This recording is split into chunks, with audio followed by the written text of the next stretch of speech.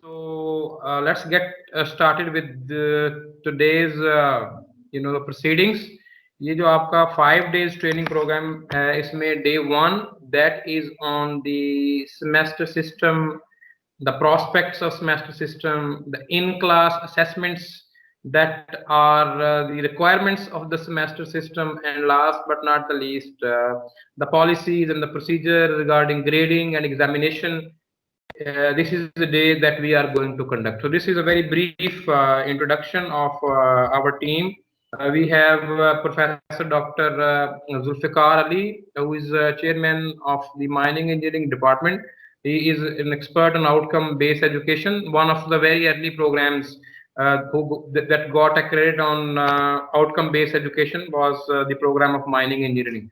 This is myself. I am Dr. Shahid Imran. I'm a PhD from University of London, and then I'm also a Fulbright Fellow, and I specialize in culture change and framework development management.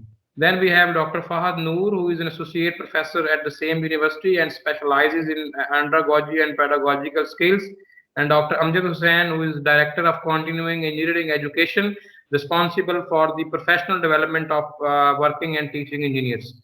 Last but not the least, we have Dr. Muhammad Amjad, who specializes in data analytics and semester regulations. This is the team. We work with PHEC and PEC. Today you will be engaged by myself. I'm going to conduct the first session. Then the second section will be conducted by Dr. Fahad Noor, and the third session will be conducted by Dr. Muhammad Amjad. And these are some of our recent contributions. We have worked with a number of departments and different campuses of the University of Engineering and Technology on different facets of teaching learning process, outcome-based education, implementation and improvement in the semester systems. Then we have worked with the IQTM, which is Institute of Quality and Technology Management at Punjab University. Then GIKI, Ghulam Isa Khan Institute of Science and Technology in Topi, KPK. Then FAST, then MNUET Multan, and then BZU Multan. Recently, this is the week number 6 of the capacity building of the principals and the vice principal of different public sector colleges in Punjab. And in parallel, we are working with PHEC on the different facets of teaching learning process, outcome-based education for the newly hired faculty in the universities as well. So before we actually head start the session, let me put up a question. We always put up a question and a clarification at the start of this training session. Well, the question is not एक आसान सवाल है, and I myself is going to answer that question, but the question is highly important. The question is, who is going to be the real beneficiary of this workshop? Some of our participants, including us, we may think that these are the participants who are going to be the real beneficiaries. Some others may put up a point that it is not the participants, these are actually the resource persons, and the whole team, they are the beneficiaries. Others may think that it is PHEC who is going to be the real beneficiary. Now, in order to answer this question, let's construct a metaphor of human body. अगर हमने इस workshop का who is the real beneficiary, if we want to answer this question, let's answer the question that which organ is the beneficiary organ in the human body. Is it heart, is it brain, or is it any other vital organ in our body? The answer is no single organ is the beneficiary within the human body. The body is healthy as long as different organs in the body, they have a synergy in between them. They have a synergistic relationship. They actually serve each other. Very similar thing is valid on us. We are working in the same educational ecosystem. So if you are leading the colleges and we are working for the universities, at the end of the day, when somebody gets a 4-year degree, be it from an affiliated college or from a university, it's the same province, it's the same country. So it's a responsibility that is shared. So we need to work in a synergistic way so that everyone feels updated and uplifted. The second one is a clarification. It is not a question. The clarification is that the process of communication, the way we generally understand the process of communication, we term it as speaking. Speaking constitutes only 7% of the communication process. 58% of the effectiveness of the communication process belongs to listening, effective listening. What happens? This is actually a constraint in our mind. अगर आप अभी, if you want to make two different patterns with your hands, this is not possible unless you are highly trained and expert in this. अगर मैं एक circle draw कर रहा हूँ, तो I can't draw a triangle or rectangle with the other hand. So if this is the constraint of our mind that we cannot draw two circles, two different geometrical shapes at same, it means listening and responding at the same time actually spoils the whole process of communication. What happens when we are in the process of communication? We have listened to a part of the communication and we start preparing the response. When our mind is busy in preparing the response, it is actually not listening to the remaining part of the conversation. It means whatever the response we present, that is only half baked because we have not listened to the whole conversation. So what we put forward is we should listen to understand, not listen to respond. We understand that this virtuality is a problem. Many of our colleagues, they are not familiar. This is a new technology, that these virtual meetings, maybe like 6 months ago, even we were not very much comfortable, although we were using this technology, a bit of it, but not using a lot. So after 6 months of use, we are becoming familiar and comfortable with this technology. So आप भी हो सकता है ऐसा ही हो. We also wish that the trainings were actually held in a physical environment where we were all together under one roof. We can share experiences, we can exchange our thoughts. We could have listened to each other. But the good thing about the age that we are living in is that virtuality has become a reality. We can reduce the impact of virtuality if we can become more candid. We can be more listening and we actually participate. Let's not turn this 1 day training or the day one training of this 5 days training workshop into a monologue. So let's make it a dialogue. We need to share our experiences with each other, and that is the way forward. So that is something that is possible. We can reduce the impact or effects of virtuality. So we hope all our friends and colleagues who are leaders in different colleges, they do ask questions. सवाल जो है kindly जरूर उठाएं, and the best question would be directed at the implementation and challenges on this semester system. Well, you have all the rights to ask any questions. लेकिन the domain that we are dealing with is the semester system. We will be more than happy to answer any query that directly relates to the semester system. So these are the primary lines. Now to start with, we have only two expectations from our participant colleagues. Expectation number one, we are going to float a survey and you are supposed to fill that survey. And expectation number two is you have to be very, very participative. You should ask questions.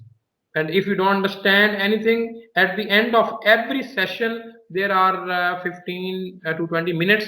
We can extend that time even if we have more questions. So by asking questions, we can convert this conversation or training session into a meaningful dialogue.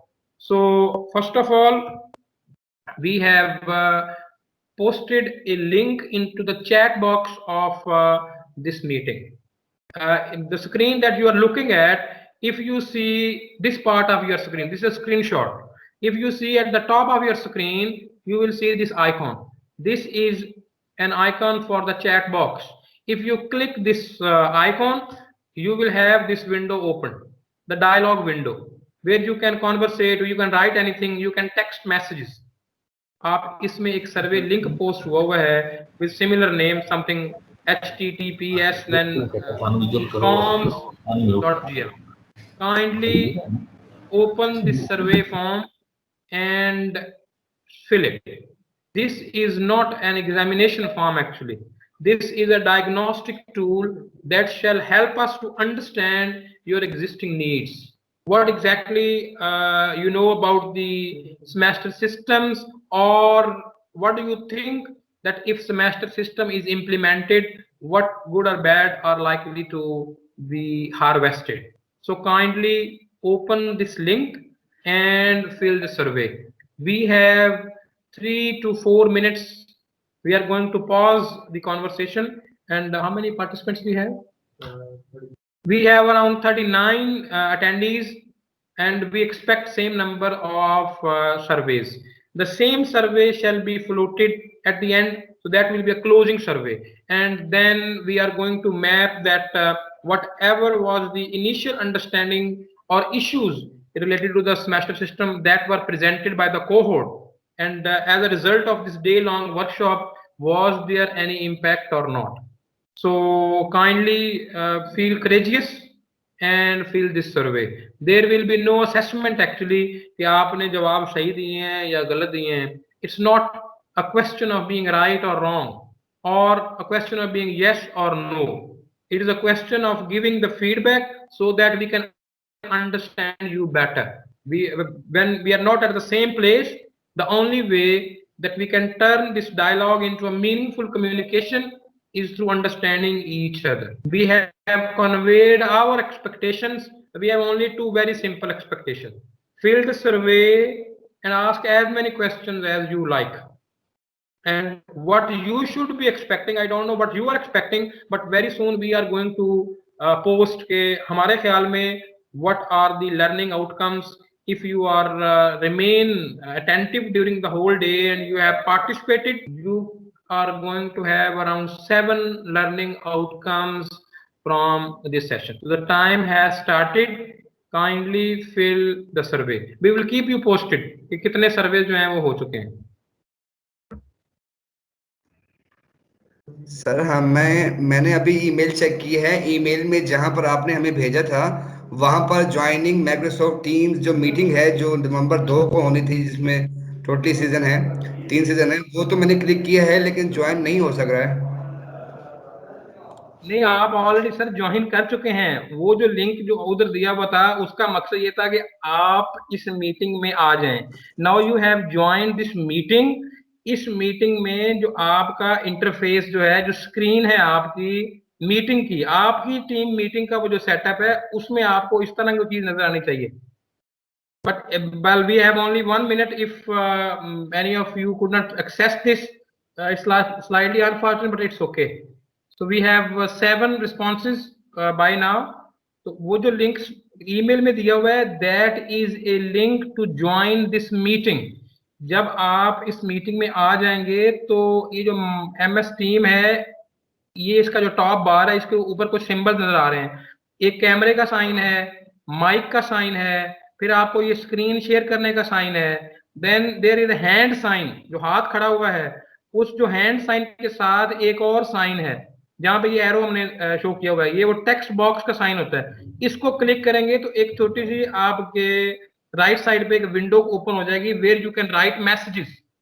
वो जो message box है उसके अंदर ये survey link है.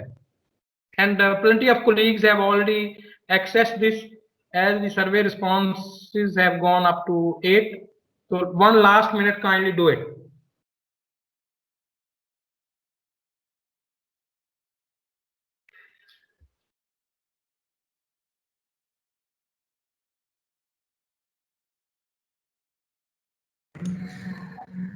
Sir doctor Shahid साहब, इस time हम आपके साथ मीटिंग में ऑनलाइन बैठे हैं, क्या आप सुन पा रहे हैं मुझे? You are online. We can hear you. We are just waiting for a few more survey responses to be submitted, and then we will be starting, say, in a minute or minute and a half. So we have 12 responses by now. So out of 39 participants, 12 is a low number. So kindly, all those colleagues who have not submitted, kindly submit करें उसको, so that we can start the proceeding. So जितने भी participant colleagues हैं, kindly जो आपकी conversation है, in office conversation, that can be heard if your mic is on unmute mode. So kindly keep your mic muted so that whatever we are doing in our offices, that is not communicated anywhere else. Sir मैंने All message right, dear participants, you have 15 more minutes to fill it, but we will not wait for any more responses. Although by the end of this session number 1, we shall be sharing कि कितने responses जो हैं वो fill किए हैं. तो we will keep it actually open. तो हम survey को accept करना जारी रखेंगे. आप इसको by any time कर सकते हैं by the time session number 1 ends. Because we want actually maximum participants, but we will get start with our the training module. So session 1 that is already underway now. We are done with the introduction and the opening surveys. The pehla session that is on the prospects and challenges. Then we will have a break and we will go into the assessments into the semester system. अगर annual system से इस transition को करना है and we have to go for the semester system, what are the additional जो in-class assessments जो हैं, what are different modes of teaching learning process that our faculty needs to employ in order to have this the semester system in place in true letter and spirit. Last but very important session, we will have the discussion on the survey results, as well as we will be discussing the examination policies, the grading policies, and the marking system. What exactly are, if you believe that this transition should be there, you have understood that what are the additional assessments that our faculty needs, what are those policies that will govern teachers as well as the students and their relationship as the degree course progresses from semester number 1 to semester number 8. So our first session, these are the expected outcome. As I said that we have only 2 outcomes, that you fill in the survey and you remain participative. These are the only 2 simple outcome that me and my team, we had from you. But we also have the expected outcomes. All those colleagues who remain resilient and participative in this workshop, they are likely to be able to explain by the end of this day 1. They shall be able to explain the building blocks of a semester system. They shall be able to identify the challenges in the implementation of the semester system. They shall be able to illustrate the importance of continuous quality improvement, more commonly known as CQI, for the meaningful engagement between the students and the faculty. They should be able to describe Bloom's taxonomy and describe various types of in-class assessments that are requirement of the semester system. And they should be able to set up the assessment cycle for their own respective program. And last but not the least, they shall be able to implement the policies of examination, grading, and marking. 6 hours of training, 7 outcome, a bad deal. So लेकिन इसके लिए शर्त ये है कि all of our colleagues in your office, if you are attending, मैंने शुरू में कहा ना कि our mind cannot draw 2 geometrical shapes at the same time. So at the same time, if you are having a meeting in your office and you are participating in the conference, you will actually spoil both things. So you have spared this day, and for your own benefit and for the benefit of your own institute, it's better that we listen and we participate. So session number 1, this session shall talk about what is semester system, the key features of the semester system, the building blocks of the semester system, and the prospects and the challenges that are lying ahead if we actually make up our mind and we are going to take up this challenge. आप ये बात याद रखिए कि semester system is the first step. The next step is the outcome based education. In the universities, they are already being trained on the outcome based education because they have been working on the semester system already. So semester system is a sort of prerequisite for the outcome based education system. So if a graduate which is coming out of a university and the degree is accredited under outcome based education system, and the student which is coming college, they are getting the normal accreditation or not accredited, it is going to create a disparity. So I think this is a very timely initiative by Punjab Higher Education Commission.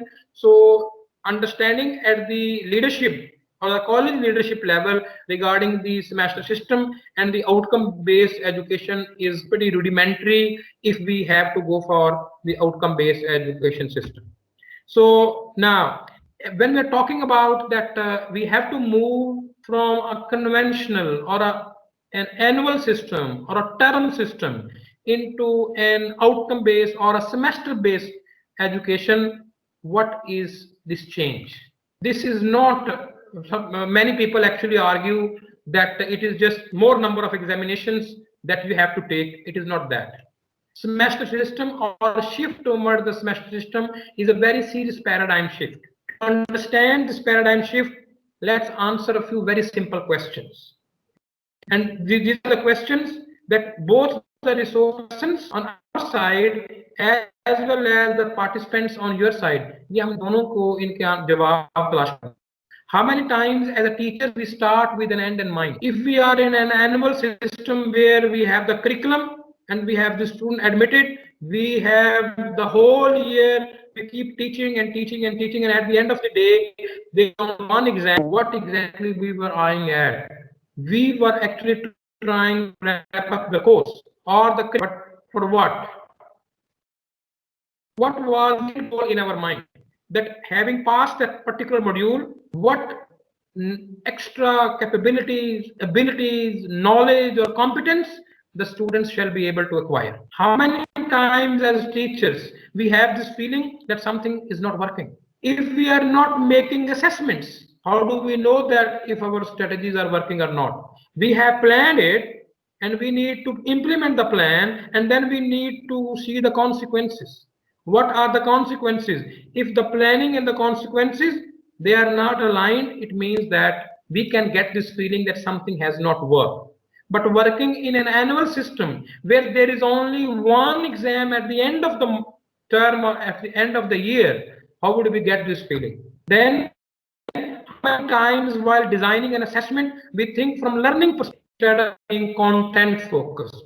कि course पढ़ाना है सारा, इस सारे course में से हमने exam लेना है और आखिर में there is only one exam of 100 marks. We are actually being too much content focused. We need to shift our focus toward learning perspective, and the learning perspective can only come if both the teacher as well as the student, they both are learning. How many times we replace the course objectives with the students learning outcomes? Abhi last slide pe what I have put 7 expected learning outcomes. These are those demonstrable abilities that you will acquire after the end of this day 1 of this training. So similarly, for the students in the curriculum, we talk a lot about these are the course objectives. Our objectives could be very novel, and what if at the end of the day the students fail to acquire anything out of the interaction? It means there was something wrong. What went wrong? That can only be possibly detected if we have continuously or multiple time assessment agar hui hai. Otherwise, we will not be able to do that. Have a mechanism in place before the final exam is concluded that who are the 20% least able students. But if you do not know, or if we do not know rather, that who are the 20% least able students, how can we tailor-made our strategies? Those who are less able, they need more attention. But if there is no assessment made throughout the year, there is no mechanism that we can get this feeling that who are the 20% least able students who need maximum support, and how in the course of teaching without making an assessment, we know if the teaching the whole cohort. This is again in line with all the questions I have posted above. Can we make improvement in the content and the teaching material if we are not mapping our outcomes onto the plans? This is very important. So if there is only one assessment that we usually have in our annual system, it is actually a problem. We cannot improve the content and the teaching methodology, especially for example, if we are in the annual system, we have taken them and you realize something went wrong. Well, the teacher may learn a bit that what went wrong, but the students, they will be victim. They will never be the beneficiary of that particular system. So this actually demands something we are living in 21st century, and there is something that this 21st century requires from the teachers. As a faculty members, as the teachers, as the leaders of the organizations or the education institutes, we need to understand that what are the 21st century pedagogy skills. So if we know that what are the 21st century pedagogy skill, what do these skills require? These actually skills are meant for meaningful engagement between the students and the faculty. How can we ensure the meaningful engagement between the students and faculty if we are continuously seeking feedback and giving feedback? When teacher receives feedback, he improves himself or herself. When the student is given the feedback, they also improve themselves. How does this feedback work? It actually helps us in continuously making improvement in the quality of the instruction and the quality of interaction, and hence improving the quality of the graduates that we produce. What does the CQI do? This actually improves the teaching learning process and the assessment strategies. Which system allows multiple and continuous assessments? It is the semester system. How can the semester system best benefit both the students and faculty? It is through thorough understanding and implementation of the semester regulations. So this is actually divided into three parts. This is our session number 1. We are going to talk about 21st century pedagogy skills. We are going to talk about what is the meaningful engagement. Who should be engaged in this meaningful engagement? How does this continuous feedback help us to improve this meaningful engagement or the student experience at our education of higher institution or higher institution of education? Then how can we improve the teaching learning process? This is our second session. We need to understand the teaching learning process and the requirements of the semester system from this teaching learning process. And the third session is on the semester system, the understanding of semester system, the regulations, and the grading policies, the grades. We have developed to make it very easy for the participants to understand. So in a nutshell, this is the whole day number 1 of this 5 days training. The way forward is students should be continuously engaged and meaningfully engaged. And there are 3 connotations of interaction: frequency of interactions, intensity of interaction, and mode of interaction.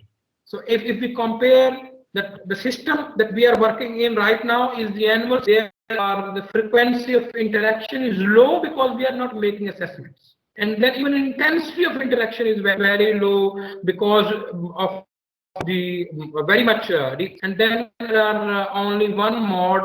वो यही है कि final में एक exam हो जाएगा या जब कोई स्टूडेंट जो है he commits some indisciplinary thing and then he interacts with the teacher. वो teacher is a sage on the stage, he goes deliver instructions as he, it is actually not the teacher's perspective. We need to think from the student. We should not be thinking from the content perspective, we should be thinking from the learning perspective. So from learning perspective, we need to understand that what are the 21st century pedagogy skills. These are some of the, you can add onto the list, some of the pedagogy, the 21st century pedagogy skills. What do they require? The 21st century pedagogy skills, they require us to teach contextually. Say, आपने BS 4 year है physics में, chemistry में, mathematics में, philosophy में, geography में, and you have given simple problems. His students, despite the fact he or she has solved 100,000 numericals, will not be able to solve a practical problem. So this is a general feedback that the employers are giving to the universities. कि जो practical जो skill है, जो student जो है, they can't solve the real life problems. The reason we are not teaching them contextually, and then if we simply go through this list of Fortune 50 or Fortune 500, Fortune 100 companies, and we see some of the companies, they are continuously at the top of this, top of this ladder. ये कौन सी companies हैं? The companies who can continuously innovate.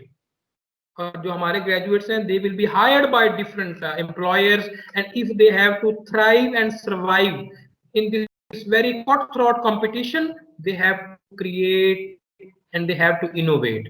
So where is innovation? The innovation occurs at the crossroads of multiple disciplines. So we need to teach them interdisciplinary. अगर physics का course है तो उसमें mathematics पढ़ाया जाना चाहिए, जो पढ़ाया जाता है इसलिए.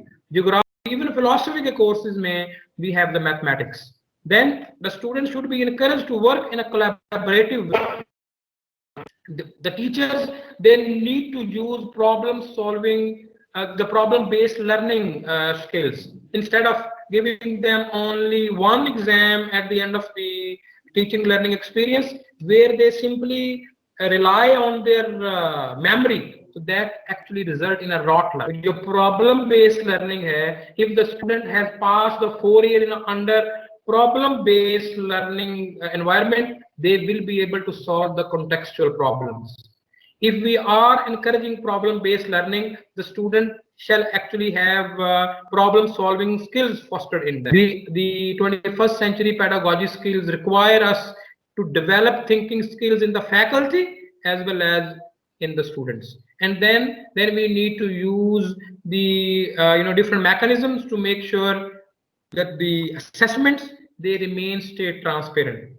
कि जो स्टूडेंट्स की कंप्लेंट है जी कि मुझे 100 में से 70 मिले हैं, whereas my classmate, we were the hostel mates, we did the same preparation and he got 90. ये जो ट्रांसपेरेंसी के इश्यूज हैं, ये भी रिजॉल्व होने चाहिए. Last but not the least, ये जो we as the leaders of the educational departments और institutions, we need to learn this and technology or technology and information.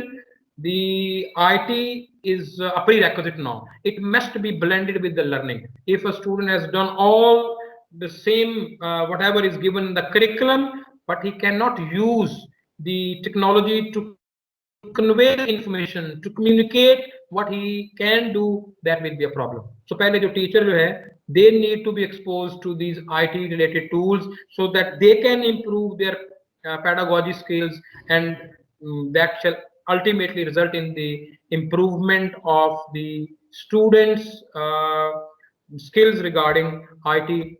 So this is meaningful engagement. I raised the question that ये कैसे होगी meaningful engagement? In order to understand the meaningful engagement, we need to understand the stakeholders. The stakeholders, there are 3 stakeholders: teacher, student, and curriculum. Here we have teacher. This whole circle is for teacher. This whole circle is for student, and here we have the curriculum. So teacher, none of the teachers, they are expert of everything which is presented in the curriculum. So they are experts of every individual teacher is an expert in a portion of the curriculum. So this is his expertise. And then when we admit the students, we have we have number of programs which are being offered, but the students, they are only taking courses in the relevant program. So we define expertise at the interface of curriculum and teacher. We define relevance at the interface of curriculum and student, and then the teacher and individual teacher, he is not teaching the whole university or the whole college. He is dealing with a particular class, and here we have the relationship, and where the relationship, expertise, and relevance, the meaningful engagement occurs at the interface of. So this is where, if we have to make the engagement meaningful, we need इनमें से कोई चीज भी, if the teacher if the student got disengaged, if the curriculum is not relevant or the teacher is not expert in the curriculum, ये meaningful engagement जो है, that will not be realized. In order to realize this meaningful engagement, what we have to do, we need to develop teachers' expertise, students' relevance, and student teacher relationship, and then we have to create this interface. This is where the meaningful engagement actually occurs. Then if we have to make this meaningful engagement happening, this is the feedback mechanism. We have 5 hours of feedback.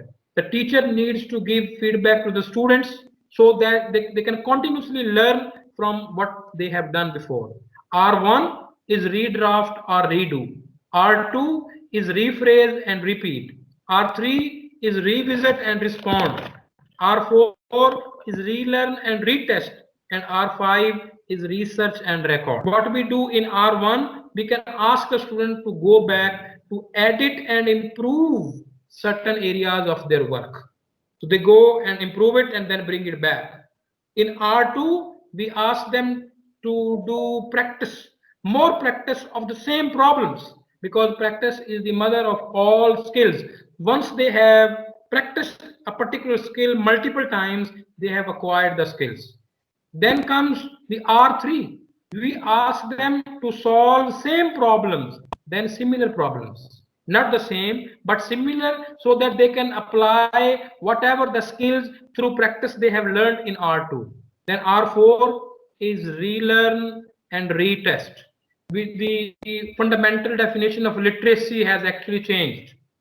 The modern definition of literacy states that the illiterates of our day and age are not the ones who cannot read and write. Rather, the illiterates are the ones who cannot learn, unlearn, and relearn. So this is where the students, they may have to unlearn something and relearn. So they are as this order of R, R1, R2, R3, R4. As the order of R is increasing, the student is becoming more and more independent. Because just imagine the role of the graduate when he goes to industry or employment, be it the public sector या वो private sector में जाता है, उसे क्या requirement है? How many times student actually knocks your door कि sir या मैडम ये मसला मेरे से हल नहीं हुआ, what is not possible and this should not be encouraged.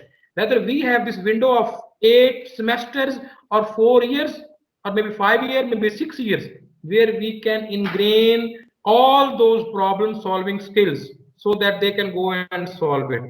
So R5 actually demands that the students have developed this skill that he can independently research the literature, he can define the problem, he can qualify the problem, he can draft the solution, and he can record the solution and present. This feedback mechanism should be used to ensure the meaningful engagement.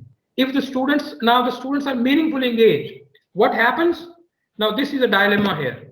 This is a normal distribution. What we expect that when we make assessments, the student achievement, they should be normally distributed within their cohort. When I say cohort, I mean actually the student sample space, the number of students or group of the students. So this is normally distributed. Some of them may be then D's, C's, B's, then A minus, and here we have the outliers. But just imagine, we want the student achievement to be normally distributed. Although this claim is valid for reasonably higher or larger sample spaces, but it should be reflecting this normal distribution. But in an annual, if you see this skewness means आपने सारा साल पढ़ाया, पढ़ाने के बाद you put up an assessment, 100 marks question, all of the students failed. Now what is the remedy? This is the problem. This is the practical flaw with the annual system. What is the remedy? That they have to go back and again and they need to repeat everything. Whereas the possibility was there that we could have the education system as a system. It should be like the experience should be like unlike rocket design. if you design a rocket, what you do? You make all the calculations in the beginning and then you launch the rocket. When the rocket is launched, if you have made a mistake in the calculations, you will have to face the consequences. And sometimes you will miss the target by miles. But just imagine now that you are driving from your homes to your offices. What you do when you get out of your home and you see that the road is blocked for any block, you can always take a turn and take another route, because it's very unlikely that there is only one road between your home and your place. If you see the traffic is getting congested, you can slow down. If you see that the road is empty, by observing the speed limits, you can accelerate. So the semester system actually does provide this opportunity that you can behave like a car driver instead of like a rocket launcher. If something has not gone according to the plan and you have the opportunities, you have an exam at 4, midterm at week 8, quiz 2 at week 12, then in week 17 or 18 you have the end term exam. Other than this, you have multiple in-class and home-based assessments. You are continuously making assessments, and you know that if your strategies are working or not. You have defined the outcomes for the student, that after every 4 weeks or 2 weeks, the student should be able to do these things. You make an assessment, you that they fail to achieve the outcome. You can revise your plan. So the negative skew and the positive skew as well. If you make an assessment at the end of the year and you see everyone is 100 out of 100 or 95 out of 100, more than 95%, all of the cohort, then this is equally worse as failing all of them. All of them get the highest grade, or if we don't talk in terms of grade, in terms of numbers, if all of the students get 95%, it is equally bad as if all of the cohort get 30 or below 30. Something in between is more valid. So what we can do is, the system should allow us to continuously make assessments, and in the light of those assessments, we can improve the student-teacher interaction, and this learning experience will be improved. So here we have this Bloom's 6 levels of learning, the Bloom's taxonomy. We always start with remembering. First, we remember without understanding.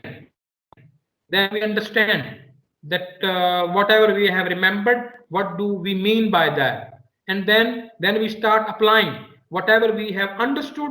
We apply that to solve problems. Then when you can apply this, these are all the higher levels of application. You can analyze stuff, you can evaluate stuff, you can create stuff.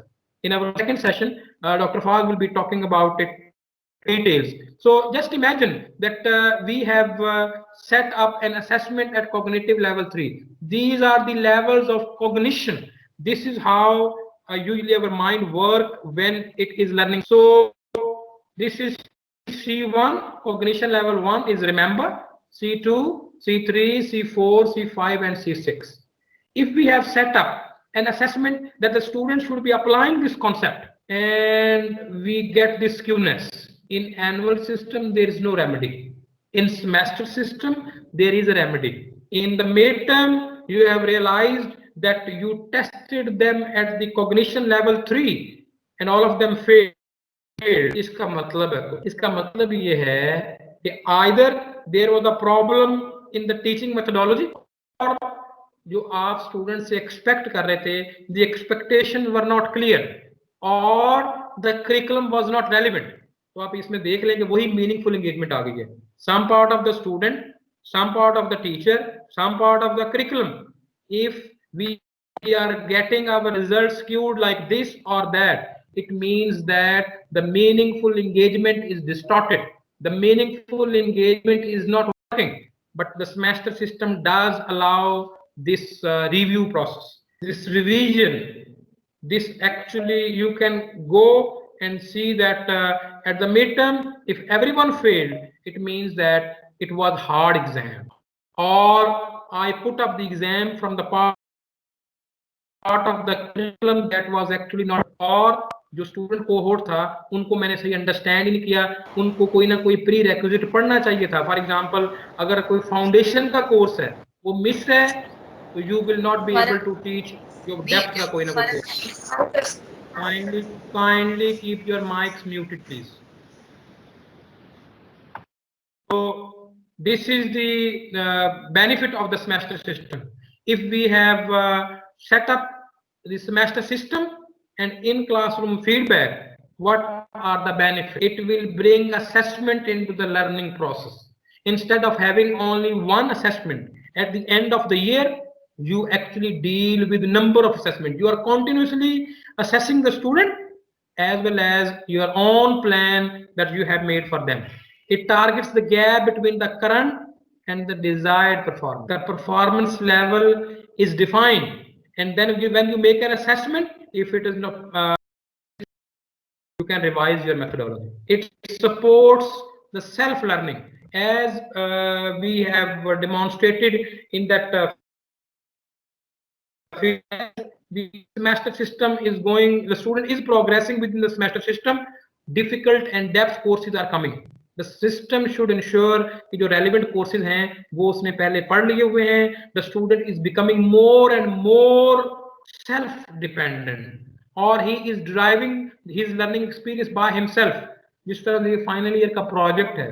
If you can recall, I don't know how many of our attending participants they did a final year project, but if you did do a final year project 20 years after the graduation, how many courses can you recall? Well, 17 years after my graduation, I cannot recall even a single exam that I took during the 4 years of my degree program. What I can recall, all of the semester projects that I did, all the term projects, but there was no actually semester system, it was annual system, but some of the teachers, they had given something to build, and more importantly the final year project, because that was something that I can still recall. I designed a solar desalinator. अगर आपके पास कोई पानी है, saline water है, तो उसको basically कैसे clean करेंगे हम, उसका डिजाइन क्या है. I never ever worked on this issue during last 17 years. I'm totally disconnected. I don't understand how does this water purification and water science work. But that experience, because I was learning by doing it myself, so that has become a lifelong learning for myself. So then it supports plan for moving forward. It looks कि हम एक ही cycle में move कर रहे हैं, but it is not one cycle. It is like a spring. If you take a spring and a small ring, उसको small ring को आप उसमें स्प्रिंग के अंदर बेसिकली आप मूव करें, तो every time it completes one revolution, it moves forward. या वो नट बोल्ट की एग्जांपल आप देख लें कि नट के ऊपर जब बोल्ट को घुमाते हैं तो bolt is moving in a circle, but at the same time it is travelling some forward और backward distance as well. So this progress is called helical progress because we are continuously assessing our plans and improving our plans. It connects the actions and consequences. We cannot control the consequences. What we can control is the actions. But how can we refine our actions? We can refine our actions by learning from the consequences. And what are the consequences?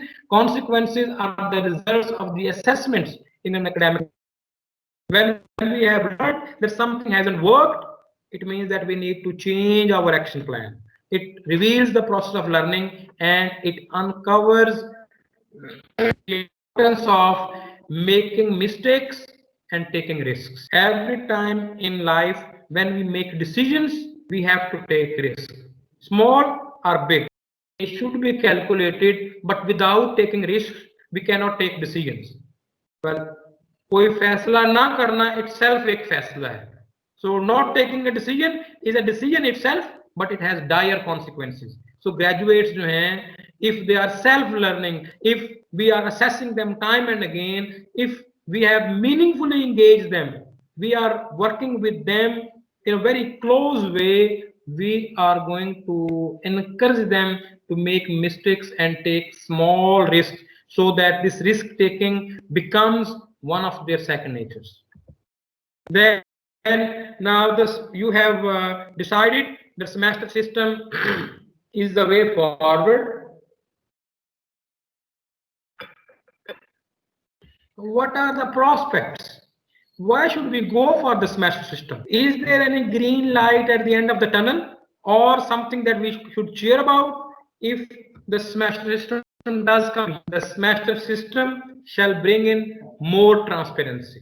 More transparency means the student complaints shall be reduced in a large way. So if we are getting the transparency related complaints, because there is only one exam, and you may have more number of complaints, but if you have the semester system implemented, one of the regulation in the semester system actually wants the teacher or demands the teacher to share the midterm exam with the students. At midterm you have a 30 or 40 marks exam, and then you have marked the exam. You need to tell the students that these are your results. If you want to come, you should come and see me, and if you want to discuss, I can show you the paper. I can explain that why you were graded the way you were graded. If we are making the process this much transparent, dear colleagues, you will see that the complaints and transparency related, they will be reduced very quickly. Then clarifying the expectations and holding them accountable. Now exam is one of the way that we hold the students accountable. Now accountability के साथ काफी सारे problems हैं, and one of the problem when the student raise complaints, वो जो हमने पीछे skewness की बात की, why it is negatively or positively skewed, उसका मतलब ये है कि the expectations are not clarified. What you wanted them to do and what they have done, the communication जो process है, that was dysfunctional. So it is the dysfunctional communication between the teacher and the student that we have these complaints. ये जो expectation की जो clarification है, इसके लिए I usually narrate a minute and a half long very personal story to make our audience understand what exactly is the clarification of expectations. 6 to 8 months back in February or January, I asked my 10 years old son, you are growing big, you should take some responsibilities at home. So usne, like any kid, he responded yes. मैं क्या करूं and what I will get as a reward. तो बच्चे आपको पता है ना कि they are always looking for reward. So we decided that he is going to polish 3 pairs of shoes every day, and as a reward he shall be allowed extra play time at his friend's place. We agreed, and this experience started. The deal was done. A week or 2 weeks later, मैंने notice किया कि the shoes were not polished. I called him. मैंने कहा देखो बात ये है कि you have violated my expectation. उसने कहा क्या मैंने किया है? मैंने कहा you were supposed to polish the shoes, and in return you were to be given the extra play time. You are getting the extra play time, but the shoes are not polished. उसने जो जवाब दिया ना, that was enough to open my eyes. उसने कहा जी कि you never, I said कि shoes polish नहीं किए. उसने कहा yes I did polish. तो मैंने कहा ऐसे होते हैं shoes polish? The answer was astonishing. He answered, you never told me how do the polished shoes look like. I picked up the shoes and the brush and the polish them and show it to them. It has been 6 months since now. The relationship is working without any complaints because the expectation clarified. इस तरह के when the shoes are polished, they should look like this. This is where we can meaningfully engage the students. The students should know what teacher is thinking, that by the end of the learning experience, what exactly they are supposed to be able to do. Then the teaching learning experience, it becomes responsive. If you are continuously getting the feedback, you can purge those parts of your planning which are not working. It encourages self-directed learning. The system is flexible. At some point of time, the students in semester system, we are not forcing them. The students, they are picking up the courses. We are defining ranges that these are the minimum number of credit hours that you can register. And these are the maximum number of credit hours that you can register. In between, it is him. अगर 18 credit hour is the maximum limit and he want or 12, if he all, he will not be fail in those courses which he has not taken up. So it brings in more flexibility. It's rubric based assessment, benchmarking, continuous quality improvement, better curriculum planning, because we have prerequisites defined, we have co-requisites. Prerequisites, those subjects which must be taught before some other subject should come in. And co-requisites, these are the subjects which must be offered at the same time in the same semester.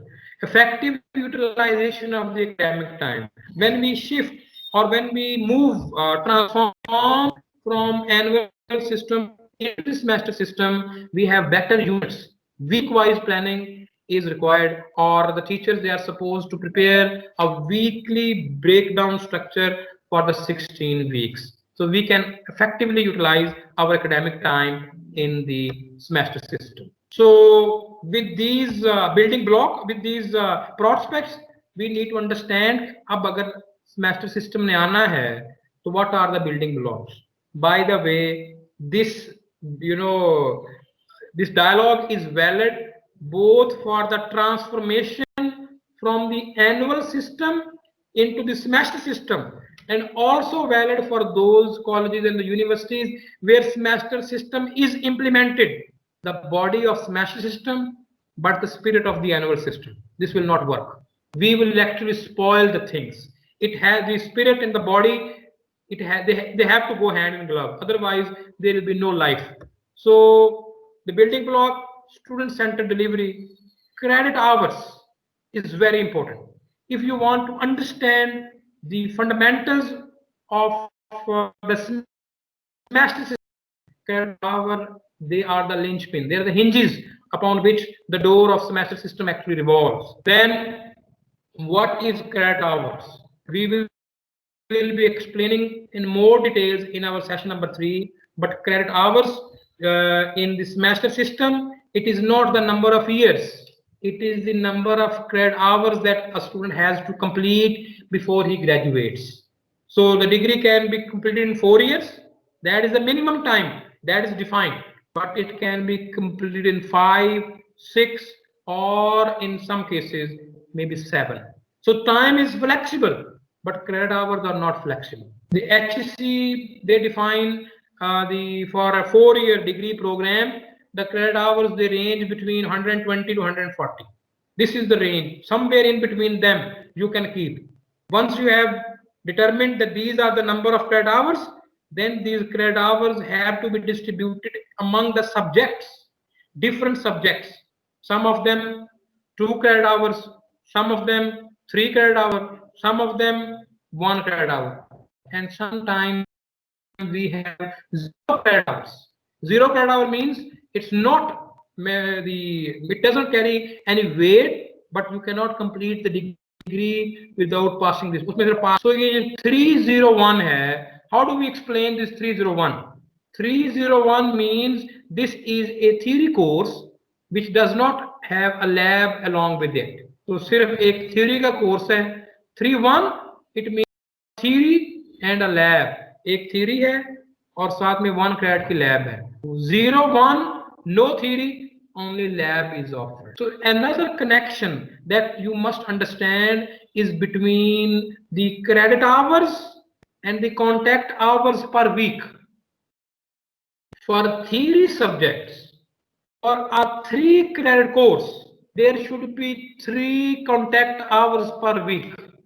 And for a lab course, for every 1 credit of lab, there should be 3 contact hours.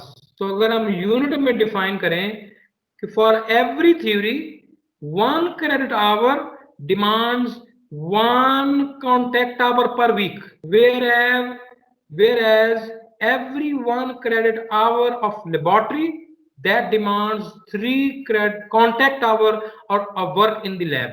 अब सवाल ये है कि ये ऐसा क्यों है कि लैब के लिए for every 1 credit there are 3 contact hours per week, whereas in the theory for every 1 credit hour there is only 1 contact hour. It ऐसा नहीं है. Theory says this, लेकिन there are 6 more contact hours and Dr. Fahad will be explaining it in the second session कि ये जो theory के जो बाकी 6 credit hours हैं, contact hours हैं, वो किधर है. Then is progressive CQI. Continuously हम assess कर रहे हैं, हम plan कर रहे हैं, continuously उसको improve कर रहे हैं. Multiple assessments हैं. Instead of having only one exam at the end of the learning experience, now we have mid-term, final term, coursework, quizzes, semester projects. Then we are no more content focused. We are learning focused. Then we need to understand the semester regulations, which will be our topic of the session number 3, GPA and CGPA. This is again very important. Now the student will not be getting the percentage 75% है, 80% है. He or she will be getting a number out of 4. अब ये number out of 4 कैसे calculate होता है? What do we mean by 2 out of 4, 3 out of 4 और 3.5 out of 4 और 4 out of 4? जब आपने एग्जाम लेना है तो एग्जाम में आपने नंबर्स देने हैं. उन नंबर से लेटर ग्रेड्स ABCDEFG और उन लेटर ग्रेड से जीपीए की कैलकुलेशन और जीपीए से सीजीपीए के. So we will be explaining it in our session number 3 with very simple and easy to understand case studies. फिर ये आपने नंबर से लेटर ग्रेड और लेटर ग्रेड पे जो जीपीए या सीजीपीए की जो कैलकुलेशन है ये कैसे होगी, that is our topic in session number 3. Then last but not the least, we have the summer semester. This is an additional facility for the students. In summer semester, it is actually a reduced semester. It's length half of the regular semester's length. So if the regular semesters, they are between 16 and 18 weeks, the summer semester is going to be between 8 to 9 weeks. So what we do, we have reduced time, but the learning pace has to be doubled. तो जो 3 credit का course था पहले वो 3 contact hour थे, अब उसके 6 contact hour हो गए. Flexible subject selection, course choice है स्टूडेंट के पास, electives हैं, core requisites हैं, prerequisites. So overall जो curriculum की जो dynamics है, that is improved if we have the semester system. Now what are the challenges? If we talk about the challenges, ये common challenges हैं which we have learned through our extensive research and dealing with different universities and colleges. We keep updating them, but ये जो generic generalized conclusion है that the challenges, this is challenge number 1, transformation inertia. वो जो इकबाल ने कहा था ना कि मंजिल यही कठिन है कौमों की जिंदगी में. We are looking for a transformation. We are looking for a culture change. Culture change वो चाहे universities में हो, colleges में हो, we are also dealing with the industries. Culture change is slow, it's difficult, and it demands effort. So transformation inertia है कि we don't want to change. हम कहते हैं कि जो हमारी रूटीन है, this is very natural actually. Nothing के कोई excuse नहीं है ये. We have to basically believe that something good is waiting for us and we have to move. So transformation inertia. Then lack of synergy. If some of the faculty members, they are actually looking for change, they want to transform, and the others they don't want. Now we are tearing apart the whole system. This will create a lack of synergy.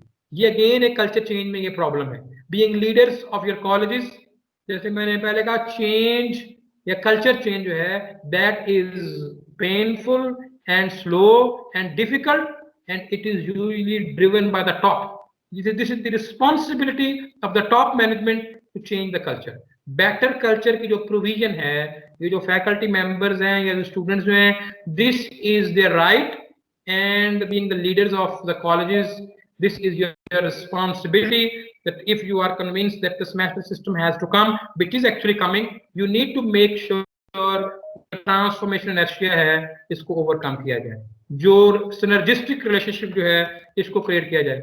Understanding of the regulation is another. That we don't understand what are the regulations, and then the course planning. How do we plan the whole? पहले तो curriculum था और आखिर में एक exam हो गया. Now we need extensive course planning, and then we have the assessments and the learning management systems. So एक जो क्रिटिसिज्म आता है सेमेस्टर सिस्टम पे, दैट इज के जी बहुत लेबोरियस है, ज्यादा असेसमेंट्स हैं, डेटा एनालिटिक्स का काम बहुत ज्यादा है. That is because we are doing so much of man. After may be 4-5 years, if you are into the semester system, तो जो आपका जो लेबर है, जो फिजिकल और मैनुअल लेबर जो है, that may be reduce to whatever is your existing level pre semester system. उसके लिए क्या है, उसके लिए we can have the learning management systems. Most of the universities, they have their own learning management systems, and if the college faculties, they do not have access to that, that access is one of the things that could be granted, or the college with the help of the universities, they can build their own learning management systems or data management systems. So these three things are the responsibilities of the higher ups. Maybe इसमें जो leadership of the colleges, they can play their role. These are the things which you should expect from the faculty. If we actually expect from the faculty that they have to change the culture, they have to develop the LMS, they have to too much of an expectation. ये top management का काम है. Faculty क्या करेगी? Yes, they should understand the regulation, course planning and assessment. That is why we are covering these things. In our session number 2, we will be covering the assessment and the course, and in our session number 3, we will be covering the regulations. So, but the transforming the culture from this one assessment based annual system into continuous and multiple assessment based SMART system is your responsibility, dear friend. Now, when this culture change is taking place, how do you know that the culture is changing? These are the 4 dimensions. These are the 4 indicators. जैसे मैंने पहले कहा, culture change is difficult. You will face the difficulty. It's not going to be easy because there is transformation inertia. We have to convince ourselves, then our colleagues, then the whole system, then maybe the resource requirements and all that stuff. It is difficult. That is why we will be able to get something better. So difficulty is actually a sign. इससे घबराना नहीं है हमने. So difficulty is a symbol that we are in. You should also sense a change in direction in terms of the student graduate quality, in terms of the intensity and frequency and quality or quantity or mode of interaction between the students and the faculty. We will sense a change in direction, and then we need to deploy resources. वरना सारी difficulty रह जाएगी.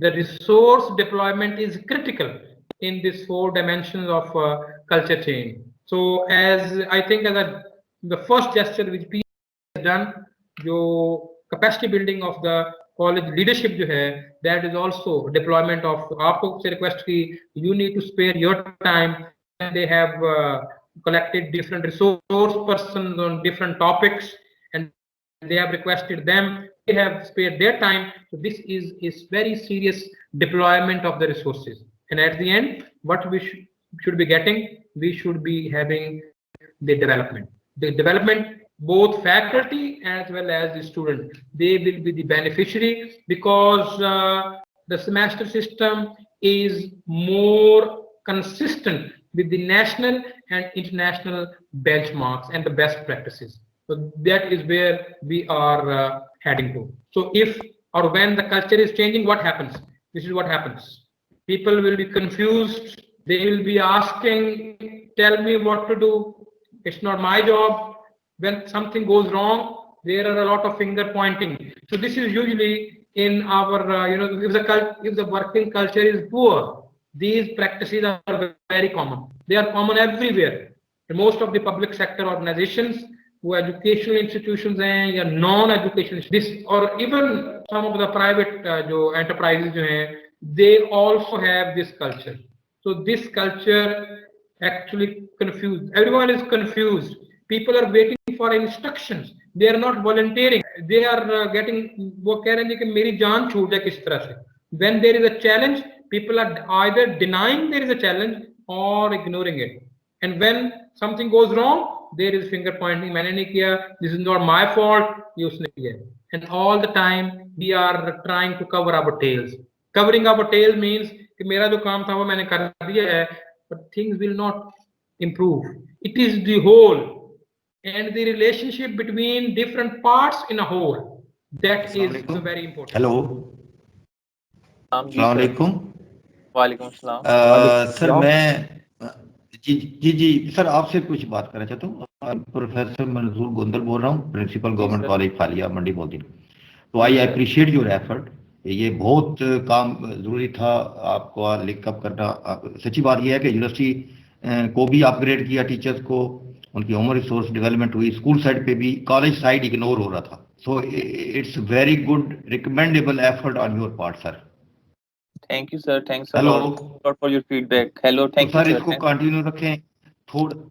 थोड़ा सा problem होगा हमारा जो field में जो नेट प्रॉब्लम है, सिग्नल प्रॉब्लम है वो होगा, लेकिन थोड़ा सा हमारी हायर कमांड को भी ये बात कहें, हायर एजुकेशन डिपार्टमेंट को, ताकि ये सोर्स हो. It's very good effort. We appreciate your involvement in the situation sir. जी सर. Thank you. हमारी यही कोशिश है सर कि हम ऑल 9 डिवीजन्स को मैं कवर मैं करें. और सर मैं अभी सर मैं बता दूं कि सर जी सर. मैं I did my masters and BSc honours from international Islamic university from first batch 81 to 87. तो मैं तो चूंकि सेमेस्टर से हूँ, हमारे बहुत सारी फैकल्टी मेंबर्स एनुअल सिस्टम थे. आई इजीली अंडरस्टैंड दिस सिचुएशन. लेकिन वो जो लोग एनुअल से, उनके लिए बड़ी ज़रूरत थी. बहुत सारी बातें हैं ये करनी थी, जो फैकल्टी को इन्वॉल्व करना था. अब ये चीज़ें आपकी रिकॉर्ड होती चली जाएंगी तो हम अपनी फैकल्टी को इससे ट्रेन कर लेंगे इंशाल्लाह. जी सर. जी sir. Sure. Thank you sir. Thanks a lot for your feedback. जी. एंड हमारे डॉक्टर शाहिद इमरान मेरे ख्याल से आ गए हैं, तो वो बस इंशाल्लाह वो सेशन रिज्यूम करेंगे अपना. जी ठीक. Well, with no questions from the participant side, we are going to take 15 minutes break and we shall resume at sharp 12:05. Thank you. 12:05 पे शुरू करेंगे. Okay. Thank you, sir. Okay, sure. Dr. Fahad, can we start the session? Yes, please. Okay. Respected participants, it's time for our second session of today, and our resource person, Dr. Fahad Noor, is here with us. Let me introduce Dr. Fahad Noor. Dr. Fahad Noor has experience in training and currently working as an associate professor at University of Engineering and Technology, Lahore. Dr. Noor has completed his PhD in mechanical engineering from University of London. He has a number of certifications and publications on his credit. Over to you, Dr. Fahad Noor. Thank you very much, sir. Assalamu alaikum, dear participant. My name is Dr. Fahad Noor and I'll be conducting the session number 2 of today's training, which is about the assessment in the semester system. Now, moving towards the outline of the session. During this session, we'll be covering the Bloom's taxonomy, types of assessment, and how the learning assessment process can be established in the classroom. तो सबसे पहले हम start करते हैं taxonomies of learning. Taxonomies of learning domain, it is fundamental concept कि किस तरह से हम बच्चों को ट्रेन कर सकते हैं. Now, तो एक स्टूडेंट जो है, जो यूनिवर्सिटी में आएगा या कॉलेजेस में आएगा, किसी भी एजुकेशन इंस्टीट्यूट में जाएगा, तो वो 3 तरह से उसकी ट्रेनिंग मुमकिन है. 3 तरह से आमतौर पर ट्रेनिंग होती है. कॉग्निटिव डोमेन में, अफेक्टिव डोमेन में और साइकोमोटर डोमेन में. सो कॉग्निटिव डोमेन से मुराद है उसके थिंकिंग स्किल्स जो है वो इम्प्रूव होने के लिए ट्रेनिंग होगी. अफेक्टिव से मुराद ये है कि उसके जो एटीट्यूड है, उसका जो बिहेवियर है, उसका जो सॉफ्ट पर्सन है, उसकी ग्रूमिंग के लिए ट्रेनिंग होगी। और तीसरा उसके साइकोमोटर स्किल्स हैं कि वो किस तरह से लैब के अंदर टूल को हैंडल करेगा। तो इट इज़ ऑल्सो सेड कि 3H डेवलपमेंट है ये। So first is head, development of head, heart and hand. So these are 3 skills actually student को हम ट्रेन कर सकते हैं। टेक्सोनॉमी से मुराद ये है कि जितने भी ये स्किल्स हैं ये इनके लेवल्स हैं। There are various levels actually. So from the very ordinary level to the complex level, simple level to the complex level training जो है। तो अभी हम जो है वो देखते हैं कि किस तरह की हम कर सकते हैं।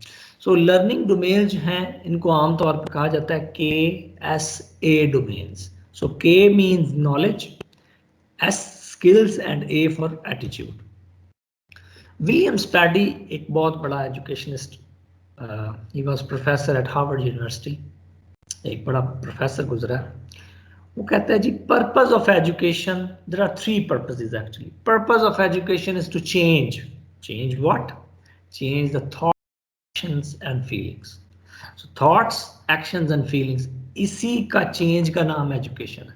और यही डोमेन्स हैं जिसके अंदर हम एक स्टूडेंट की या एक लर्नर की डेवलपमेंट हम कर सकते हैं। So cognitive domain which is related with the knowledge domain, so knowledge and intellectual domain. Psychomotor, which is related with the skills, the physical movement, the motor skills necessary to learn. So जिस तरह labs के अंदर बच्चे जो हैं वो learn करते हैं मुख्तलिफ एक्सपेरिमेंट्स करके या टूल्स यूज़ करते हुए, उनको हम कहेंगे कि कौन सा टूल कब सिलेक्ट करना है और प्रोसेस जो है उसके अंदर सीक्वेंसिंग क्या होनी है। तो इसको हम कहते हैं जी साइको मोटर स्किल्स। और अफेक्टिव जो है कौन सी उसके अंदर एटीट्यूड्स है और उसकी ओवरऑल जो प्रोफेशनलिज्म है, ओवरऑल उसका बिहेवियर जो है उसको हम किस तरह से ट्रेन कर सकते हैं। तो ये 3 डिफरेंट डोमेन्स हैं, इन्हीं को हम देखते हैं आगे। So Bloom, Benjamin Bloom was again an educationist. उसने बेसिकली ये जो कॉग्निशन, डेवलपमेंट ऑफ कॉग्निशन है, इसको 6 हिस्सों में उसने डिवाइड किया और कहा कि हर एक जो है लैडर, पहले जिस तरह हम सीढ़ी पे चढ़ते हैं इसी तरह से लैडर पे बच्चा चढ़ता जाएगा और वो यानी सिंपल से कम्प्लेक्स जो थिंकिंग स्किल्स हैं उसमें आ जाएंगे। Taxonomy is hierarchical model actually in which the educational objects they are placed according to the level of difficulty. Now जो सबसे lowest level है that is called remember level, जिसके अंदर एक स्टूडेंट जो है या एक लर्नर जो है वो क्या करता है, वो चीज़ों को कॉपी पेस्ट करता है, यानी चीज़ें याद कर लेता है और उनको कहीं ज़रूरत पड़ती है तो पेस्ट कर देता है एज इट इज़। आम तौर पे हम कहते हैं जी जिस तरह हम कोई मुझसे पूछ लें जी बिल्कुल सादा सी चीज़ें कि पाकिस्तान कब बना, कोई डिफ़ाइन कर दे, कुछ चीज़ें लिस्ट कर दे, कोई आइडेंटिफाई कर दे, या डुप्लीकेशन हम मांग लें, कुछ भी बिल्कुल ऑर्डिनरी लेवल, लोएस्ट लेवल जिसमें चीज़ें आम जनरल नॉलेज के लिए याद की जाती। तो student they remember the information. तो मोस्टली जो अभी हमारा एजुकेशन सिस्टम है वो ज़्यादातर रिमेंबर के लेवल पे ही है। यानी अगर आप कोई लर्नर है 10th क्लास 10th ग्रेडर है, तो 10th ग्रेडर जो एक स्टूडेंट है वो ज़्यादातर चीज़ें उसे पता है कि याद ही करनी है मैंने, जो पीछे कॉन्सेप्ट है वो उससे वो काफ़ी दूर है। ये जनरल स्टूडेंट की बात हो रही। तो चीज़ें जो है वो एज इट इज़ उसने याद की और वो रिप्रोड्यूस कर दी पेपर में। एग्ज़ाम भी उसी तरह का था और स्टूडेंट भी उसी का था, उसी तरह का ही है। तो ये बेसिकली लोएस्ट लेवल है। फॉर एग्जांपल हम किसी बच्चे से पूछें आज, बल्कि ये ओरिजिनल वाक़या भी है कि भतीजी से पूछा गया कि आपका पेपर कैसा हुआ? तो उसने कहा जी पेपर बड़ा ज़बरदस्त हुआ। और क्वेश्चन नंबर 4 जो है वो फलां चैप्टर में से आया था और उसका ये आंसर है। तो ये है भी सारे का सारा मसला इधर है कि हम as a teacher overall as a educational setup जो है वो सारे का सारा ज़्यादातर जो है वो रिमेंबर के ऊपर बेस करना है। चीज़ें जो हैं वो स्टूडेंट आता है उसने जिसको हम कहते हैं जी रोट मेमोरी या और that's it. This is the first level of cognition development.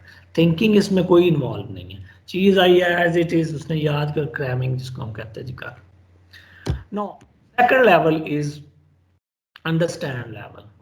अब जो लर्नर है उसे चीज़ों के मतलब का भी पता चलना शुरू हो गया। यानी अगर हम उसको कहें कि जी फर्स्ट लॉ ऑफ थर्मोडायनामिक्स या first law of Newton first law या सेकंड लॉ हम बताया जाए तो वो बता देगा जी जितनी फोर्स लगाई जाएगी उतना ही चीज़ें जो है वो स्पीड से जाएंगी। ये है जी सेकंड लॉ। एग्जांपल, किसी बॉल को अगर फेंकना है जितनी तेज़ी से आप जितनी फोर्स से फेंकेंगे उतनी तेज़ी से वो जाएगी। सादा इंटरनेशनल लॉ है, ग्लोबल लॉ है। तो अब पहले हिस्से में उसने सिर्फ इसको याद कर लिया कि इसका लेकिन उसको मतलब का कोई पता नहीं, फोर्स क्या है उसको कोई पता नहीं, उसको कोई पता नहीं वेलोसिटी में जो स्पीड है वो क्या है। यानी एफ जो है वो तरह से डिपेंड कर रहा है स्पीड के ऊपर, या स्पीड जो है वो फोर्स के ऊपर किस तरह से डिपेंड करती है। ये बेसिकली जो है वो अंडरस्टैंड कर जाए चीज़ों को तो फिर उसे पता चलता है अच्छा थोड़ी सी कंसेप्शन आ गई उसमें कि चीज़ें किधर से ड्राइव हो रही हैं। तो डिस्कस कर सकता है, रिलेट कर सकता है और चीज़ों को कंपेयर कर सकता है। तो ये बेसिकली सेकंड लेवल है उसका इंटेलेक्चुअल डेवलपमेंट का। Now the third level which is very important level and this is the core of this taxonomy, उसको कहते हैं एप्लीकेशन लेवल। तो अप्लाई, कहीं उसने नॉलेज एक उसने पहले याद करके उसको अंडरस्टैंड किया और फिर उसको अप्लाई भी किया। यानी अगर हम उसको कहें फर्स्ट लॉ या यही चले एग्जांपल ले लेते हैं सेकंड लॉ ऑफ जो मोशन है या न्यूटन सेकंड लॉ है कि ज़्यादातर जितनी फोर्स लगाएंगे उतनी तेज़ी से चीज़ें जाएंगी। बॉल है उसको जितनी तेज़ी से आप फेंकेंगे उतनी उसमें वेलोसिटी आ जाएगी।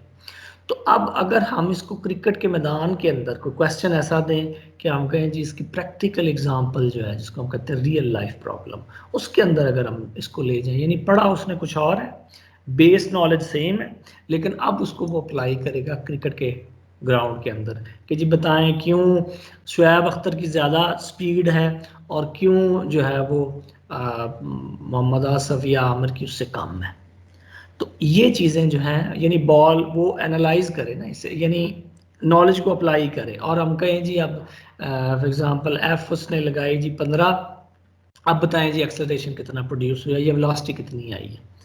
तो वो बताएगा जी अप्लाई, नॉलेज को अप्लाई करते हुए वो चीज़ों को बता देगा जी एक नई सिचुएशन के अंदर।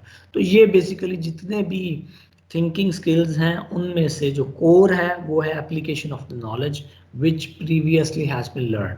जो पहले याद उसने किया उसको अंडरस्टैंड किया, अब उसको अप्लाई भी करे रियल लाइफ प्रॉब्लम में, कहीं डिफरेंट सिनेरियो के अंदर, कहीं न्यू सिचुएशन के अंदर वो चीज़ों को कैलकुलेट करे, सॉल्व करे और अप्लाई करे।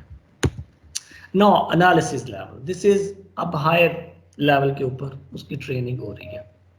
अब इस तरह के क्लासरूम का इन्वायरमेंट या इस तरह की हम एक्सरसाइजेज दें जिसमें बच्चा जो है वो एनालिसिस कर सके। तो एनालिसिस क्या है? एनालिसिस ये है कि कोई एक बड़ी प्रॉब्लम है उसको छोटे छोटे प्रॉब्लम्स के अंदर डिवाइड किया जाए और हर छोटे प्रॉब्लम को नॉलेज को अप्लाई किया जाए और उसको सॉल्व किया जाए और फिर ये देखा जाए हर छोटे प्रॉब्लम का आपस में क्या लिंक है। यानी एक प्रॉब्लम कोई बड़े उसका कैनवस बड़ा है उसको डिवाइड किया जाए छोटे छोटे प्रॉब्लम्स में, सब प्रॉब्लम्स में, और फिर अप्लाई किया जाए नॉलेज और फिर ये देखा जाए कि ये जितने भी प्रॉब्लम्स हैं इनका आपस में क्या लिंक है। तो इसको हम कहते हैं एनालिसिस। सो सेपरेट कॉन्सेप्ट इनटू पार्ट्स, और इसको कहते हैं डिसइंटीग्रेट भी करना। फिर एनालिसिस जिसे हम कहते हैं जी कोई भी प्रॉब्लम हम देते हैं उसको एनालिसिस करके दिखाओ, फिर क्या करता है छोटे छोटे बिट्स के अंदर डिवीजन होती है और फिर हर एक को थोड़ा थोड़ा एक्सप्लेन किया जाता है और फिर वो बिट्स का ओवरऑल पिक्चर के अंदर क्या लिंक है उसको जो है वो एक्सप्लेन किया जाता है. That is actually the analysis. So break down and compare things. No evaluate. अब इवेल्युएशन ये है कि एक लर्नर जो है अब बन चुका है वो एक्सपर्ट. सो एक्सपर्ट लेवल के ऊपर क्या है, he knows how to apply things, apply knowledge, and he has the art of analysing things. So analysis भी वो कर सकता है, एप्लीकेशन जो है वो नॉलेज की वो भी कर सकता है. अब ये करने के बाद वो एक्सपर्ट बन चुका है और वो चीज़ों को जज कर सकता है, चीज़ों को रिकमेंड कर सकता है कि जी ये चीज़ जो है या ये जो सोल्यूशन आया है इसकी वजह क्या है. हमें पता है कि आम तौर पे अभी आवाज़ फिर आना शुरू हो गई है, क्यों ना माइक बंद कर दिया जाए.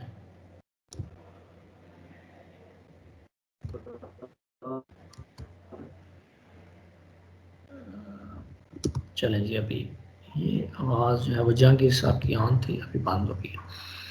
तो वैल्यूएशन ये है कि वो इस लेवल पे पहुंच जाए कि वो चीज़ों को सिलेक्ट करने में मदद दे. जिस तरह हम कहते हैं जी हमें बताया जाए कि जी कौन सी गाड़ी बेहतर है, तो वो क्या है, वो जजमेंटल लेवल तक पहुंच जाए इवैल्यूएशन करके.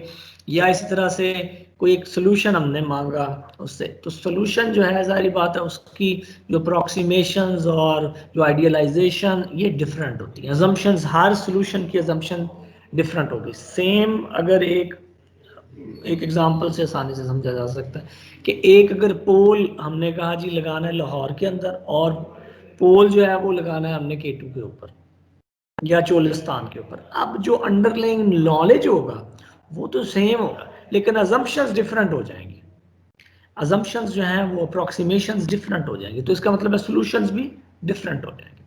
तो कौन सा सॉल्यूशन जो है वो उस इन्वायरमेंट के लिहाज से बेहतरीन है, इस चीज़ को बताया जाए, इस चीज़ की अगर ट्रेनिंग कराई जाए तो इसको हम कहते हैं जी इवैल्यूएशन लेवल तक बच्चा सोचना शुरू हो गया. वो जो लर्नर है, ही has the argument, he can recommend things. So estimation के बाद वो इस लेवल तक पहुंच चुका है कि वो चीज़ों को दो चीज़ों में गुड और बैड भी बता सकता है कि या बेटर बता देगा कि कौन सी सिचुएशन ज़्यादा है और क्यों बेहतर. इवैल्यूएट जो है वो 5th लेवल है. इसी एग्जांपल ये जो हमने F = MA वाली ली, तो अगर बच्चा जो है वो इसी के अंदर चीज़ें जिस तरह MA है, यानी मास के ऊपर भी डिपेंड करता है कि मास अगर बहुत ज़्यादा तो फोर्स ज़्यादा लगानी पड़ती है. भारी मास होगा किसी बॉल का तो ज़्यादा लगानी पड़ती है. अच्छा, अब अगर हम इससे ये पूछें कि बताएं जी क्यों पाकिस्तान की पिचेस के अंदर स्पीड स्लो होती है सेम बॉलर की, और जब ऑस्ट्रेलिया में जाती हैं तो स्पीड बड़ी बढ़ जाती है बॉलर की. ये आम देखने में आया. तो अगर वो इस चीज़ को बता दे कि जी क्या वजह है, क्यों यानी पिच डिफरेंट थी, तो कुजा सिर्फ वो चीज़ें याद करे, कुजा अब हमने उसको एप्लीकेशन के बाद वो एनालिसिस करने के बाद बताए कि जी क्यों ऑस्ट्रेलियन पिचेस जो हैं वो क्यों ज़्यादा फास्ट क्यों हैं. तो वो क्यों वाले जितने भी क्वेश्चंस हैं वो हायर थिंकिंग लेवल्स के अंदर आएंगे. तो अब वो बता देगा जी इसकी है कि उधर पिचेस की जो मट्टी है वो डिफरेंट है, ग्रास डिफरेंट है, इन्वायरमेंट टोटली डिफरेंट है. तो ये सारी की सारी चीज़ें उस नॉलेज के अंदर भी आ जाएंगी. तो फिर हम इसको कहेंगे जी ये एवेल्यूएशन लेवल तक पहुंच चुका है. अब the last level is creation level. जिस तरह एनालिसिस के अंदर बड़े एक सोल्यूशन को या बड़ी प्रॉब्लम को तोड़ा गया, क्रिएशन के अंदर छोटे छोटे प्रॉब्लम्स को जोड़ा जाता है और फिर नई चीज़ एक बनती है. यानी बिल्कुल नई चीज़ बनाने के लिए हमें जो चीज़ें पहले से एग्जिस्टिंग होती हैं उन्हीं को ही जो है वो इकट्ठा करके, तो हम कहते हैं जी ये इंटीग्रेशन हो गई, मॉडिफिकेशन आ गई और ये क्रिएशन लेवल तक चीज़ें जो है पहुँच गई. तो अब अगर यही बच्चा जब एवेल्यूएट करे वो बताएगा जी कि अगर पाकिस्तान है तो उसके लिए ये लॉ जो है वो मॉडिफाई हो सकता है, ये F = M में. उसने एवेल्यूएट किया कि जी लाहौर के अंदर ये तो 9 था और ऑस्ट्रेलिया के अंदर 0.8 था. तो ये बेसिकली उसने एक नई इक्वेशन जो है वो अब दे दी. तो अगर नई इक्वेशन या मॉडिफाई कर दिया ना उसने, पहली इक्वेशन जो थी उसको मॉडिफाई कर दी, यानी उसकी ट्रेनिंग इस लेवल तक पहुंच चुकी है कि वो सिर्फ और सिर्फ रिमेंबर लेवल पे नहीं है जिसमें उसको ये पता कि जी सेकंड लॉ का ये मतलब है। अब वो ऐसा एक्सपर्ट बन चुका है जिसमें वो उसने वही इक्वेशन को एनालिसिस करने के बाद, इवेल्युएट दो डिफरेंट करने के बाद, यानी अप्रोक्सीमेशंस जो थी वो डिफरेंट यूज करने के बाद उसने चीज़ों को क्रिएट कर दी। तो this is actually called the creation level. So this is desirable कि एक बच्चा या एक लर्नर जो है वो क्लासरूम के अंदर अगर आ रहा है तो वो सिर्फ उस चीज़ें याद ना करे बल्कि वो नई चीज़ें क्रिएट करके दिखाए ना। अब ओवरऑल हम कि जी इन ये जो लर्निंग लेवल्स हैं या ट्रेनिंग के जो लेवल्स हैं जिसके ऊपर ऑब्जेक्टिव्स रखे जाते हैं कि जी हम बच्चे जो हैं वो लर्नर के ऑब्जेक्टिव्स क्या हैं, तो वो दो हिस्सों में हम इन्हें डिवाइड कर सकते हैं। एक को हम कहेंगे लोअर थिंकिंग ऑर्डर स्किल्स और एक को कहेंगे higher thinking order skills. So lower thinking order skills से मुराद क्या है, अंडरस्टैंड तक, यानी सरफेस नॉलेज जो है ना, सिर्फ मेमोरी जो है वो उसकी चेक हो रही है, वो जी क्रैमिंग जिसे हम कहते हैं जी, एक आया इसको बड़े सख्त अल्फाज में ये भी कहते हैं कि जो खाया भी है वो पेपर के अंदर जाके उसी की जो है वो वॉमिट कर दिया।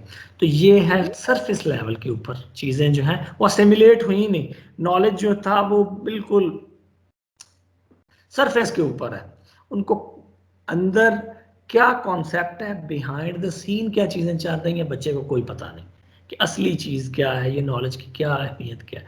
तो मेमोरी जो है वही चेक हो रही है, तो उसको हम कहते हैं lower order thinking skills.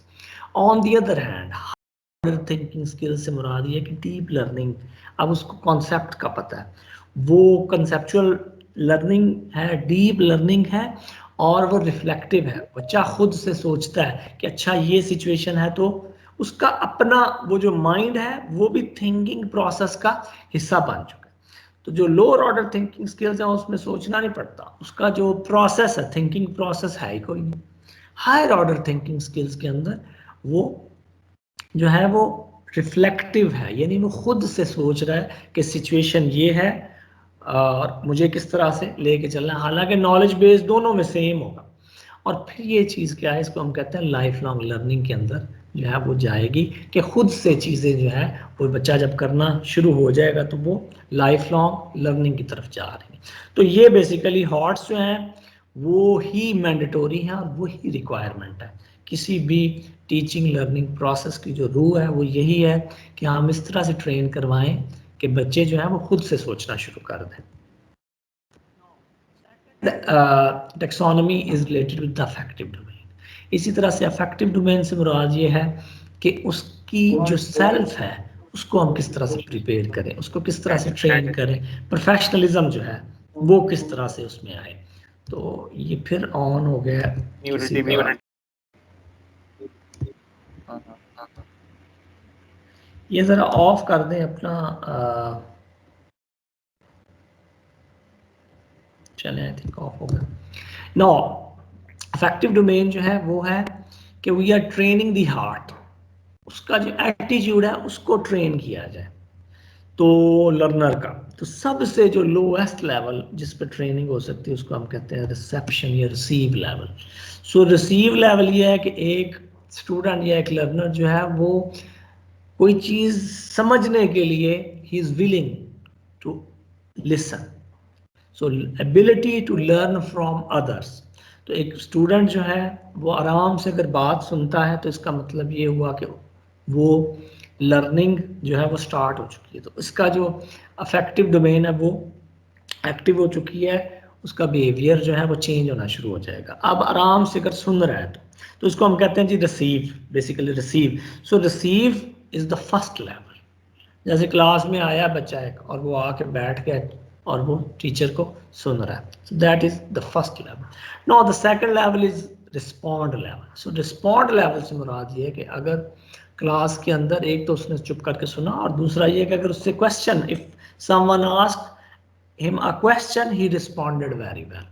So ability to participate responsibly and respectfully और एक्टिवली, यानी कोई अगर ग्रुप डिस्कशन चल रही है तो उसके अंदर वो सुन भी रहा है और चीज़ों को बता भी रहा है, रिस्पॉन्ड भी कर रहा है, यस से और नो से एक्टिवली, या आपने क्वेश्चन पूछा है तो क्वेश्चन का आंसर दे के।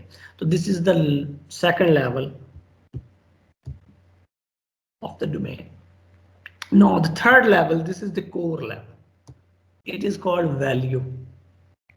अब वैल्यू से मुराद ये है कि वो जो लर्नर है एक ग्रुप एक्टिविटी के अंदर कोई आर्ग्यूमेंट्स हैं, फॉर एग्जांपल कोई ऐसा आर्ग्यूमेंट आ गया जिसमें 4 बंदों के डिफरेंट आर्ग्यूमेंट, कोई भी रीजन है, तो उसके अंदर लर्नर जो है वो वैल्यू से मुराद ये है कि वो अगले की बात को भी कहे कि yes you got an argument.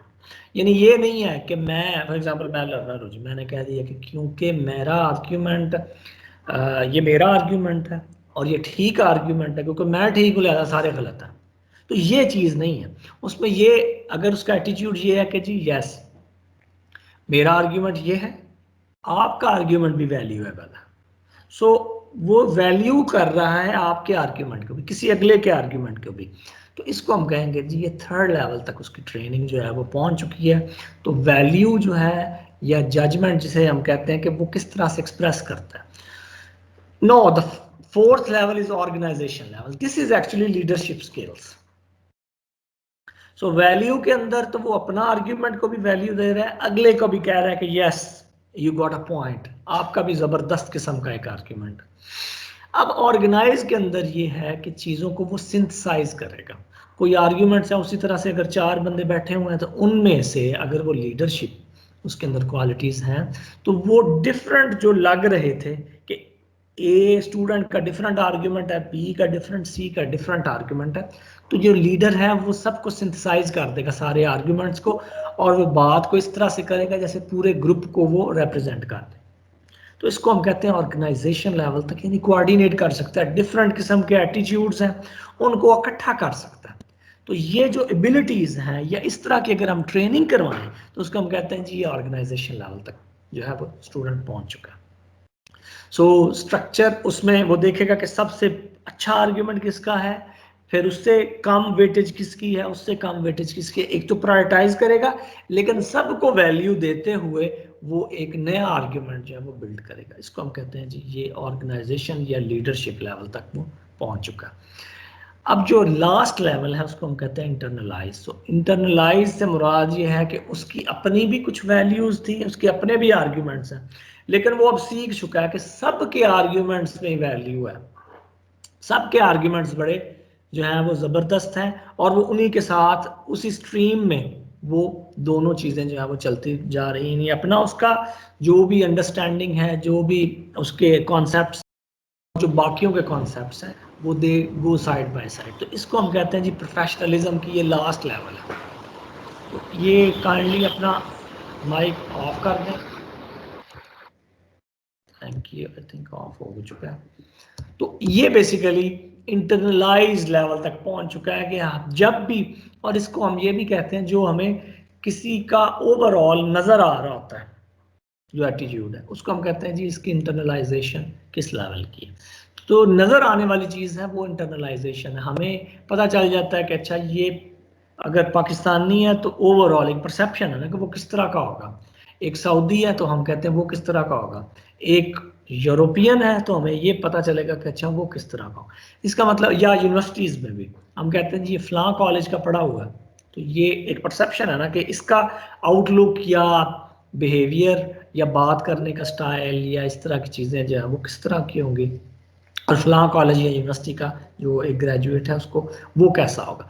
तो ये बेसिकली अफेक्टिव डोमेन जो है उसकी ट्रेनिंग है during all the teaching learning process, यानी वो जो एक्टिविटी है ड्यूरिंग द डिग्री वो सीखेगा, अपने स्टूडेंट्स अपने पीयर से सीखेगा, टीचर से सीखेगा, क्लास से सीखेगा, और ये सारी की सारी चीज़ें जो है वो कोर्स के अंदर हिस्सा भी है, और वो कोर्स के अंदर हम उसको अपॉर्चुनिटीज़ दे रहे हैं कि वो चीज़ों को रिसीव करे, रिस्पॉन्ड करे, वैल्यू ऑर्गेनाइज करे, तो और एट द एंड वो जो पूरे का पूरा सेटअप है उसको इंटरनलाइज करके, तो यानी उसका डिस्प्ले जो है उसको हम कहते हैं जी ये इंटरनलाइज चीज़ें हो चुकी हैं, उसकी प्रैक्टिस बन जाए कि उसने हमेशा ही वैल्यू करना है, वो हमेशा ही ऑर्गेनाइज करेगा, और अच्छा सुनेगा और अच्छा बोलेगा।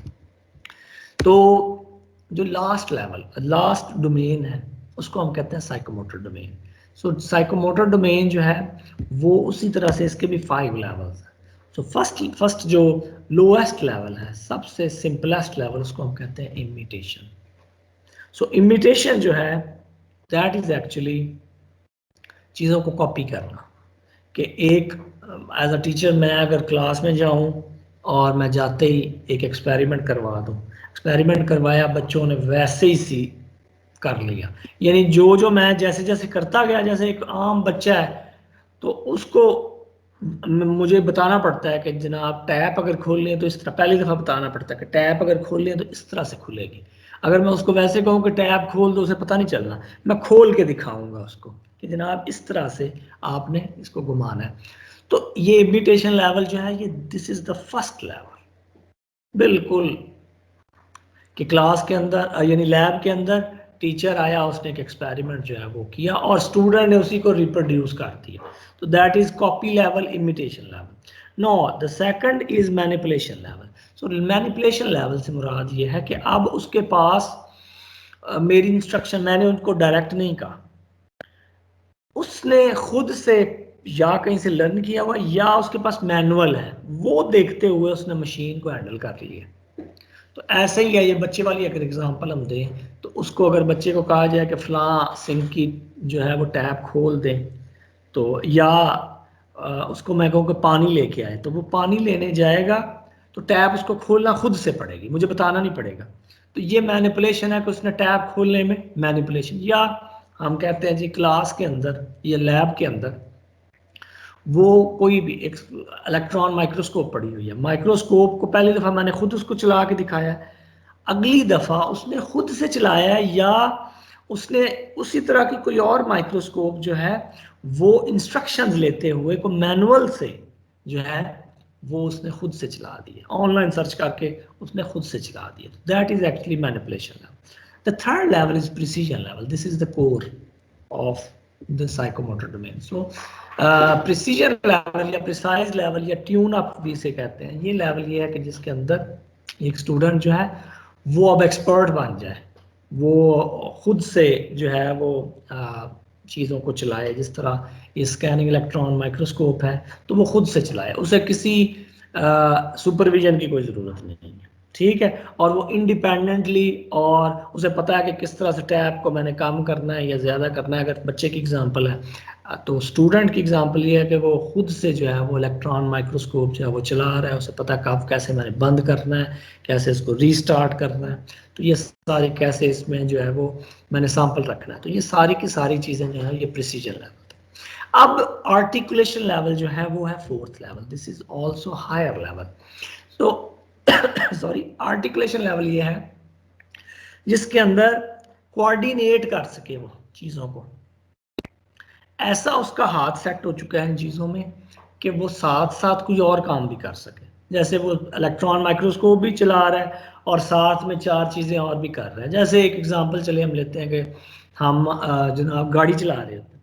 सो गाड़ी जो है हमें पता है कि पहला गियर कब लगना है, हमें कोई पता नहीं है, हमें सोचना नहीं पड़ता कि गियर पहला कब लगाना है, हम लगाते जा रहे होते हैं। ऐसा ट्रेन कर दिया, वो जो नॉलेज है वो सिमुलेट हो, वो खुद आप से आप हम चीज़ें कर रहे हैं, तो स्मूथली और कॉन्फिडेंटली जो है वो कर रहे हैं। और हमें ये भी पता होता है जी अगला जो इशारा आ रहा है उसके ऊपर हमने खुद से जो है वो ब्रेक लगाते हैं। हालांकि हमारा जो पूरे का पूरा हो सकता है हम फ़ोन पे हों या किससे बात कर रहे हैं और ख़ुद ब खुद ही उधर जाके हमने ग्रिप जो है वो ब्रेक अप्लाई किया और रुक गए। तो this is actually the fourth level जिसे हम कहते हैं आर्टिकुलेशन लेवल।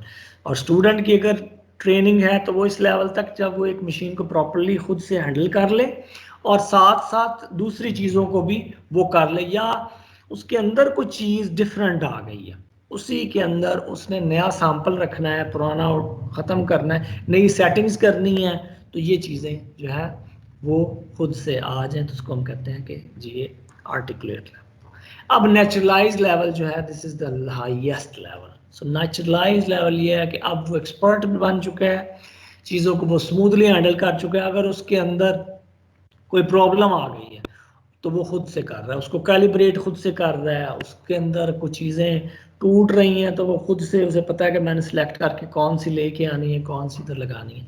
तो this is the highest level जिसमें चीज़ें जो है वो नेचुरल हो चुकी हैं, वो रूटीन का काम हो चुका है उसका, ऑटोमेटिकली चीज़ें चल रही हैं। तो इसको हम कहते हैं जी ये साइकोमोटर डोमेन का लास्ट लेवल है, हाईएस्ट लेवल के ऊपर हम ट्रेन करवा सकते हैं, या जो हमारे लर्निंग आउटकम्स हैं, कोर्स लर्निंग आउटकम्स हैं, कर सकते हैं। तो ये बेसिकली तीनों की तीनों डोमेन्स जो हैं, इनके अंदर एक स्टूडेंट जो है उसको हम ट्रेन कर सकते हैं। These are very important. एक टीचर जो है वो उसको टीचिंग पर्सपेक्टिव से ये चीज़ों को पता होना चाहिए कि मैं किस लेवल की ट्रेनिंग करवा रहा हूँ, किस लेवल का जो है वो आउटकम होगा आफ्टर दिस लेक्चर, या जिसको हम कहते हैं करिकुलम लर्निंग आउटकम जो है वो किस लेवल का होगा। अगर वो साइकोमोटर डोमेन का है, वो अफेक्टिव डोमेन का है, या वो कॉग्निटिव डोमेन का, और उसमें भी किस लेवल का है। तो तीनों डोमेन्स का भी पता होना चाहिए और फिर लेवल्स का भी। ना इसको हम एक पिरामिड की फॉर्म में उसी तरह से अफेक्टिव, साइकोमोटर और कॉग्निटिव जो है वो आपस में in line with each other, सारे एक दूसरे को कोलैबोरेट करते हैं। अच्छा, ऑर्डर ऑफ कॉग्निशन क्या है? जिस तरह हमने कहा कि जी ये लैडर है और पिरामिड है, इसमें ऐसा नहीं है कि फलां के हम जो है वो 5वीं सीढ़ी पे स्टूडेंट पहुंच जाएगा। नो, आहिस्ता आहिस्ता जाएगा। पहले हमने चीज़ें जो हैं वो लर्निंग लेवल बिल्कुल लोएस्ट लर्निंग है, यानी चीज़ें जो हैं वो लॉट्स लेवल पे होंगी, और फिर होंगी हायर ऑर्डर थिंकिंग स्किल। पहले लोअर ऑर्डर थिंकिंग स्किल्स पे, फिर उसको शिफ्ट करेंगे हायर ऑर्डर थिंकिंग स्किल्स के लिए। और इसका मतलब ये हुआ फिर कि एक बच्चा जो है वो चीज़ें तब तक अंडरस्टैंड नहीं कर सकेगा जब तक वो रिमेंबर ना कर ले, या तब तक वो एनालिसिस नहीं कर सकता जब तक कि वो चीज़ों को अप्लाई ना कर सके, और इवैल्यूएशन तब तक नहीं वो कर सकता जब तक कि वो एनालिसिस ना कर सके, और इसी तरह से क्रिएशन तब तक एक बच्चा नहीं कर सकता जब तक कि वो इवैल्यूएशन तक ना पहुंच सके। तो ये सारी की सारी ट्रेनिंग्स जो हैं वो साइड बाय साइड इसी तरह से चलती जाएंगी, तो बच्चा एक वो जो रिमेंबर से निकल कर वो क्रिएशन की तरफ जो है वो चला जाएगा, एक लर्नर। सब्जेक्ट और लर्निंग लेवल जो है उनका भी आपस में लिंक है, कि जिस तरह अभी बच्चे जो है वो क्लास में आए हैं एक कोर्स के अंदर भी और ओवरऑल डिग्री के अंदर भी, जितने कोर्सेज हैं वो पहले होते हैं लोएस्ट लेवल के ऊपर, यानी रिमेंबर और अंडरस्टैंड और अप्लाई लेवल के ऊपर जो है वो इंट्रोडक्टरी क्लासेस या इंट्रोडक्टरी कोर्सेज जो हैं वो इस लेवल के ऊपर हो।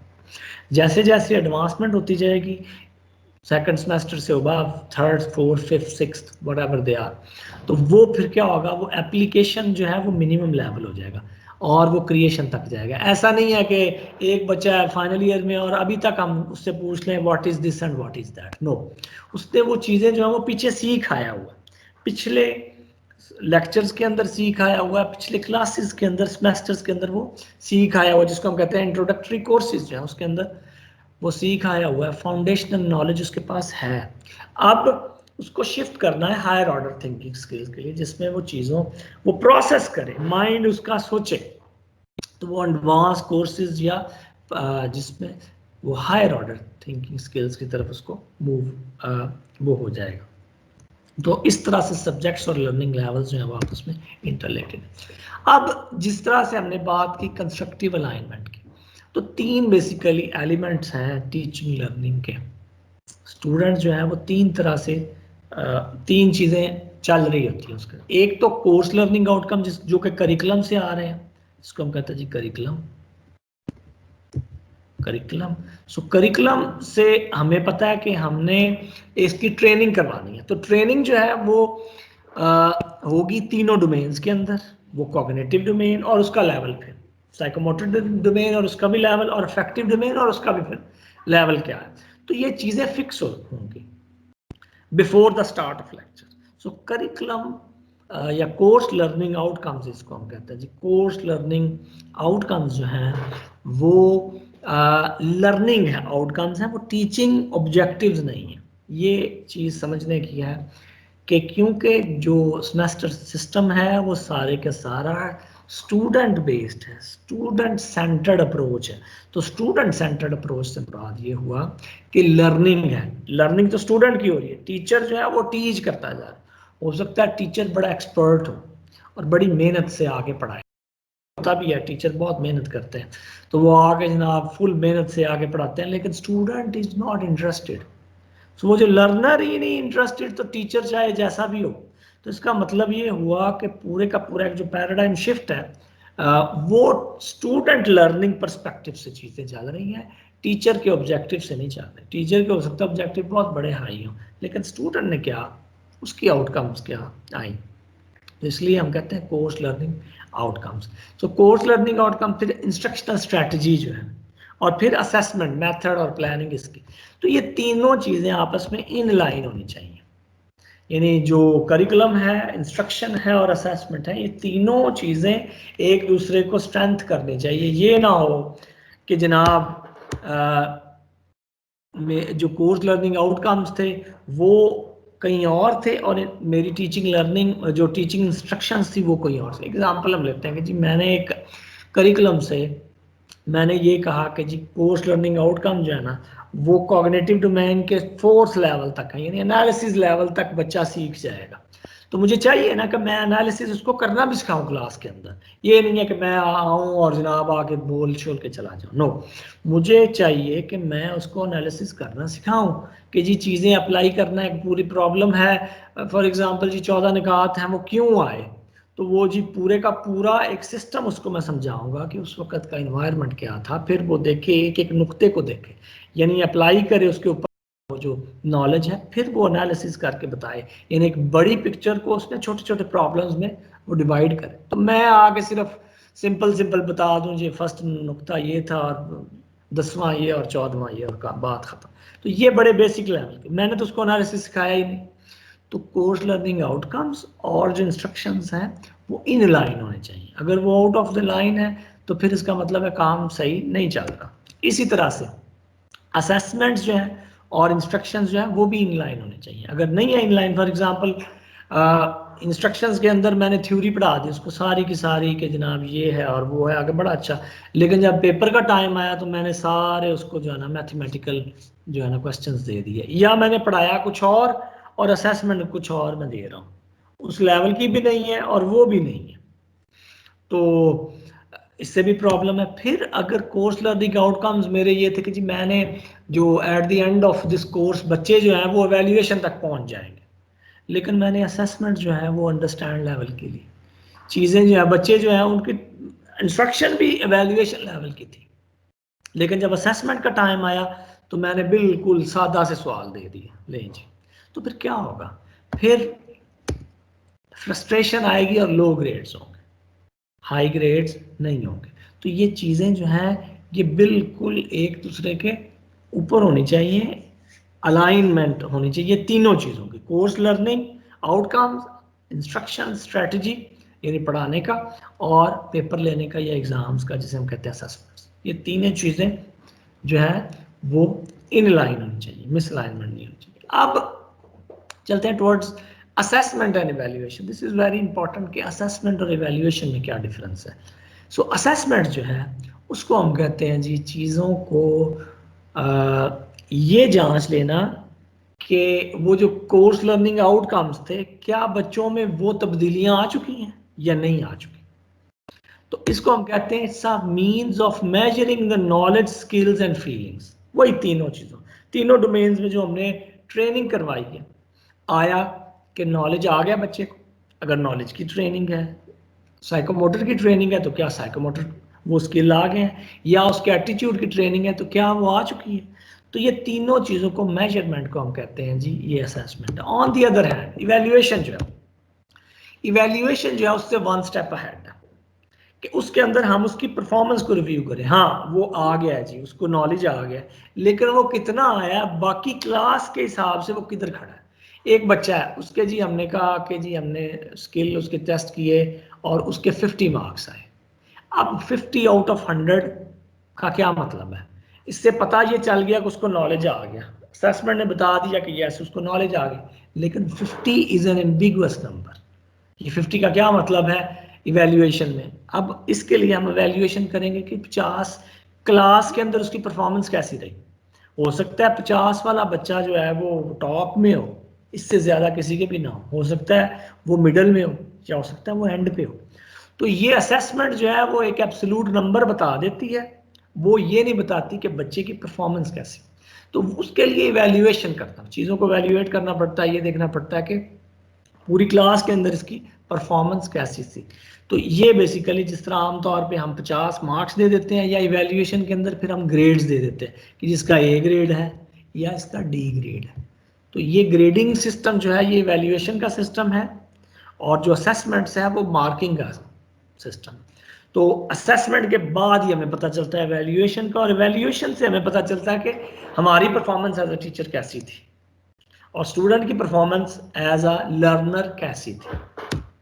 तो ये दोनों चीज़ें, यानी असेसमेंट जो है वो ऑन गोइंग है, लर्निंग क्वालिटी इंप्रूव होगी, अनग्रेडेड है, इंडिविजुअल हर बच्चे की होगी, और प्रोसेस कैसा था उस पर होगी। On the other hand evaluation जो है वो लर्निंग लेवल जो है वो हमें बताएगा कि जी किस जगह के ऊपर आपके बच्चे जो है वो खड़े हैं, या कोड जो है वो कैसा परफॉर्म कर रहा है, ग्रेडेड है और प्रोडक्ट ओवरऑल स्टूडेंट कैसा।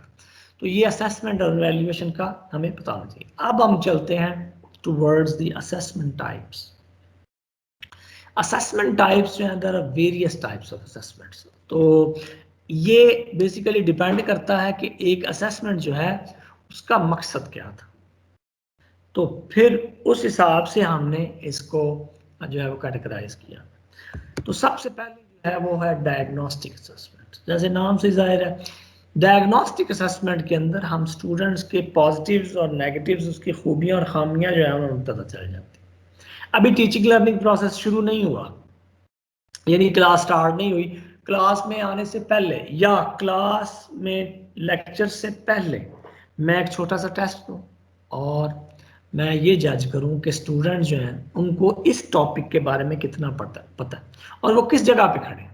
तो एक डायग्नोस्टिक जो है वो टेस्ट उनका लूँ या असेसमेंट करूँ, तो मुझे पता चल जाएगा उस रिजल्ट से, जब मैं इवैल्यूएशन कर चुकूंगा कि जी बच्चे किस जगह पे खड़े हैं, आया इनको ये टॉपिक पे ग्रिप है या नहीं, इनको कुछ नहीं पता या बस मिडल में है, मुझे चाहिए कि मैं थोड़ा सा ज़्यादा जो है वो टाइम दूँ, या इन्हें बिल्कुल नहीं पता लिहाजा मैं एक्स्ट्रा क्लासेस मुझे लेनी पड़ेंगी, कोई ट्यूटोरियल वगैरह मुझे लेने पड़ेंगे, या मुझे इनको असाइनमेंट ज़्यादा देनी पड़ेंगी। तो डायग्नोस्टिक असेसमेंट्स जो हैं वो बच्चे की स्ट्रेंथ वीकनेसेस जो है वो बता देगी before the teaching learning process has been started. Now the second and third, आम तौर पे क्लासेस के अंदर यही दो चीज़ें चलती हैं, formative assessment and summative assessment. So formative assessment जो है वो क्लास के साथ साथ, यानी टीचिंग लर्निंग के साथ साथ असेसमेंट चलती जाएगी, और उससे चीज़ें जो आएंगी उससे हम टीचिंग लर्निंग इम्प्रूव करेंगे। पूरे का पूरा मेथड इम्प्रूव करने के लिए फॉर्मेटिव असेसमेंट जो है वो चलती है। जैसे मैंने एक क्लास पढ़ाने के बाद मैंने छोटा सा टेस्ट ले लिया कि आप ये किधर खड़े हैं, तो पता चला कि जी आप ये बिल्कुल ठीक लाइन पे हैं, तो मैं फिर अगली दफ़ा भी आया। या मुझे पता चला कि जी अब वो पिछले ही उन्हें कुछ नहीं आता, तो फिर मुझे दोबारा से वो चीज़ें जो है वो उसको टाइम दोबारा से देना पड़ा। On the other hand summative जो है, या मुझे अपनी स्ट्रैटेजी चेंज करनी पड़ी, मुझे लेक्चरिंग जो मैं पहले सिर्फ पावर पॉइंट पे दे रहा था, अब वो मैं लर्न बाय डूइंग से कर रहा हूँ, या मैं उनको लैब ले गया हूँ चीज़ें दिखाने के लिए। तो फॉर्मेटिव असेसमेंट बताती जाएगी कि आपने टीचिंग को इम्प्रूव किस तरह से करना है, और फिर जाहिर बात है लर्निंग भी इम्प्रूव हो जाएगी। On the other hand summative assessment से मुराद ये है कि eight the end of teaching learning process हम कोई भी असेसमेंट करें, जैसे आमतौर पे मिड टर्म एग्ज़ाम होते हैं या फाइनल टर्म एग्ज़ाम जिसे हम कहते हैं, तो उसमें जैसे पूरा कोर्स लर्निंग आउटकम एक पूरी के लिए कि जी एक करिकुलम का वो वाला उसमें कोर्स लर्निंग आउटकम ये थी, उसकी अगर मैं असेसमेंट करूँ तो उसको कहते हैं समेटिव असेसमेंट। तो eight the end of teaching learning process in दोनों को बड़ी आसानी से समझा जा सकता है एक एग्जांपल से। जैसे आमतौर पे हम एग्जांपल लेते हैं, घरों में जो खाना पकता है, तो खाना पक रहा है और मैं जनाब जो है ना वो बता रहा हूँ, पूछ रहा हूँ, सॉरी जो मिसेज है वो पूछती हैं जी खाना कैसा पका, तो मैं उनको कह रहा हूँ कि मुझे लग रहा है कि थोड़ा सा नमक कम है या ज़्यादा है या फला मसाला कम है या थोड़ा सा कच्चा है, तो वो क्या हो रहा है, तो वो साथ साथ एडजस्टमेंट हो रही है। तो वो जनाब स्टोव जो हो सकता है उसकी आग ज़्यादा हो जाए या कम हो जाए, या नमक उसमें डल जाए या जो स्पाइसेस हैं वो ऐड हो जाए। तो ये क्या है, उसी वक्त जो है वो प्रोसेस इम्प्रूव हो गया, जिससे क्वालिटी जो है वो इन्हांसमेंट की तरफ चलेगी। ऑन दी अदर हैंड अगर खाना पक गया, अब पक के तो वो सामने सर्व होने के लिए आया, जब सर्व होने के लिए आया तो तब जाके कमेंट्स अगर किए जाएं कि जी इसके अंदर ये खूबी है या ये खामी है, तो अब पूछा जाए कैसा पका, तो अब अगर मैं कह दूं हिफ्ज़ तकद्दुम के जी इसमें नमक जो है वो ज़्यादा था, तो अब इसका हल जो है वो हो सकता है नेक्स्ट टाइम जो है वो चले। इस दफ़ा इसका हल जो है वो नहीं है, यानी नेक्स्ट साइकिल जब आएगा, वही बिरयानी है जो चीज़ पक रही है वो जब नेक्स्ट टाइम आएगी तो फिर वो चीज़ें इसके अंदर आ जाएंगी और चीज़ें जो है वो इम्प्रूव हो जाएंगी। तो फॉर्मेटिव असेसमेंट में साथ साथ चीज़ें इम्प्रूवमेंट के लिए चल रही हैं और हमें पता चल रहा है कि किस तरह से अपने आप को मॉडिफाई करना है। On the other and summative assessment जो है वो टीचिंग लर्निंग के ख़त्म होने के बाद हमें पता चलता है। कंफर्मेटरी जो असेसमेंट है, इन दोनों को हम दोबारा देखते हैं, फॉर्मेटिव असेसमेंट और समेटिव, क्योंकि ये सारे का सारा जो असेसमेंट्स हो रही हैं इन्हीं दो के ऊपर हो रही हैं ज़्यादातर। तो कंफर्मेटिव असेसमेंट जो है वो बेसिकली उन असेसमेंट्स को कहते हैं जिसमें हम समेटिव असेसमेंट जो हो चुकी है वो दोबारा रिकन्फर्म करें, जी आया यस कि इनके अंदर ये जो चेंजेस आ चुकी हैं या नहीं आ चुकी। फॉर एग्जांपल फर्स्ट ईयर में या 2 सेमेस्टर्स होगी समेटिव असेसमेंट, थर्ड सेमेस्टर की रिक्वायरमेंट है जी पहले 2 की दोबारा पेपर दो या असेसमेंट दोबारा करो। जैसे एक चले मैं एग्जांपल की बजाय कंक्रीट एग्जांपल हम लेते हैं, जैसे जो है वो एंट्री टेस्ट होते हैं। अब बच्चा जो है उसके पास रिजल्ट कार्ड भी होता है, जी मैंने सारा कुछ कर लिया, लेकिन हम फिर भी देखते हैं कि कंफर्म करते हैं कि आया वो सारी की सारी असेसमेंट्स जो थी वो ठीक थी। जैसे आमतौर पे कंप्रीहेंसिव एग्ज़ाम्स भी होते हैं, पीएचडी वाले जो हैं वो पहले कोर्स करते हैं, 4 पढ़ते हैं, फिर सबका इकट्ठा करके फिर दोबारा पेपर देते हैं, यानी एक डिफरेंट भी देते हैं फिर इकट्ठा भी देते हैं। तो इसको हम कहते हैं जी कंफर्मेटरी असेसमेंट। नो ये अदर 2 टाइप्स जो है criterion referenced and norm referenced, इनको भी हम एग्जांपल से समझ सकते हैं। सो क्राइटेरियन रेफरेंस ये चीज़ है, पहले चलें देखते हैं नॉर्म रेफरेंस। सो नॉर्म रेफरेंस असेसमेंट ऐसी असेसमेंट है जिसके अंदर एक नॉर्म बनाया जाता है। एग्जांपल हम लेते हैं कि जी पहले 5 बच्चे जो है ना उनको हमने सर्टिफिकेट देने हैं, क्लास के अंदर असेसमेंट होगी, पहले 5 बच्चों को कलर बैजेस जो है ना वो मिलेंगे, या पहले 3 बच्चों को हम मेडल्स देंगे। तो इसके अंदर क्या है, पहले 3 इंपॉर्टेंट है, बाकी सारी क्लास जो है वो बाद में, यानी बच्चे जो आपस में वो compete करेंगे और एक नॉर्म जो पिछली दफा से सेट है उसके ऊपर पूरा उतरेंगे। वो इसमें सबको नहीं मिल सकता। On the other hand criterion reference ये है कि 3.2 जब जीजीपी आ जाएगा तो उनको हम कलर देंगे या सर्टिफिकेट देंगे। तो एक के अंदर हो सकता है पूरी क्लास आ जाए, तो क्राइटेरिया जो है वो फिक्स होगा, 3.5 क्राइटेरिया फिक्स हो गया। तो 3.5 क्राइटेरिया फिक्स हो गया, अब इसमें हो सकता है सारी की सारी क्लास आ जाए, तो इंडिविजुअल हम देख रहे हैं। नॉर्म रेफरेंस जो है वो पूरे का पूरा सिस्टम देख रहे हैं, पूरे का पूरा कोड देख रहे हैं कि उसके अंदर जनाब 3 बच्चों को सिर्फ गोल्ड मेडल, अब मतलब मेडल मिल रहे हैं, ठीक हो गया। तो ये बेसिकली डिफरेंस है नॉर्म रेफरेंस और क्राइटेरियन रेफरेंस का। और लास्टली इप्सेटिव असेसमेंट जो है वो क्या है, वो ये है कि एक जो लर्नर है वो उसकी असेसमेंट हुई है, असेसमेंट उसकी हुई है और सेटिस्फैक्ट्री रिजल्ट्स नहीं है, तो वो दोबारा से जो है वो ट्रेनिंग उसकी दोबारा से करवाई जाए, यानी और फिर सारी बातें असेसमेंट भी दोबारा से। जिस तरह हम रिपीटिटिव हम एग्ज़ाम ले लेते हैं, या एक चैप्टर बच्चे ने कर लिया, इसका एग्ज़ाम दिया, उसने असेसमेंट दी, फिर दोबारा से दिया, फिर दोबारा से दिया, और फिर उसको कंपेयर किया कि अब यस आई एम इम्प्रूविंग। तो ये ऐसे ही है जैसे कोई एथलीट जो है वो पहली दफ़ा भागा तो उसने 14 सेकंड में 100 मीटर्स कर लिए, दूसरी दफ़ा भागा तो 13.8 में कर लिए, थर्ड टाइम 13.5, इस तरह से इम्प्रूवमेंट आती गई। तो इप्सेटिव असेसमेंट में परफॉर्मेंस जो है वो इंडिविजुअल अपनी परफॉर्मेंस से ही अपने आप को कंपेयर करता है।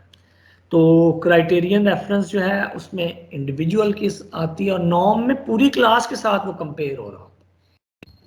तो अभी दोबारा चलते हैं समेटिव असेसमेंट और फॉर्मेटिव असेसमेंट की तरफ। सो समेटिव असेसमेंट जो है, जिस तरह हमने पहले डिस्कस किया कि जी at the end of teaching learning process जो है वो होगा। तो इसकी एग्जांपल्स हैं written, oral, performance based, design based और स्टूडेंट नेगोशिएटेड। तो रिटन जो है उसके अंदर एग्जामिनेशंस हैं, जैसे फाइनल ईयर एग्जाम है या उसमें हम कहते हैं मिड टर्म एग्जाम है, फाइनल टर्म एग्जाम है पूरे का पूरा, या प्रोजेक्ट है पूरे का पूरा। तो या हम कह देते हैं जी थीसिस लिखे या research paper eight the end of the process. तो ये रिटन की एग्जांपल्स हैं। फिर स्टूडेंट नेगोशिएटेड की एग्जांपल्स हैं। स्टूडेंट नेगोशिएटेड से मुराद ये है कि असेसमेंट के अंदर, असेसमेंट्स के अंदर student becomes the part of the criteria. जैसे फाइनल ईयर के आमतौर पे प्रोजेक्ट्स में टीचर कहता है जी बच्चे आपने ये 4 जो ऑब्जेक्टिव्स हैं ये अचीव करने हैं। तो वो कहता है सर 4 की बजाय 3 कर दें या 2 कर दें, मैं इतना नहीं कर सकता, या 2 की बजाय मैं 5 कर सकता हूँ। तो असेसमेंट मेरी इन 5 ऑब्जेक्टिव में से होनी चाहिए। तो आमतौर पे पीएचडी में ये नॉर्मल है, हायर क्लासेस के अंदर भी, थीसिस के अंदर भी, कि जी इतने चैप्टर्स करने हैं या इतना मेरा स्कोप होगा, तो उसमें से असेसमेंट होगी ना उसकी। तो वो सारी की सारी उसको हम कहते हैं कि स्टूडेंट नेगोशिएशन इसके अंदर होती है, और स्टूडेंट नेगोशिएटेड ये समेटिव असेसमेंट है। फिर डिज़ाइन जो बेस्ड असेसमेंट्स हैं कि पूरे का पूरा डिज़ाइन जो है वो मैं कहूँ जी बिल्डिंग का बना के आपने दिखाना है। सारा साल हमने पढ़ा और उसकी प्रैक्टिस भी करवाई, फिर एट द एंड हमने कहा जी पूरी जो स्ट्रक्चर बेस्ड है, इसमें रिटन कुछ नहीं है, इंटीरियर डिज़ाइन है या कंप्यूटर मॉडल वो बना के दिखाए जी। तो इसको हम कहते हैं जी ये समेटिव असेसमेंट में डिज़ाइन बेस्ड कंप्यूटर मॉडल है। या ओरल भी हम कह सकते हैं कि जी at the end of teaching learning हम डायरेक्ट जो है वो प्रेजेंटेशन जिस तरह से बच्चे देते हैं, या वाइवा जो है वो 1-to-1 इंटरव्यू वाइवा जो है वो लिया जाए। फिर हम कहते हैं जी परफॉर्मेंस बेस्ड या डिमॉन्स्ट्रेशन बेस्ड। उसमें परफॉर्मेंस बेस्ड से मुराद ये हुआ कि लैब के अंदर उसने जो चीज़ें की, तो लैब के अंदर या लेबॉर्ट्री वर्क जो है वो हमने बेसिकली देखा, और वो उसकी जो भी एक्सरसाइजेस थी, प्रैक्टिकल एग्ज़ाम था या वो सिमुलेशन का प्रोजेक्ट था, कुछ इस तरह से जो वो चीज़ें थी। तो ये बेसिकली ओवरऑल जो एक सिनेरियो था समेटिव असेसमेंट का। नौ फॉर्मेटिव असेसमेंट की तरफ। फॉर्मेटिव असेसमेंट उसी तरह से ये 3 तरह की हो सकती हैं, in the classroom, out of the classroom, और आजकल जिस तरह से चल रहा है सिस्टम जिसको हम कहते हैं जी कोविड चल रहा है, तो ऑनलाइन ज़्यादातर चीज़ें चल रही हैं। तो ये तीनों चीज़ें हो सकती हैं। तो इनसाइड द क्लासरूम में क्विज हैं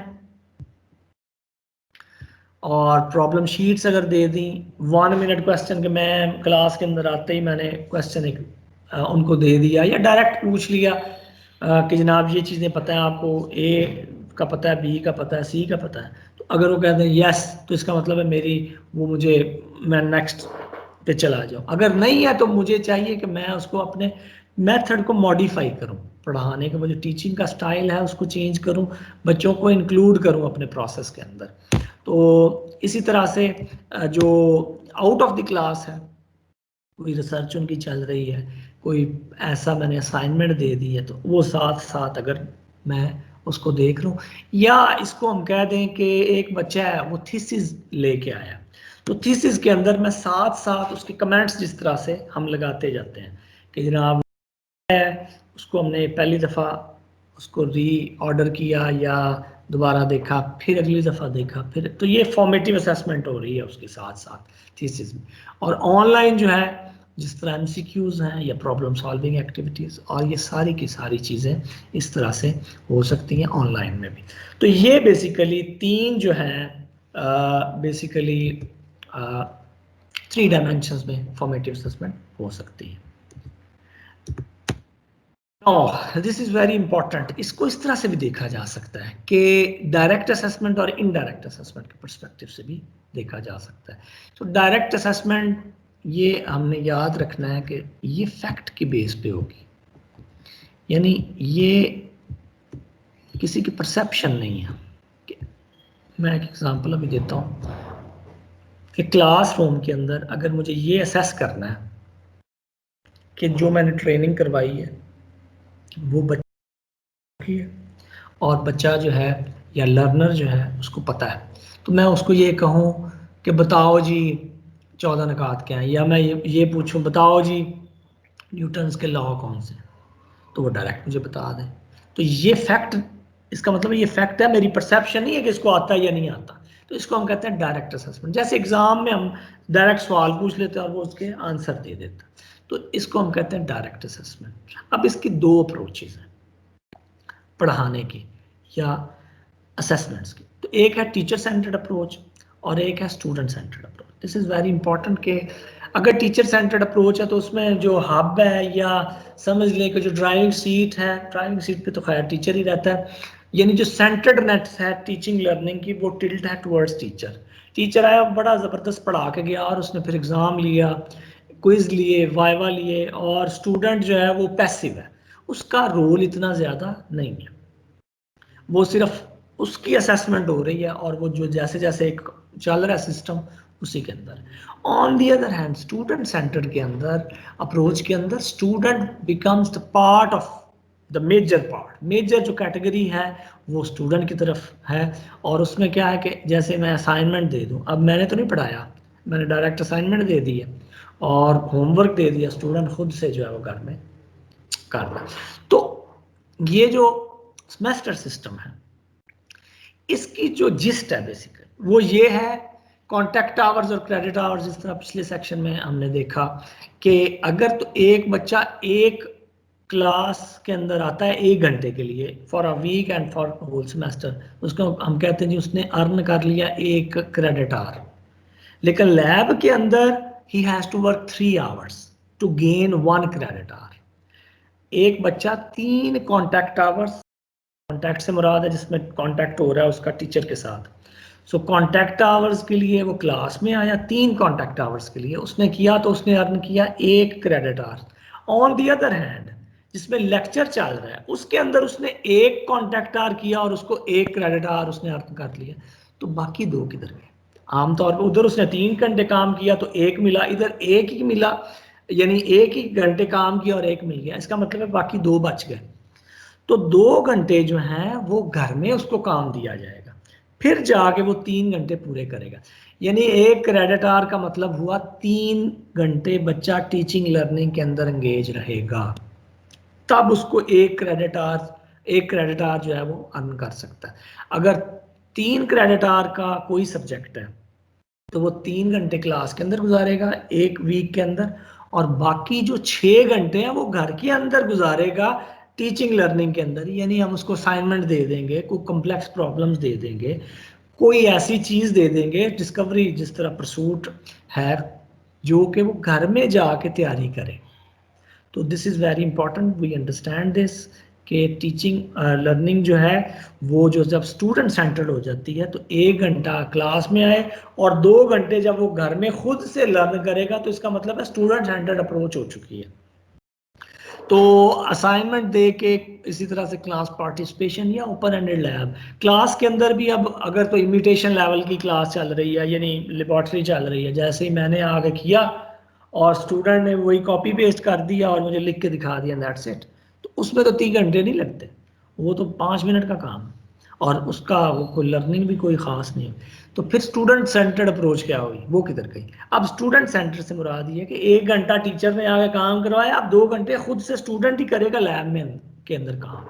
तो फिर इसका मतलब हुआ है हमें रीमॉडिफाई करने की ज़रूरत है जो एक्सपेरिमेंट की हमारी लिस्ट है या एक्सपेरिमेंट्स के जो ऑब्जेक्टिव्स हैं या आउटकम्स हैं। अब वो किस तरह से, जिसको हम कहते हैं ओपन एंडेड की तरफ हम चले जाएं, ओपन एंडेड लैब्स की तरफ जब हम जाएंगे तो उसमें कॉपी पेस्ट नहीं होगा। एक सिनेरियो हम डिस्कस करते हैं जिसमें 2 एग्जांपल्स हैं कि मैं एज अ टीचर आया और मैंने क्लास में बच्चों को कहा जी आप एक कंक्रीट जो है ना वो बना के मुझे दिखाएं। तो उन्होंने क्या किया जी, कंक्रीट जब बना रहे थे तो 30% मैंने कहा जी रेत इसमें डाल दें, 20% जो है वो कोई चीज़ और सीमेंट डाल दें, 50% जो है वो कोई और चीज़ डाल दें, जो भी मेरा एक्सपेरिमेंट था। तो उसके अंदर क्या हुआ, और मुझे इसकी जो ना स्ट्रेंथ मुझे बताएं कितनी है। उन्होंने वो मैंने आके दिखाया उसको जी, ये 30% डाला, ये 20% और ये बाकी 100% करके, तो इसकी इतनी इतनी जो है ना वो स्ट्रेंथ आ गई। एक तो ये अप्रोच होगी कॉपी पेस्ट वाली, चीज़ें पहले से फिक्स हैं, स्टूडेंट ने क्या करना है, टीचर ने क्या करना है, और लर्निंग का लेवल कौन सा होगा, तो चीज़ें फिक्स हैं पहले से।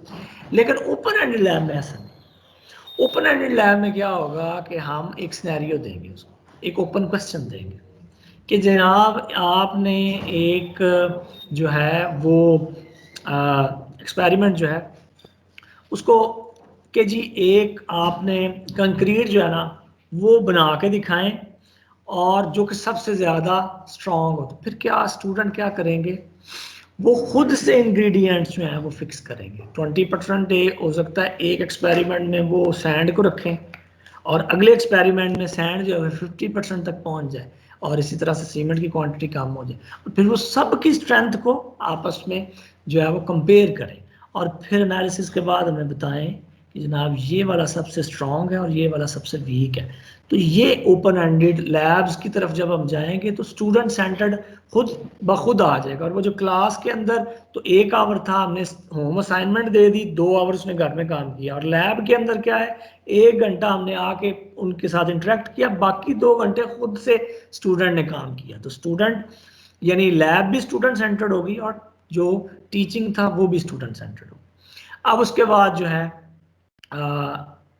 जो भी असेसमेंट थी, असेसमेंट के बाद इवैल्यूएशन हुई। इवैल्यूएशन में हमें पता चला कि जी इस बच्चे के ग्रेड्स कितने। असेसमेंट जो है उसमें मार्क्स आ गए हमारे पास, और जो इवैल्यूएशन है उसके अंदर हमने ये गेज किया कि इस बच्चे की परफॉर्मेंस कैसी रही क्लास के अंदर, पूरे कोड के अंदर, ये कैसा इसका मतलब ओवरऑल लर्निंग का लेवल इसने कौन सा अचीव किया। तो इसको हम कहते हैं जी इवैल्यूएशन, यानी ग्रेडिंग उसकी कर दी कि A+ है ग्रेड या ये फेल हो चुका है बच्चा। फिर है इनडायरेक्ट असेसमेंट्स। तो इनडायरेक्ट असेसमेंट जो है ये हमेशा बेस करती हैं परसेप्शंस के ऊपर, ये फैक्ट्स नहीं होते। जैसे फैक्ट्स हमने कहा कि क्लास के अंदर अगर मैं ये असेस करना चाहता हूँ कि ये नॉलेज का इसको ये पता है, तो मैं डायरेक्ट क्वेश्चन पूछता और वो डायरेक्ट आंसर आ जाए जो भी आंसर था उसका। लेकिन जो इनडायरेक्ट असेसमेंट है वो परसेप्शंस है, लिकर्ट स्केल के ऊपर चीज़ें यस और नो में नहीं हम कर सकते, वो हमें बताना पड़ेगा कि जी ये जिस तरह से हम पूछ लें जी, स्टूडेंट से पूछ लें कि क्या आपको ये वाला सब्जेक्ट आ गया, तो वो कहे जी मुझे 30% आ गया, यस और नो इसका कोई आंसर नहीं है। या लिकर्ट स्केल के ऊपर वो कहे जी yes I agree to this to the extent of 50%, या आई स्ट्रांगली एग्री 70% तक। तो ये उसकी परसेप्शन है। डायरेक्ट हम देखें, हो सकता है उसको 70 से उसके अच्छे रिजल्ट आए, या उसका रिजल्ट जो है वो कुछ भी ना आता हो।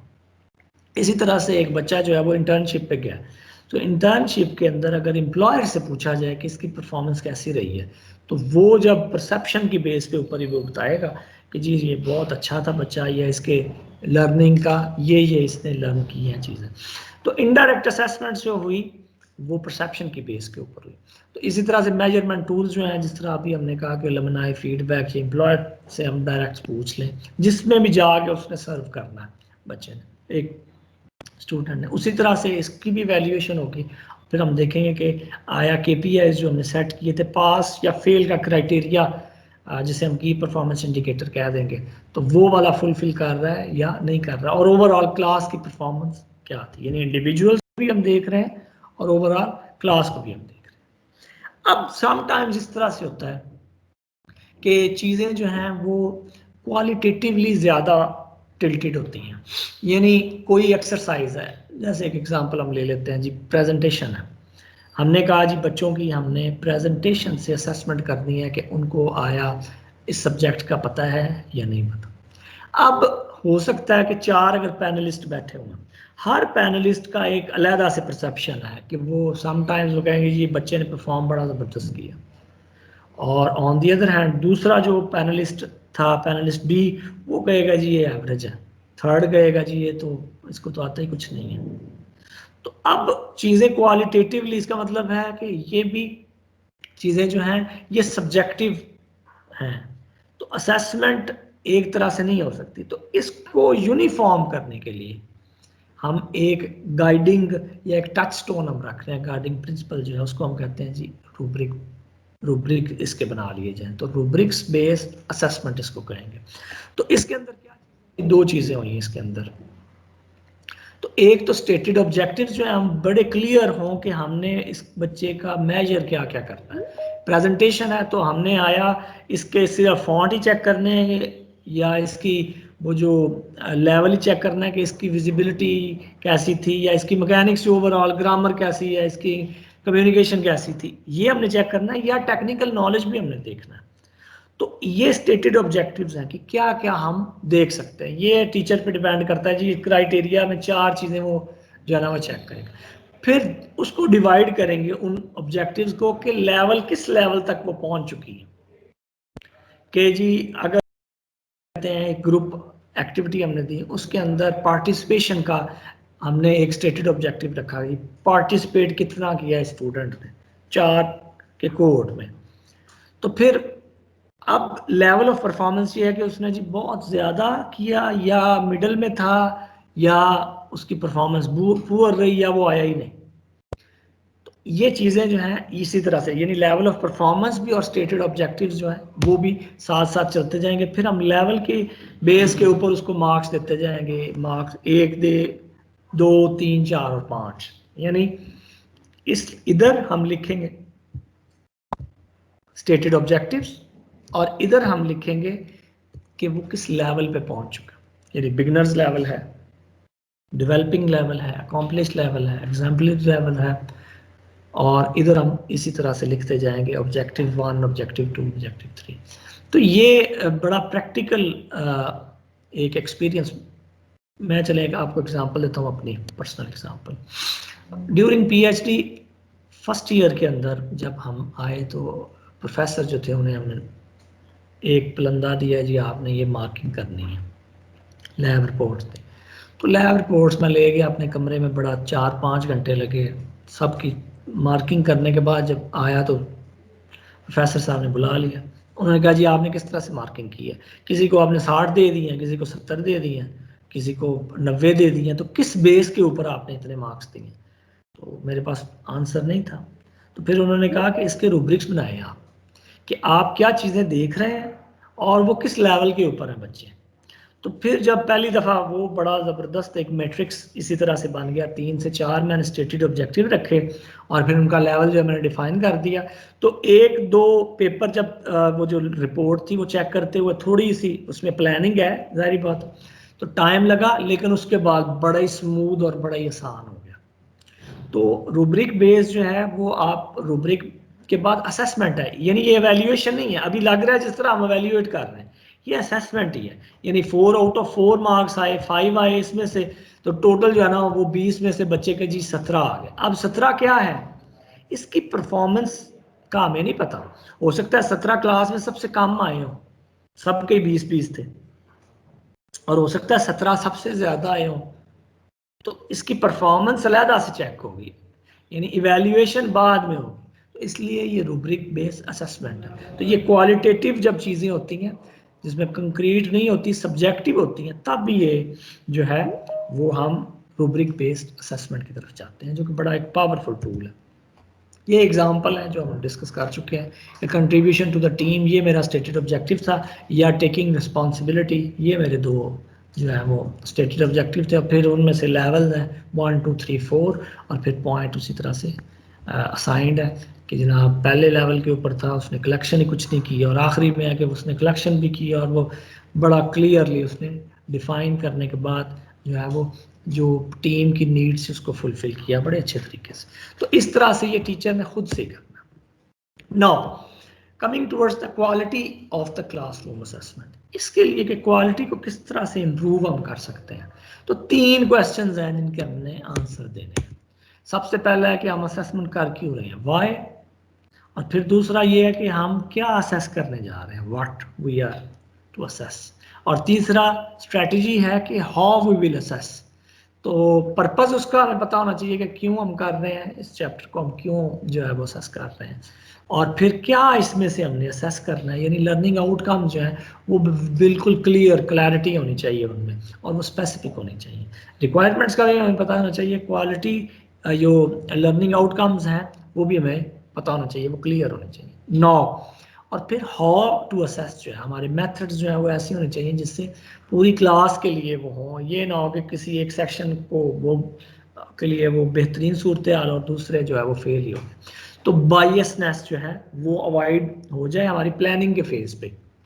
अब अगर तीनों सवालों के जवाब हमारे पास आ गए हैं तो फिर ये है कि हमने ये किस तरह से कम्युनिकेट किस तरह से करना है कि जो हम असेस कर रहे हैं और क्या कर रहे हैं और क्यों कर रहे हैं, फिर हमने ये कम्युनिकेट भी करना है, रिपोर्ट भी करना है, डिसेमिनेशन हो, और फिर एट द एंड स्टूडेंट को इन्वॉल्व करना है। तो स्टूडेंट अगर इन्वॉल्व ही नहीं है तो वो सारी की सारी चीज़ें मीनिंगलेस हो जाएंगी। Why to assess, how to assess, what to assess and communication, सब कुछ मीनिंगलेस हो जाएगा, क्योंकि एट द एंड जो है वो असेसमेंट तो स्टूडेंट की होनी है, उसे पता ही नहीं है कि मेरा कौन सा कोर्स लर्निंग आउटकम जो है वो मेरी क्या आएंगी, तो उसका कोई फ़ायदा नहीं है। तो क्लासरूम असेसमेंट के लिए सारी की सारी चीज़ें बड़ी इंपॉर्टेंट हैं। और इसको हम 3 हिस्सों में अब डिवाइड कर सकते हैं पूरे एक असेसमेंट के प्रोसेस को, यानी before the assessment, during the assessment and after the assessment. Before the assessment से मुराद ये है कि हम अच्छी प्लानिंग करें, तो प्रिपेयर करें कि क्या क्या हमने जो है वो असेस करना है, स्टैब्लिश करें क्राइटेरिया। अगर रूब्रिक बेस्ड है तो रूब्रिक्स बना के रखें। प्रोसेस है तो हमें ये पता हो कि हमने इसका एग्ज़ाम लेना है, इसकी प्रेजेंटेशन लेनी है, हमने इसके लिए जनाब हमने असाइनमेंट देनी है, तो ये सारी की सारी चीज़ें पहले से डिसाइडेड हो।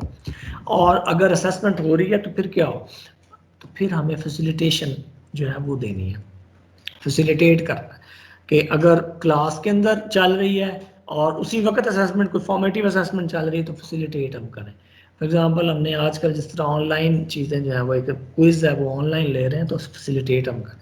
और इसी तरह से sometimes it becomes very strong, यानी इमोशंस आ जाते हैं, बच्चे कई पैनिक कर जाते हैं, तो उनके इमोशन को मैनेज भी करना, ये ड्यूरिंग द एग्ज़ाम या ड्यूरिंग द असेसमेंट इन चीज़ों को हमने रखना। और साथ साथ जो है वो फीडबैक भी हमने लेते जाना कि किस तरह का बच्चों ने किस तरह से परफॉर्म किया। तो एट द एंड यानी हमने देखा जब यानी ड्यूरिंग के बाद यानी आफ्टर द एग्ज़ाम, वो सारी की सारी हमारे पास जो प्लानिंग हमने पहले से करके रखी हुई थी कि इसको हमने करेक्शन की तरफ किस तरह से आना है, तो प्लानिंग और क्रिटिकल रिफ्लेक्शन जो है, इम्प्रूवमेंट, ये सारी असेसमेंट हम इसलिए कर रहे हैं कि आया बच्चे को वो चीज़ें वो लर्न कर गया या नहीं कर गया, और हमारा टीचिंग लर्निंग प्रोसेस कैसा था, हमारा मेथड कैसा था। तो वो इवेल्युएशन से पता चलेगा कि कोर्ट ने कैसा परफॉर्म किया। अगर कोर्ट ने बड़ा ज़बरदस्त परफॉर्म किया उसका मतलब ये हुआ कि हमारी एवरीथिंग इज़ ओके। अगर कोर्ट ने अच्छा परफॉर्म नहीं किया तो हमें ज़रूरत है करेक्शंस की। तो ये क्रिटिकल रिफ्लेक्शन जो है जिसमें हम खुद से चीज़ों को देखेंगे, इम्प्रूवमेंट की तरफ खुद से लेके जाएंगे, वो होगा आफ्टर द इवेल्युएशन। नौ चीज़ें सादा सी चीज़ें हैं, जिस तरह हमने कहा कि लर्निंग जो है वो पर्सपेक्टिव से चीज़ों को देखा जाए, और असेसमेंट जो है वो हायर लेवल के ऊपर की जाए जिसमें बच्चे का थिंकिंग प्रोसेस इन्वॉल्व हो, जिसको हम कहते हैं हायर ऑर्डर थिंकिंग स्किल्स जो है उसकी हमने अगर ट्रेनिंग देनी है तो वो किस तरह से, एक तो क्लासरूम की इंस्ट्रक्शंस के अंदर हमने उनको एनालिसिस करने का तरीका बता दिया, एवेल्युएट करने का बता दिया, लेकिन अब क्लासरूम के बाद जो एग्ज़ाम्स होने हैं बेसिकली वो क्वेश्चन को हम थोड़ा सा टिल्ट कर सकते हैं कि बच्चे जो है वो ज़्यादा सोचने पे मजबूर हो जाए, यानी वो जो रिमेंबर लेवल है वही ना रहे, वो एनालिसिस लेवल तक चले जाए, एवेल्युएट लेवल तक चले जाए। तो हम थोड़ा सा जो है वो अपने क्वेश्चन जो है या असेसमेंट्स जो है उनको मॉडिफाई कर देंगे। उसके अंदर अगर इस तरह की चीज़ें ऐड कर दी जाएँ तो बच्चे सेल्फ रिफ्लेक्शन की तरफ चले जाएंगे, यानी अब वो सरफेस पे नहीं डीप नॉलेज गेन करने की कोशिश करेंगे और वो जो कॉग्निटिव प्रोसेस है वो ऑन हो जाएगा। एग्जाम्पल के तौर पे हम क्वेश्चन देने के बाद हम क्लैरिफिकेशन मांग सकते हैं, यानी डायरेक्ट कोई भी क्वेश्चन दे दिया उसके बाद हम क्लैरिफाई उनको कह दें कि जी what do you think was the main issue और could you expand the point further, को क्लैरिफाई करें जिसके अंदर क्या हुआ या whether this can be put in another way.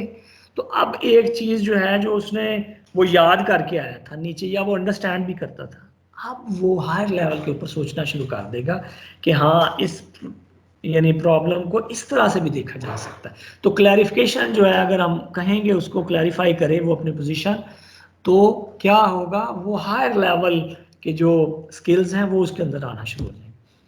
Assumptions जो हैं वो बड़ी मैटर करती हैं कि जिसमें अंदर एक तो टीचर खुद से अज्यूम अजम्पशंस दे दे, या हम स्टूडेंट के ऊपर छोड़ दें कि आपने खुद से अज्यूम करनी है चीज़ें, या उससे ये पूछा जाए कि जो क्वेश्चन के सोल्यूशन के लिए आपने अजम्पशंस ली हैं उसकी बेसिस क्या है, और वो बेसिस अगर ख़त्म हो जाए तो इसके अलावा भी कुछ अज्यूम किया जा सकता है। तो अगर ये चीज़ें आ जाएं एक क्वेश्चन के अंदर तो वो बिल्कुल उसका जो क्वेश्चन का वो जो सोल्यूशन है वही चेंज हो जाएगा, सोल्यूशन भी चेंज हो जाएगा और थिंकिंग प्रोसेस भी उसका चेंज हो जाएगा। On the other hand we can ask for evidence कि आपके पास कंक्लूजन ये जो आया है इसका कोई एविडेंस दें और अपनी रीज़न को एक्सप्लेन करें, अपनी पोजीशन को एक्सप्लेन करें, और आप क्यों समझते हैं कि ये क्यों ट्रू है। तो जब खुद से रिफ्लेक्शन आ जाएगी तो इसको हम कहते हैं जी ये लाइफ लॉन्ग लर्निंग की तरफ चीज़ें चली गई हैं कि खुद से स्टूडेंट जो है वो लर्न कर रहा है चीज़ों को और वो एविडेंस दे रहा है कि इसकी ये वजह है और ये वजह नहीं है, क्यों मैंने ये जो है वो चूज़ किया। इसी तरह से व्यू पॉइंट्स के क्वेश्चन पूछे जा सकते हैं कि ए और बी कोई भी व्यू पॉइंट्स हैं वो किस तरह से उनमें सिमिलैरिटीज़ हैं और डिफरेंट किस तरह है, या ये जो इसका कोई ऑल्टरनेट भी दिया जा सकता था। जैसे एक आम क्वेश्चन ये है कि अगर हम पाक फेयर का कह दें या कि जी कायदे आज़म के 14 ने कहा था फॉर एग्जांपल, अब 14 में से कोई एक नुक्ता पकड़ के हम कह दें जी इसका कोई ऑल्टरनेटिव भी उस सिचुएशन में दिया जा सकता था। तो अब बच्चा पूरे का पूरा सोचेगा, वो ये नहीं है कि उसने 14 निकात लिख दिया रिमेंबर तक, वो अंडरस्टैंड भी टू सम एक्सटेंट कर ले, लेकिन व्यू पॉइंट पूछेंगे तो अब वो एनालिसिस उसको करना पड़ेगा, चीज़ों दो डिफरेंट चीज़ों का एनालिसिस उसको करना पड़ेगा। तो ऑल्टरनेटिव जब हम चीज़ों का पूछेंगे तो फिर उसका जो थिंकिंग स्टाइल है वो चेंज हो जाएगा। इसी तरह से कॉन्सिक्वेंसेस जो हैं वो हम पूछ सकते हैं कि जी आपने ये सिचुएशन में ये अजम्पशंस ली, इसके कॉन्सिक्वेंसेस आपने लिख दिए। अब अगर अजम्पशंस इसकी चेंज हो जाए तो कॉन्सिक्वेंसेस भी ज़ाहिर बात है चेंज हो गए, वो क्या है, तो फिर दोबारा से जो है वो स्टूडेंट सोचना शुरू कर देगा कि यस अगर ये सिचुएशन में इसको चेंज कर दूं तो फिर कॉन्सिक्वेंसेस पूरी सिचुएशन ही चेंज हो जाएगी। तो इसका मतलब ये हुआ कि हम स्टूडेंट को ट्रेन कर सकते हैं असेसमेंट के दौरान भी कि जनाब लो जो ऑर्डर थिंकिंग स्किल्स की बजाय वो हायर ऑर्डर की तरफ किस तरह से चीज़ें जा सकती हैं। इसी तरह से रीजंस जो है वो पूछे जा सकते हैं कि जनाब आपका ये व्यू है, इसके रीजंस हमें बताएं।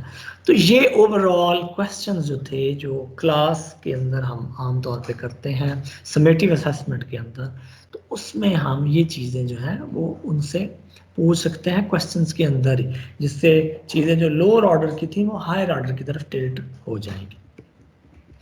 और एक बात हम कर रहे थे CQI की। CQI जो है वो कॉन्टीन्यूस क्वालिटी इम्प्रूवमेंट की। तो कॉन्टीन्यूस क्वालिटी इम्प्रूवमेंट जो है वो एक सेमेस्टर के अंदर हमने पढ़ाया तो चीज़ें एवेल्यूएशन के बाद हमें पता चल गई, वो चीज़ें अगली दफ़ा हमने इंक्लूड कर दी, फिर अगली दफ़ा इंक्लूड कर, तो ये चलता गया सिलसिला, इस तरह हीलिकल सिलसिला जो है वो चलता गया इम्प्रूवमेंट का। तो फॉर एग्जांपल हम कह दें जी इनपुट्स जो हैं एक टीचर के पास वो किधर से आएंगे, सेमेस्टर रूल से, करिकुलम से, फैसिलिटीज़ क्या हैं, तो फिर वो प्लान करेगा जी मेरे पोस्ट लर्निंग आउटकम्स क्या हैं, मेरी स्ट्रेटजी क्या होगी, मेरा पास फेल क्राइटेरिया क्या है, और अगर बच्चे सारे फेल हो गए तो मेरे पास क्या ऑप्शंस हैं करेक्शंस की। फिर इसको कहते हैं हम PDCA cycle, plan, do, check, act. तो ये बेसिकली PDC और A, तो ये CQI का बड़ा ज़बरदस्त एक साइकिल है, तो मैकेनिज़्म है। तो डू के अंदर वो आया, उसने जो हमने प्लान किया हुआ था टीचर ने, एज टीचर हम आए जनाब टीचिंग हमने लेक्चरिंग से करनी है, डिस्कशन से करनी है, प्रेजेंटेशन देनी है, या मैंने इनको जो है वो इंडस्ट्रियल टूर पे लेके जाना है, तो ये वही प्लान का हिस्सा था और अभी मैंने वो एग्जीक्यूट कर दिया। अब उसके बाद फिर असेसमेंट हुई, उसमें चेक है मैंने क्विज़ किस तरह से लेने हैं, मैंने लैब में जो है वो इमिटेशन की लैब्स हैं या ओपन एंडेड की लैब हैं, इसी तरह से एवेल्यूएशन करने के बाद मेरे पास आ गया कि पूरी क्लास की परफॉर्मेंस क्या थी। तो टीचिंग की परफॉर्मेंस जो है वो हमें पता चला इस तरह की जी इम्प्रूव टीचिंग मैथडोलॉजी मेरी अच्छी नहीं थी, तो टीचिंग के अंदर मुझे लेक्चरिंग कम करनी चाहिए थी और मुझे ग्रुप एक्टिविटीज़ ज़्यादा करनी चाहिए थी। मुझे प्रोजेक्ट उनको देना चाहिए था या मुझे असाइनमेंट्स देनी चाहिए थी। तो टीचिंग प्रोसेस भी इम्प्रूव हो गया। इसी तरह से असेसमेंट्स मुझे किस तरह से करनी चाहिए थी, तो ये मुझे कोई एक्स्ट्रा असेसमेंट्स देनी चाहिए थी या रूब्रिक बेस्ड होनी चाहिए थी, मैंने ऐसे कहा। तो ये सारी की सारी चीज़ें जो हैं वो आ जाएंगी एक्शन या करेक्शंस में। तो ये इस तरह से काम जो है वो चलता जाएगा। फिर कोर्स फाइल जो है वो किस तरह से होनी चाहिए उसके अंदर, कि एक दफ़ा एक टीचर ने पढ़ा दिया, अब वो नेक्स्ट टाइम जब पढ़ाए कोई और टीचर भी आ सकता है, तो उसको पता हो कि सब्जेक्ट जो है वो कैसा है, तो उसके अंदर पिछली क्लास कोड जो था उसने कैसा बिहेव किया, अब वो प्लानिंग के अंदर उसके लिए बड़ी आसानी हो जाएगी। तो पिछली क्लास को चाहिए टीचर को कि वो जो है time table, lecturing plan, course learning outcome, assessment कितनी हुई, क्विज, उसके स्क्रिप्ट्स, रिजल्ट्स और जो इस तरह की चीज़ें, और CQI के मैंने किस तरह से इसको इम्प्रूव किया या किया जा सकता है। तो ये सारी की सारी चीज़ें जो है वो कोर्स फाइल्स के अंदर होनी चाहिए ताकि आने वाला जो टीचर है उसके लिए आसानी पैदा हो। So that's all from my side. अगर कोई क्वेश्चंस हैं you are more than welcome. तो इसी के रिलेटेड, असेसमेंट के रिलेटेड कोई भी क्वेश्चंस हैं तो you can ask now.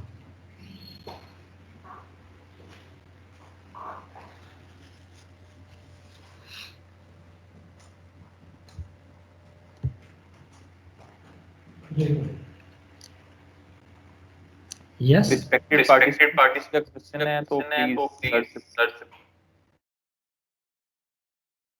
I think there are no more questions. So over to PHEC. Okay, thank you sir. Thanks a lot for your time. Hopefully participant ने कुछ ना कुछ सीखा होगा इस सेशन से और होपफुली इस चीज को वो आगे अपने कॉलेज में इम्प्लीमेंट करेंगे। थैंक यू सर, आपका हमें टाइम अपने लाइफ में से निकाल के देने का, और फ्यूचर में भी कोशिश करेंगे आपको हम एंगेज कर सके। Thank you. Thank you. तो अभी ब्रेक भी है। जी सर, रिस्पेक्टेड पार्टिसिपेंट्स, अब आपकी 1 आवर की ब्रेक है, उसके अंदर आप अगर प्रेयर ब्रेक प्लस आप लंच ब्रेक है आप वो कर लीजिए। उसके बाद एट 2:30 शार्प आप प्लीज़ वापस आ जाइएगा सो दैट आपका आज का लास्ट सेशन हम स्टार्ट कर सकें, और हमारे साथ हमारे resource person doctor Mohammad Amjad मौजूद होंगे। Thank you. थैंक यू जी। Thank you so very much for getting back after lunch. Hope all of you had great lunch at your places. तो ये जो सेशन नंबर 3 है that is on the examination policy, grading and marking system. Dr. Mohammed Amjad is going to conduct this, but before I have 5 to 10 minutes role here. तो उसमें क्या है कि जो आपने सर्वे फिल किया था अर्ली मॉर्निंग टुडे, वो सर्वे जो है उसके कुछ अभी हैव द रिजल्ट्स। तो वो जो रिजल्ट्स हैं they speak a story actually. So let's discuss those results first के उसमें जो क्वेश्चंस हमने पूछे थे, those questions against those question we have receive 26 responses. तो पहली बात तो ये है कि 1/3 of the participants they did not actually met this expectation. They were supposed to fill this survey so that we could understand what exactly is your situation regarding the implementation of the semester system. जैसे मैंने पहले कहा कि ये कोई आपका इम्तहान नहीं था, it was just a diagnostic tool that we wanted to use as a way कि हमें आइडिया हो जाए। तो पहला क्वेश्चन था कि have you ever worked in a semester system. 80% of the respond 80% of the respondents 80% of the respondents they say that they have never worked in a semester system. This actually signifies the importance of this particular session that we are conducting together. Then well, if it was 39 out of 39, it could have been maybe a slightly different picture. Are you familiar with the way this credit hour system work? Equivalent number of people, those who have not worked in the semester system, they are not familiar with the credit hour. How does the credit hour system work? While teaching a module, a teacher can gauge the learning needs of a student without making an assessment. Now, without making an assessment, there is no way. So, strongly disagree 23% and disagree about 34%. Roughly 55% जो हैं वो इस statement से disagree करते हैं, which is the correct answer. I don't know कि जो हमारे ये कोलीग्स हैं जो इस बात से एग्री करते हैं कि they without making an assessment they have some other mean, some impossible means जिससे वो ये पता कर लें कि स्टूडेंट की लर्निंग नीड्स जो हैं वो क्या है. Then teaching learning can improve if both the teacher as well as the student know the intended outcome. इसमें again we have around 60% agreeing and around 40% strongly agreeing to this particular statement. Then student motivation to learning shall be enhanced if they know that their degree is in line with the national and international benchmarks. So yes, most of the colleagues, they agreed or strongly agreed to this particular statement. So if the degree is internationally recognized or according to the national and the international benchmarks, so everywhere we have the semester systems. So if the degree is done through the under the annual system of grading scheme, there will be some conversion issues and all that stuff. The student may actually feel slightly alienated कि इसमें जो what everyone else is doing, we are not being dealt in the same way. The opportunities for improvement for a teacher are reduced if he or she does not periodically they agree or 10% strongly. So 90% agree or strongly agree कि जो periodically assess होनी चाहिए. अब जिस system में हम इस वक्त काम कर रहे हैं, if the system is annual system, so it means that you are working in a serious discord और dichotomy है कि हमारा belief ये है कि periodic assessment जो है that is important if both the teacher and the student has to benefit. लेकिन जो हमारी practice है उसमें ये जो periodic and continuous assessment है वो नहीं है. The student-teacher interaction can become more meaningful if the assessment process is more transparent. Yes. So how we ensure this transparency in the annual system, that is actually a question. Because in semester system, the regulation does, if some exam has to be shown to the students, it means that the transparency is going to be there. So then there were some strengths asked. So all the suggestions that you have given, we have noted them, and while compiling the report of this particular training session, we will present it to the chairman Punjab Higher Education. And then you had these are the opportunities or the strengths that could be built on the basis of the strengths that you have highlighted. So these were the survey. Now अगर हम इसको देखें जरा गौर से कि जो सर्वे के पहले दोनों क्वेश्चन थे वो बेसिकली इस चीज के इंडिकेटर हैं कि this training is need of the hour. Our colleagues who are leading the HEIs और द कॉलेजेस लेवल के ऊपर जो एजुकेशन है उसको they need to get their hands on to the semester system. So roughly 80% of the respondents, they have never worked in the semester system. Now this semester system is a culture change. If you have to move from annual system onto the semester system, this is a culture change, and this really needs strong leadership qualities which you need to exhibit. So for you, it is actually very important to understand what the semester system is. Then you need to be convinced as a leader that this change should be brought in. It is only then the changes can be brought in. So before I hand over this system to Dr. Amjad, let me share, we had a novel experience today. We are into the week number 6 of this training session. We have dealt with different community colleges and then these public sector colleges from different divisions. We hardly had a cohort where there were no questions. Actually, people were asking, there was a flurry of questions, number of questions were asked. Lekin the cohort we had today, it's pretty muted. There was no question raised in either the first session or in the second session. ये सवाल जो है ये जिंदगी की अलामत है जब 80% of our colleagues, they have not worked in the semester system. There should be a lot of questions. So even now, it's never too late. After the third session or during the session number 3, you have this opportunity. So you may not be feeling very comfortable because of this technology barrier and all that stuff. But this is all we have to survive with. तो वो उर्दू में एक शेर है ना कि आप बरहम ही सही बात तो कर लें हमसे, कुछ न कहने से मोहब्बत का गुमा होता है. तो आप kindly speak your mind if you have any, you need any clarification regarding the implementation or the conceptual framework or the credit hour systems or these grading policies, you are at a very relevant forum. इसको kindly पूछें.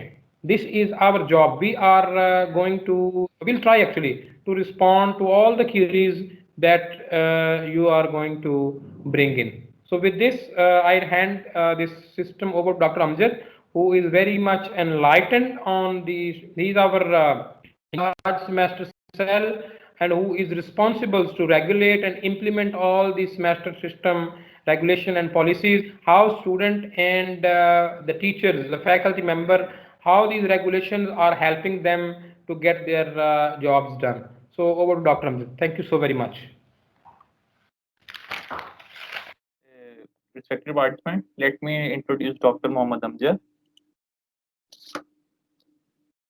Dr. Mohammad Amjad is currently working as an assistant professor at University of Engineering and Technology, Lahore. Dr. Mohammad Amjad obtained his PhD in Mechanical Engineering from University of Leeds, UK in 2018. After his MSc in Manufacturing Engineering from University of Engineering and Technology, Lahore, Pakistan, Dr. Mohammad Amjad is an experienced trainer and renowned researcher. He has authored 28 research publications in well-reputed and prestigious international journals and HEC recognized journals. He has presented his research finding in 7 international conferences as well. Over to you, Dr. Mohammad Amjad. You can start the session now. Thank you very much. For the introduction. Let me share my presentation first, and then we can start the session formally. Yes, sir, sure. All righty. So thank you very much. Welcome back, dear participants, after the lunch break. So this is the third session of the day 1 training. This session is based on examination policies, grading and marking systems. Before I formally start the session number 3, let me wrap up the first 2 sessions. In the very first session, we discussed and we learned how to have an active student-teacher engagement and how to engage the students in the class. And then in the second session, that was mainly focused on different types of assessments in a semester system. In-class assessments and after the classes, you mean at the end of the semester. So there are different types of assessment that Dr. Fahad Noor has explained in a very good manner. So now this third session is based on the very next stage of the sequence, which is examination policies and how to mark the assessments and how to grade them. This is very important. So we will be discussing marking and grading systems in a semester system, and then we will end up this session at examination progression policies. What are the policies and rules being observed whether a student will be qualifying for the next semester or for the next year, and on what criteria they are basically evaluated, and what is the qualifying criteria, and what are different other options if a particular student is not being promoted to the next semester or to the next year. So before we go to these details, let me recap some of the terminology in a semester system, as most of our respected audience they are new to the semester system, so it's better to recap some of the terms in a semester system. So we know the credit hours. So credit hours are actually different than the contact hours. Different in the sense that for the we have credit hours equal to contact hours, and 1 credit hour is equal to 3 contact hours in labs. So the credit hours for the theory courses, they are same as contact hours, and there is a reason why they are same, as I already explained in session 2 by Dr. Fahad. While for the lab, 1 credit hour is equal to 3 contact hours. So because students are engaged and they are spending the time in the lab and they are performing different tasks, and then they are analyzing the results and writing the report. So they are actually spending 3 hours for 1 credit hour in the lab. Then we have an academic year. So just like financial year, we have academic year. So in each academic year, we have 2 regular semesters. So these regular semesters are known as fall semester and spring semester. And there is a third semester, which is known as summer semester, which is offered in the summer vacation time of the academic year. And then in the semester system, we have academic calendar. So academic calendar is basically a list of all the activities for the whole year. Right from the start of the academic year, start of the first semester, then the date and name of the assessment each semester. The semester will be concluded and the results will be compiled and announced, and the date of start of the next semester, and so on. So all of these activities are enlisted in academic calendar, and this academic calendar is issued by the academic branch of the institution. So then we have 2 categories of students, or you can say that all the students can be categorized in 2 ways. So the first one is regular student. So a regular student is one that registered at least 12 credit hours. 12 credit hours in a regular semester. And if a student is registering credit hours less than 12, so we know what credit hour mean and how they actually work. So if a student is registering equal to or more than 12 credit hours in a regular semester, then the student is known as a regular student. And if he or she is registering less than 12 credit hours in a regular semester, the student is known as a casual student. So for a regular student, he has to register at least 12 credit hours or more higher. Then the prerequisites. So it's very important to know what prerequisite mean and how it works. So by prerequisite, I mean that, let's say we have 2 courses and the courses are ordered in the order of difficulty. So let's say one course is a fundamental course. So let's say if we talk about chemistry, so one is fundamentals of chemistry or basics of chemistry, and another course is like advanced chemistry. So a student cannot register in advanced chemistry unless he or she has already passed fundamentals of chemistry. So in this case, for a student to register in a higher level course, he has or she has to clear and pass all the lower level courses. So in this case, the fundamentals of chemistry course will become a prerequisite for the advanced chemistry. So a student cannot register in a course in advanced chemistry course if he or she have not passed the fundamentals of chemistry. So prerequisites are those courses that must be passed by the students before registering any higher level course. Then another term which is frequently used in the semester system is core requisites. So core requisites are those courses that are registered in the same semester. Like we have one theory and one lab course. So theory and lab courses, they are 2 different courses. and they are registered in the same semester. So in this case, the courses that are registered in the same semester, they are known as core requisite courses. Then moving on to the undergraduate semester structure.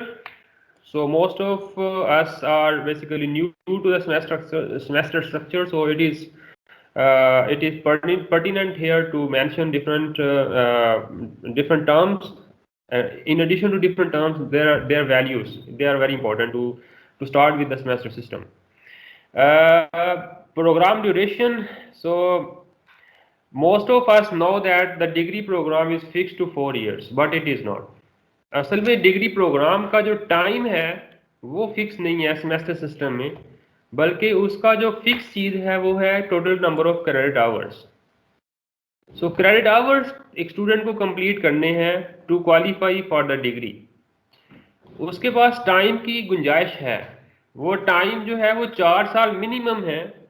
Minimum 4 साल जो है वो उसको spend करने हैं degree को qualify करने के लिए. लेकिन अगर किसी वजह से, किसी रीज़न की, किसी भी वजह से वो उसको 4 साल में कंप्लीट नहीं कर पाता, तो उसके पास फर्दर टाइम होता है.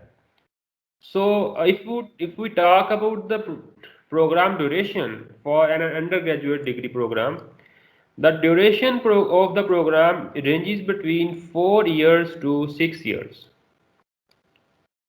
4 years to 6 years and plus 1 more year on the special request.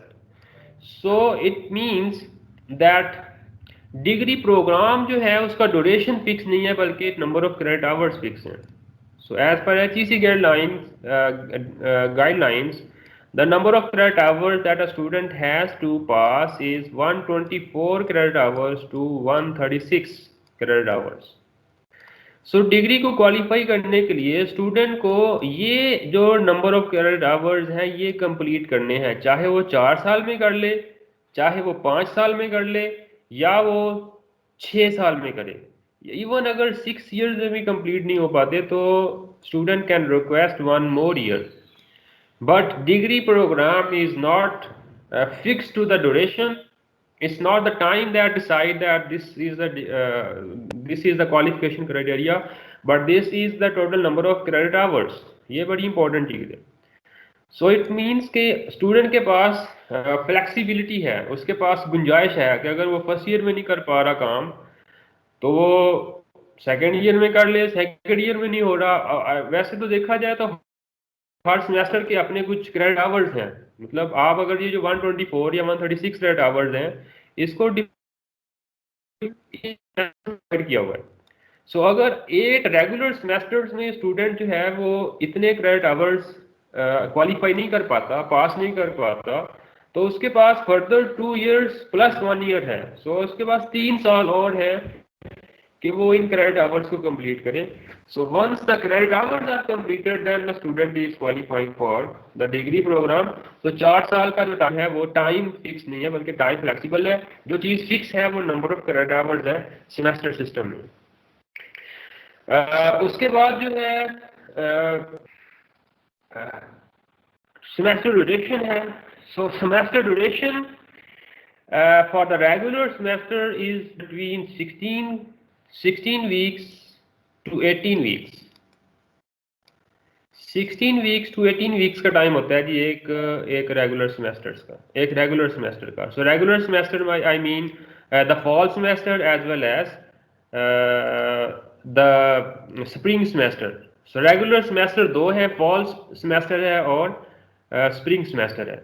जबकि एक तीसरा सेमेस्टर भी है, जैसे कि पहले बताया, वो समर सेमेस्टर है. So in the summer semester the duration for the summer semester is half of the duration of the regular semester, right. So इसमें जो 16 to 18 वीक्स हैं, इसमें जो 16 वीक्स हैं वो रेगुलर टीचिंग के वीक्स हैं. इसमें क्लासेस होंगी, बाकायदा लेक्चर्स होंगे. जबकि जो एक्स्ट्रा 2 वीक्स हैं they are for written exams. Like we have 2 written exams in semester system. So one is the mid-term exam and the other one is the final term exam. So in 2 exams के लिए, 2 written exams के लिए 2 weeks होते हैं. और 16 years की education वो जो है वो टीचिंग है. लेक्चरिंग है. सो समर सेमेस्टर का जो टाइम है, this is half of the regular semester, half of the regular semester. So in this way we can say that the duration for the summer semester is 8 weeks. अब देखें यहाँ पे duration 8 week हो गया है लेकिन syllabus उतना ही है. सो इट मीन्स कि यहाँ पे रेगुलर जो उसकी जो पेस है उससे डबल पेस पे, डबल स्पीड से बढ़ाना पड़ेगा और सारा सिलेबस कवर करना पड़ेगा. सम टाइम्स ये गाइडेड स्टडी होती है लेकिन ऑब्वियसली वो कोर्स सारे का सारा जो है वो कवर करना होता है. सो उसमें स्पीड जो है वो पेस जो है वो डबल हो जाती है. फिर इसके बाद क्रेडिट आवर्स हैं.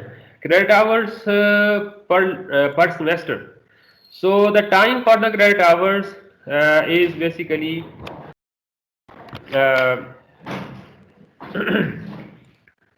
18 क्रेडिट आवर्स. सो जिस तरह मैंने बताया कि 124 to 136 क्रेडिट आवर्स हैं.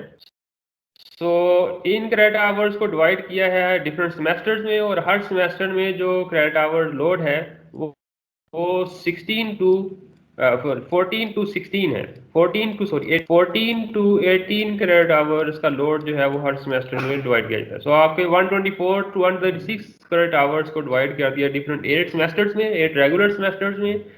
और फिर हर सेमेस्टर का जो लोड इसमें आता है वो 14 to 18 आता है. ये सम टाइम 21 भी हो जाता है.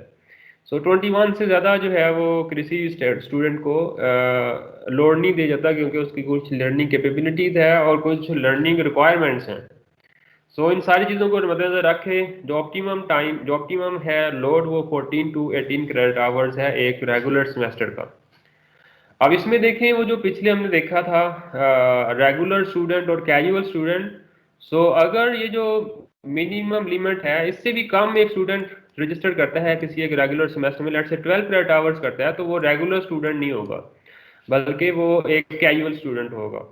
या अगर वो स्टूडेंट जो है वो अपने 4 साल की रेगुलर टाइम जो है उसमें उसने क्रेडिट आवर्स कंप्लीट नहीं किए और उसके बाद 4 साल के बाद उसने 2 एक्स्ट्रा ईयर्स लगाए हैं, 5 year, 5th year, 6th year या 7th ईयर लगाया है, तो 5th, 6th और 7th ईयर में भी वो रेगुलर स्टूडेंट नहीं होगा बल्कि वो एक कैजुअल स्टूडेंट होगा. So this is in the semester system basically. Now after understanding the undergraduate semester structure in the semester system, we have a very important thing to learn is course code. जो course है, course curriculum है semester system में, उसका एक तो course का नाम है और सेकेंडली उसका कोर्स का कोड होता है, कोर्स कोड, जो कि टाइटल कोर्स के नेम से पहले आता है. सो इस केस में कोर्स का जो टाइटल है अगर उसकी कंपोजिशन देखी जाए तो उसके 2 पार्ट्स हैं. एक उसका अल्फ़ाबेटिकल पार्ट है, अल्फ़ाबेट पार्ट, और एक उसका न्यूमेरिकल पार्ट है. So the alphabet part of the course code is basically showing the programme, the degree programme in which this course is offered. So आपने देखा होगा डिफरेंट कोर्सेज हैं, उसके पहले कुछ कोर्स कोड लगा होता है और उसके बाद उसका टाइटल आता है.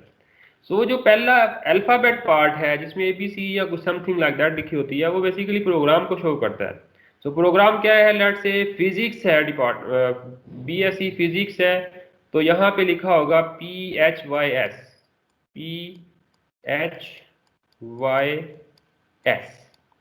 और अगर ये लेट्स से मैथमेटिक्स डिग्री है तो दैट विल बी MATH. और अगर लेट्स से ये फाइन आर्ट है तो it should be FA fine art. So it means कि ये 4 अल्फ़ाबेट्स जो हैं वो 4 भी हो सकते हैं, वो 3 भी हो सकते हैं, वो 2 भी हो सकते हैं. ठीक है जी. So the first part which is the alphabet part, this basically shows the program, the degree program in which this course is offered. In the second part जो कि नंबरों पे मुश्तमिल है, इसमें जो पहला नंबर है, the very first number shows the year in which this course is offered. Let's say if it is 1 then it will be first year, if it is 2 then this course will be offered in the second year, if it is 3 it will be offered in the third year of the degree program. So year है again semester नहीं है. So एक year में 2 regular semester हैं. So it may be in first semester or second semester in the first year, and if it is 2 it might be third semester and fourth semester, and if it is 3 it might be in the 5th semester or 6th semester of the degree program. सो पहला जो part है alphabetical part, that shows the programme. The very first number shows the year in which this course is offered. उसके बाद जो दूसरा number है, जो second number है, that shows the stream in which this course is coming of. So हमारे पास curriculum है, करिकुलम में हमारे पास कोई लेट से 48-50 सब्जेक्ट्स हैं. सो उसको हमने डिवाइड किया हुआ है डिफरेंट स्ट्रीम्स में. सो लेट से अगर हमारे पास बीएससी केमिस्ट्री प्रोग्राम है तो उसमें एक स्ट्रीम होगी जी ऑर्गेनिक केमिस्ट्री है, एक स्ट्रीम होगी इनऑर्गेनिक केमिस्ट्री है, दूसरी स्ट्रीम एक और स्ट्रीम है जिसमें एनालिटिकल केमिस्ट्री है. ठीक है जी. फिर अप्लाइड केमिस्ट्री है, अप्लाइड केमिस्ट्री है. ठीक है. सो ये स्ट्रीम्स हैं और हर स्ट्रीम के अंदर जो है वो फर्दर कोर्सेज हैं. सो आपने पूरे के पूरे करिकुलम को 3, 4 या 5 या 6 स्ट्रीम्स में डिवाइड कर दिया है और फिर हर स्ट्रीम के अंदर जो है वो डिफरेंट कोर्सेज हैं. सो ये जो सेकंड नंबर है ये स्ट्रीम को शो करता है. The second number shows the stream in from which this course is coming. और जो थर्ड नंबर है, this third number basically shows the course number in that particular stream. So पूरे का पूरा करिकुलम है, करिकुलम को डिफरेंट स्ट्रीम्स में divide किया है. लेट्स से ये स्ट्रीम 1 है, ये 2 है, ये 3 है, ये 4 है एंड सो ऑन. और इसी तरह फिर हर स्ट्रीम के अंदर डिफरेंट कोर्सेज हैं और हर कोर्स का एक नंबर है. लेट्स से ये नंबर 1 पे है कोर्स, ये नंबर 2 पे है, ये 3 पे है, 4 है, 5 है एंड 6 है एंड सो ऑन. तो ये जो थर्ड नंबर है ये शो करता है कि इस पर्टिकुलर स्ट्रीम के अंदर इस कोर्स का क्या नंबर है. सो दैट से if it is 3 then it will be 3 here. So example से इसको थोड़ा सा क्लियर करते हैं. कोर्स नंबर शो करता है जी नंबर 3 जो है. सो लेट्स से हमारे पास एक कोर्स है मैथ 358 टोपोलॉजी. सो ये जो टोपोलॉजी है ये कोर्स का नाम है, ये कोर्स का टाइटल है. इससे पहले जो कोर्स कोड है, जो आपकी डिग्री वेरिफिकेशन होती है, लेट्स से एक स्टूडेंट पास आउट कर गया, डिग्री ले गया लेकिन उसने बाद में डिग्री वेरीफाई करवाई है. सो डिग्री वेरिफिकेशन जो है वो इस कोर्स कोड से होगी. This is very important. So course code में देखें जिसमें इट मीन्स कि ये MATH, this is the programme, this is BSc mathematics. और इसके बाद जो नंबर 3 है, this shows the year. It means this course is offered in the third year of the degree programme. और उसके अंदर जो ये जो 5 है, this is stream, 5th stream of the curriculum. और वो लेट से वो टोपोलॉजी है. और उसके बाद उसका जो 8 है, ये 5th स्ट्रीम के अंदर 8 नंबर कोर्स है. सो स्ट्रीम 5th के अंदर नंबर 8 कोर्स है टोपोलॉजी का. सो इस तरह से आप जो है वो सारी की सारी करिकुलम को आप फिंगर टिप्स पे आप कह सकते हैं कि जी लेके आ सकते हैं. तो कोई भी कोर्स हो, कोर्स कोड हो, उसका कोर्स कोड देखने से आप जो है वो पता चला सकते हैं कि ये कौन सा प्रोग्राम है, कौन से ईयर में ये ऑफर होगा और इसकी स्ट्रीम क्या है और कोर्स नंबर क्या है. एक और एग्जांपल है जी MGT 256. So MGT is basically for management. This is offered in the second year of the degree program and this is coming from the 5th stream, and in that 5th stream the course number is the 6th one. So principles of marketing. So इसके अलावा भी stream हो सकती हैं. Let's say ये marketing है, एक business administration होगा, एक जो है वो फाइनेंस होगा. सो ये डिफरेंट डोमेन, डिफरेंट स्ट्रीम्स हैं. सो मार्केटिंग के अंदर प्रिंसिपल ऑफ मार्केटिंग जो है वो नंबर 6th पे है. So it means MGT 256 is the course offered in the BSc Management Sciences, and this course is offered in the second year, and this course is coming from the 5th stream, and the number of course number in that 5th stream is the 62 to identify the course. I have another example like FA 244 miniature painting 1. So यहाँ पे भी ठीक हो गया. हाँ जी ठीक हो गया, ठीक हो. Sorry for the interruption. I think some of the participants left their mic unmuted, so it's okay. So FA 244, FA stands for Fine Arts. So it means this is a degree program, Fine Arts, and this course is offered in the second year and the 5th stream, and the course number is 5. So in this way you can assign all the courses with the course code, and instead of course title you can identify the course with the course code. So after this, we can have different courses in the curriculum. So like we can identify type A course, type B course, and type C courses. So all of the type A courses are theory courses. So जितने भी theory के courses हैं उनको semester system में type A courses कहते हैं. और हमें ये भी पता है कि theory के लिए हमारी जो primary mode of teaching है वो lecturing है. So we take regular lectures to teach the students to transform the knowledge from the teacher to the student. Or it is might be two-way communication as discussed in the first semester, in the first session, sorry. So in addition to the lectures, we have home assignments and different presentations and so on. So all the theory courses are type A courses in the semester system. Similarly, all the labs or the practicals, they are type B courses. So whenever it is mentioned as type A course or type B course, it means theory or lab. So type A courses are theory and type B courses are labs or practicals. So in case of type B courses or labs or practicals, we have the mode of teaching is through experiments, through studio laboratories, through designs, through drawings, through semester small projects and small other activities. And the students are basically conducting all this stuff and they are learning and their assessment is taking place at the same time. Now, the third type of course in the semester system is type C courses.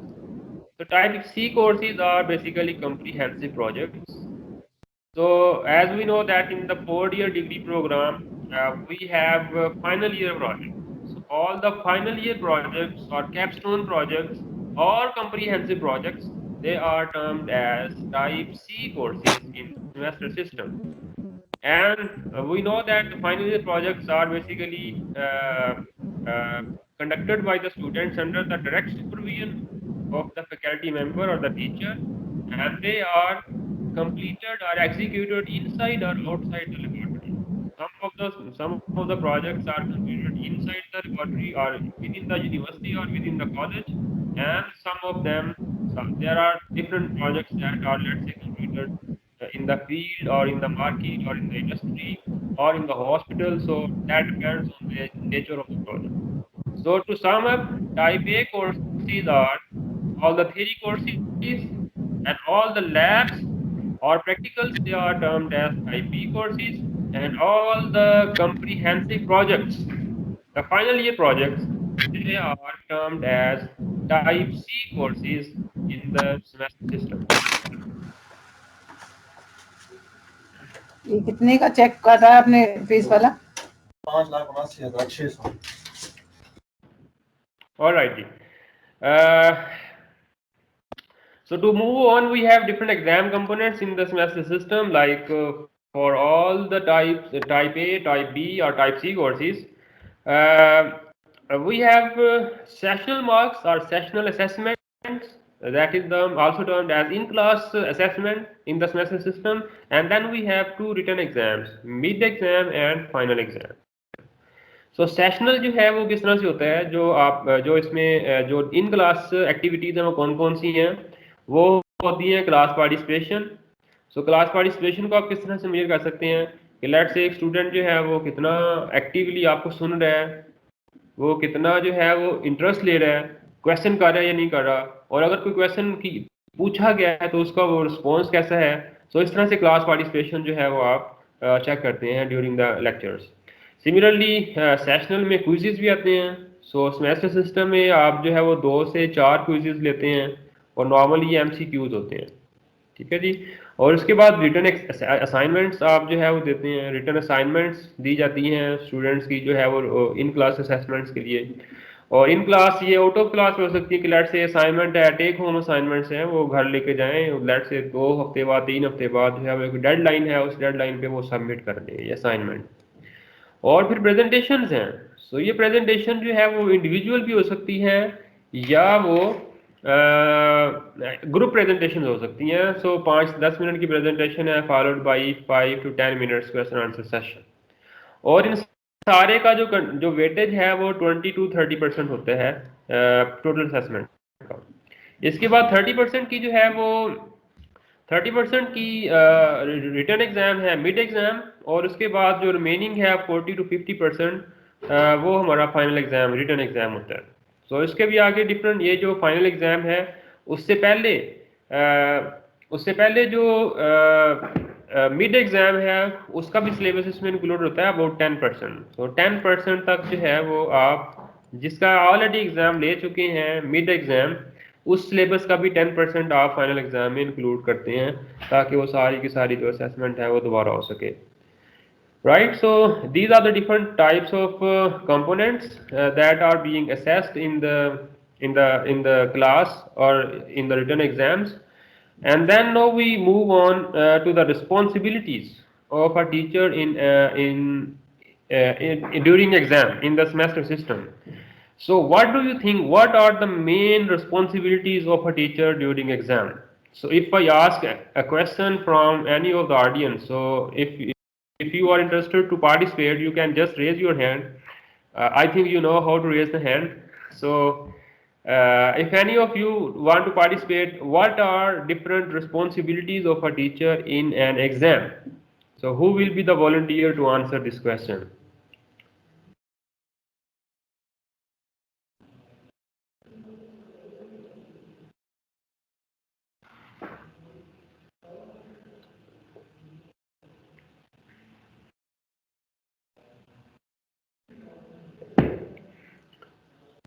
Okay, so Asma Hussain, she is daring to participate. Please go ahead, Asma Hussain, madam. जी madam, Asma madam please अपना mic unmute करके आप बोल सकती हैं। जी जी जी जी आवाज आ रही है अब? जी जी बिल्कुल बिल्कुल, प्लीज गो अहेड। जी सर, फर्स्ट एंड फॉरमोस्ट जो प्राइमरी रिस्पॉन्सिबिलिटी है of a teacher is that to conduct an unbiased, fair and transparent exam of the student in a relaxing environment. और कंसर्न टीचर ने जो subject matter पढ़ाया बच्चों को, उसके बारे में वो ना एग्जाम ले उनका। बिल्कुल ठीक है madam Asma, thank you so much. I think this is very important point to be highlighted here. So Zaryab Ahmed also wants to participate. Ms. Zaryab, can you please unmute your mic and go ahead? अस्सलाम वालेकुम। जी sir, मैं भी यही कहना चाह रही थी कि जो एग्ज़ाम का पैटर्न है इसको भी फेयर एंड फ्री होना चाहिए। उसके अलावा जो एग्ज़ाम जब भी स्टूडेंट का लिया जाए उसका पर्पस स्टूडेंट को डाउनग्रेड करना नहीं होना चाहिए। मोस्टली इस मैसेज सिस्टम में ये देखने में आता है कि टीचर्स जो हैं वो उन स्टूडेंट्स के साथ अपनी कोई ग्रज निकालते हैं। तो जी जी इस तरह का जो बिहेवियर है मेरा ख्याल है स्टूडेंट के साथ टीचर का नहीं होना चाहिए। चलें जी, बहुत शुक्रिया Zaryab madam and Asma madam, thank you so much for your participation. So I will start from the very first responsibility which is told by Asma madam, unbiasedness. So unbiasedness को आप कैसे इंश्योर कर सकते हैं, ये बड़ा important है कि आप कैसे इंश्योर करें कि अनबायसनेस है। जबकि अगर लेट्स से रिटर्न एग्जाम है, स्पेसिफिकली रिटर्न एग्जाम है और आपने क्वेश्चन पेपर सेट करना है, तो आप जो है वो अनबायसनेस कैसे शो करेंगे या कैसे इंश्योर करेंगे कि सारों को जो है वो सेम अपॉर्चुनिटी मिल रही है, राइट। सो इसके लिए जब आप क्वेश्चन पेपर सेट कर रहे हैं, so you have to set a balance question paper. इसमें जो क्वेश्चन पेपर है वो ऐसा होना चाहिए आइडियली कि it should differentiate between the students who are working very hard during the semester, during the classes, who are very attentive, who are responding to the questions and who are taking interest, who are working hard। उनको जो भी काम दिया था वो काम करते रहे हैं, और उन स्टूडेंट्स में जो बिल्कुल भी ये काम नहीं करते रहे। तो ऐसा ना हो कि क्वेश्चन पेपर आप ऐसा बना दें जिसमें जो है वो कोई फर्क ही ना रह सके कि जो काम करते थे और जो काम नहीं करते थे, जो आते थे और जो नहीं आते थे, जो क्लास पार्टिसिपेशन करते थे या जो नहीं करते थे, उनमें फर्क ही नहीं है। सो अगर ऐसा है तो फिर it means the question paper जो है वो बैलेंस नहीं है। So we, being a faculty member, being the teacher, to ensure the unbiasedness, and to give the equal opportunity to all the class, to the cohort, question paper जो है वो इस तरह से बनाया जाए कि जिसने क्लासेस ली हैं, जिसने एक्टिवली लेक्चर्स को सुना है और जिसने जो है वो इसको तैयार किए हैं वही इसका आंसर कर सके, जिसने ये काम नहीं किए हुए वो ये ना कर सके. So this should be the criteria paper. We have a question. Miss Shumaila Khalid, please unmute your mic and go ahead. I want to say that we have to set the rubrics for the semesters as well. For the primary level, we must include the memorization and understanding and application of the knowledge definitely. And on advanced courses, we must go for analysis, evaluation, and creation. So this is a very ignored area because mostly the questions that we have, they are on the surface level, on the memorization level, which is definitely producing nothing. Exactly, you are absolutely right, Miss Shumaila. Thank you so much for the input. I think there are different levels of learning actually. So I think you were talking about the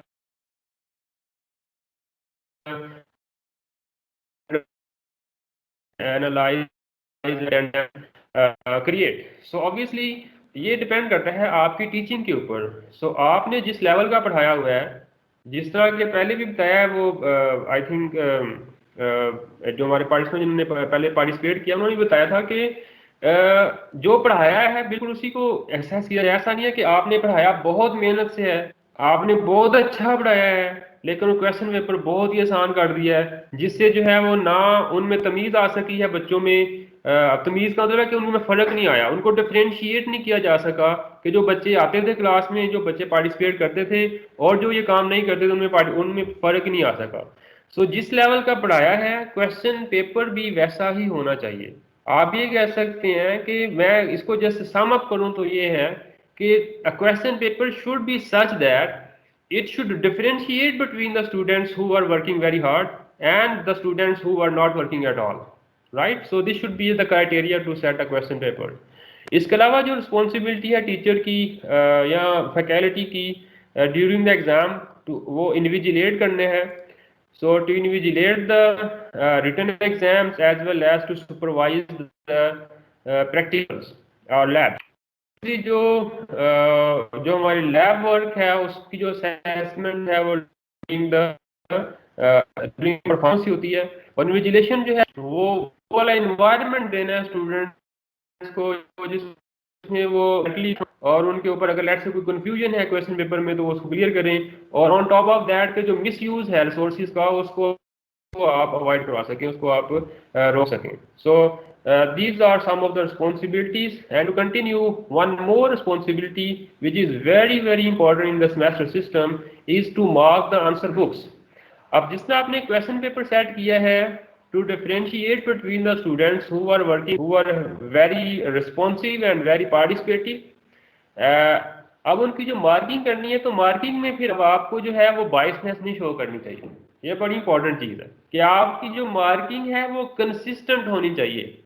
ऐसा नहीं है कि आज आप खुश हैं और आज आप ऐसे ही मार्क्स दिए जा रहे हैं और जब आप खुश नहीं हैं तो आप आप सारों को फेल कर दें. No no no no, not at all. तो सेमेस्टर सिस्टम में जो मार्किंग है वो कंसिस्टेंट है. आपका मूड जो भी हो, आप थके हुए हो या आप फ्रेश हो, आप भूखे हो या आपने खाना खाया हो, आप सोए हुए हो या आपको नींद आ रही हो, आई मीन आपने नींद पूरी की हो या आप स्लीपी फील कर रहे हो. तो जो भी होगा जब भी आप मार्क करेंगे आंसर बुक्स को वो सेम होनी चाहिए, और इस सिमिलैरिटी को, इस कंसिस्टेंसी को आप मेंटेन कर सकते हैं by having the marking scheme.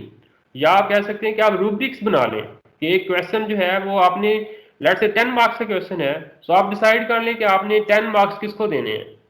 किसको मतलब ये नहीं कि स्टूडेंट का नाम पता हो, मतलब किसने कितना काम किया हो कि उसको 10 मार्क्स दे दें. फिर उससे कम कितना लेवल हो जिसने स्टूडेंट्स का काम किया हो कि उसको 9 मार्क्स से दें, 8 मार्क्स से दें, या आप 2 मार्क्स का गैप रख सकते हैं, 3 मार्क्स का गैप रख सकते हैं. So that depend upon the situation. या इस तरह मार्किंग स्कीम जो है वो पहले से अपने पास ब्लैक एंड वाइट में प्रिंट करके या लिख के रख लें कि जी ये मेरी मार्किंग स्कीम होगी और इस मार्किंग स्कीम के अकॉर्डिंगली ही मैं सारे स्टूडेंट्स को जो है वो मार्क करूँगा। So marking is very important and it should not be biased, totally जो है वो कंसिस्टेंट होनी चाहिए। सारे स्टूडेंट्स को सेम सिमिलर क्राइटेरिया के ऊपर आप जो है वो मार्क करेंगे उनकी आंसर बुक्स को। So this is very important in the semester system in exams. और उसके बाद ना सिर्फ मार्क करना है बल्कि टीचर की रिस्पॉन्सिबिलिटी जो है वो अवार्ड लिस्ट को भी प्रिपेयर करना है। सो लेट्स से अगर मिड एग्जाम है या जो in term in class assessments हैं उनके लिए इन टर्म लिस्ट प्रिपेयर होती हैं, और उसके बाद अगर वो फाइनल एग्जाम है या फाइनल एक्टिविटीज़ हैं तो comprehensive final comprehensive award list जो है वो आप प्रिपेयर करते हैं। अब सिर्फ अवार्ड लिस्ट को प्रिपेयर करना नहीं है बल्कि उसको डिस्प्ले करना है। सो जैसा कि ओपनिंग सर्वे में भी क्वेश्चन था कि सेमेस्टर सिस्टम में मल्टीपल असाइनमेंट्स होती हैं।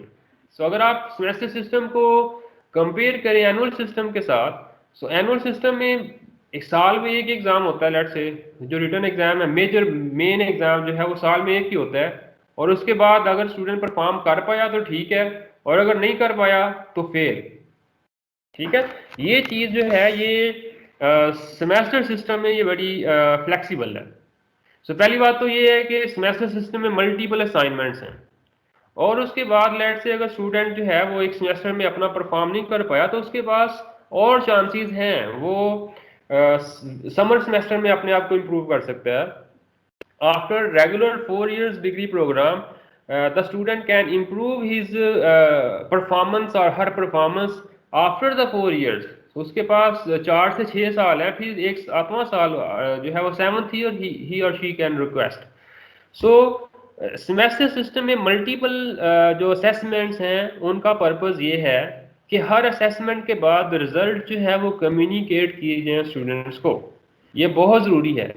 सो अगर आप असेसमेंट के बाद रिजल्ट कम्युनिकेट नहीं कर पा रहे या आप रिजल्ट कम्युनिकेट नहीं कर पाते तो वो असेसमेंट का जो मकसद है वो फौत हो जाता है। ठीक है, so the results are displayed और communicated to the students to show them the mirror. उनको आईना दिखाना चाहिए, उनको आईना दिखाया जाना चाहिए कि वो कितने पानी में है, उनकी अभी तक परफॉर्मेंस कितनी है। और इसके अलावा कुछ और ऑप्शंस भी हैं कि लेट्स से अगर वो किसी एक कोर्स को कंटिन्यू नहीं करना चाह रहे या कंटिन्यू नहीं कर पा रहे तो फिर उनके पास कौन कौन सी ऑप्शन है जो वो अवेल कर सकते हैं। सो इसके लिए ज़रूरी है कि आप हर समय ये जो एग्ज़ाम है या जो उनकी जो असेसमेंट है, हर असेसमेंट की जो मार्क्स हैं वो टाइमली डिस्प्ले हो जाने चाहिए ताकि स्टूडेंट जो है वो अपने आप को प्लान कर सकें। लेट से अगर वो उनको जो है वो मेहनत की ज़रूरत है तो मेहनत करें, अगर उनको कोई कंसेप्ट प्रॉब्लम कर रहे हैं तो वो उसको क्लियर करें, और अगर उनको कोई एक्स्ट्रा टाइम लेना चाहिए तो एक्स्ट्रा टाइम लें, और अगर वो ये काम नहीं कर पा रहे तो वो कोर्स को ड्रॉप कर दें। ठीक है, ये सेमेस्टर सिस्टम में उनके पास ये प्रोविजन है, ये फैसिलिटी है, और ये तभी पॉसिबल होगा जब उनको मार्क्स जो हैं वो डिस्प्ले किए जाएंगे, जब उनको बताया जाएगा कि उनकी परफॉर्मेंस क्या है किसी पर्टिकुलर असेसमेंट में before the final assessment. So these are some of the very important responsibilities of a teacher during exam. Now after the marking, अब जो क्वेश्चन पेपर सेट हो गया और उसके बाद उनकी मार्किंग होगी, अवार्ड लिस्ट प्रिपेयर होगी, अब आपने जो है वो ग्रेडिंग करनी है। So I think we have some question. Khalil Ahmed, जनाब खलील अहमद साहब, please go ahead. What do you want to share? Khalil Ahmed साहब, please unmute your mic and go ahead. मैं ये कहना चाह रहा था, हेलो आवाज आ रही है सर? जी जी सर प्लीज कंटिन्यू। अच्छा, रिस्पॉन्सिबिलिटी ऑफ टीचर की जब बात हो रही है जी जी, और ये सब हमें रिजल्ट तभी ट्रांसपेरेंट मिलेंगे अगर हमारा टीचर ऑनेस्ट है, गैर जानबदार है, अनबायस है। जी बिल्कुल ठीक हमारे है। अक्सर यूनिवर्सिटी के जो टीचर हैं वो अपने हम फिल स्टूडेंट से तो मार्किंग करवाते हैं। ठीक और मेरे मुल्क में, मैं वो नहीं तनकीद नहीं कर रहा किसी की जात पर, आप भी जानते हैं, मैं भी जानता हूं मेरे मुल्क में कितने फीसद लोग ईमानदार हैं। ठीक, और इस सेमेस्टर सिस्टम सारा डिपेंड करता है टीचर की ऑनेस्टी पे, उसकी गैर जानबदारी पे, अनबायस। एग्जैक्टली खलील साहब, बिल्कुल मैं आपसे एग्री करता हूँ।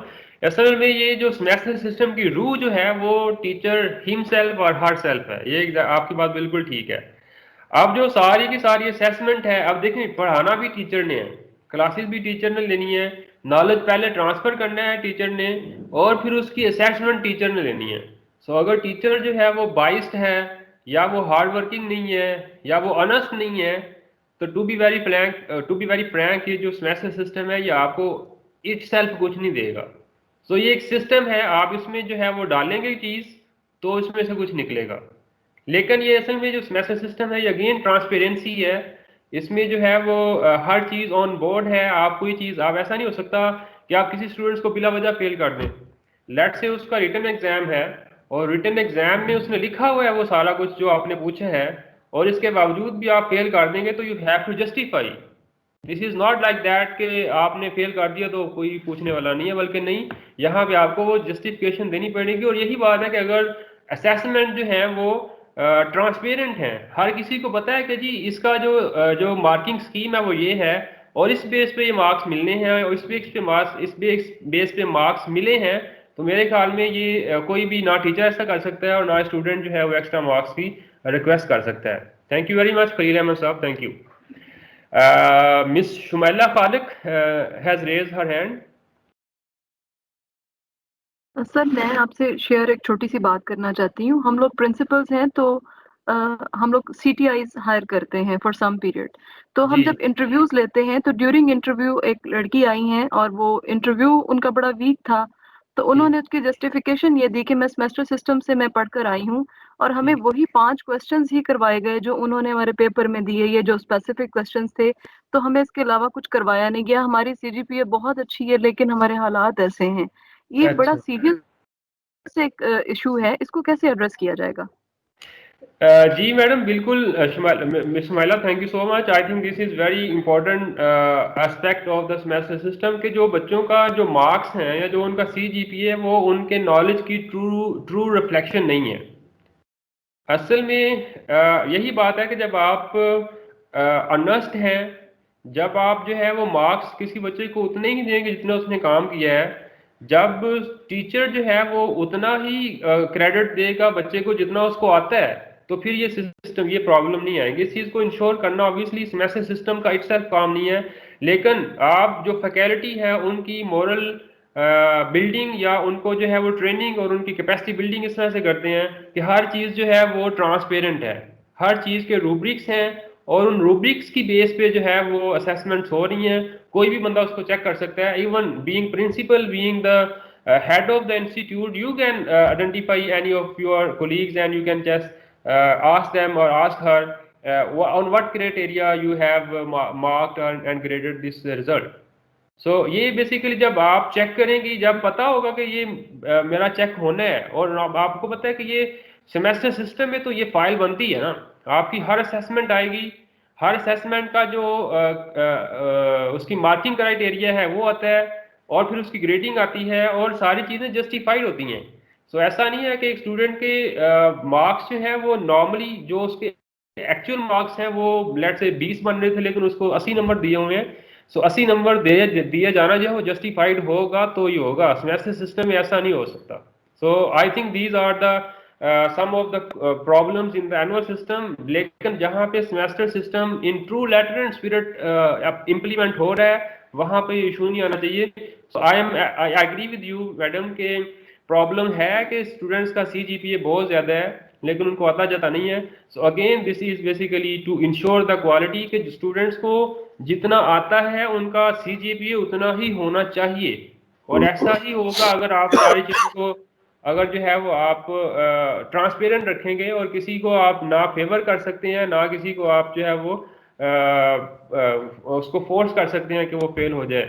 So I think if the semester system is implemented in the true letter and spirit, then these problems could be easily eradicated. Thank you. Zaria Ahmed, you have raised your hand. Sir हमारे college को अभी जो है वो approval मिली है higher education department से BS programme को start करवाने की।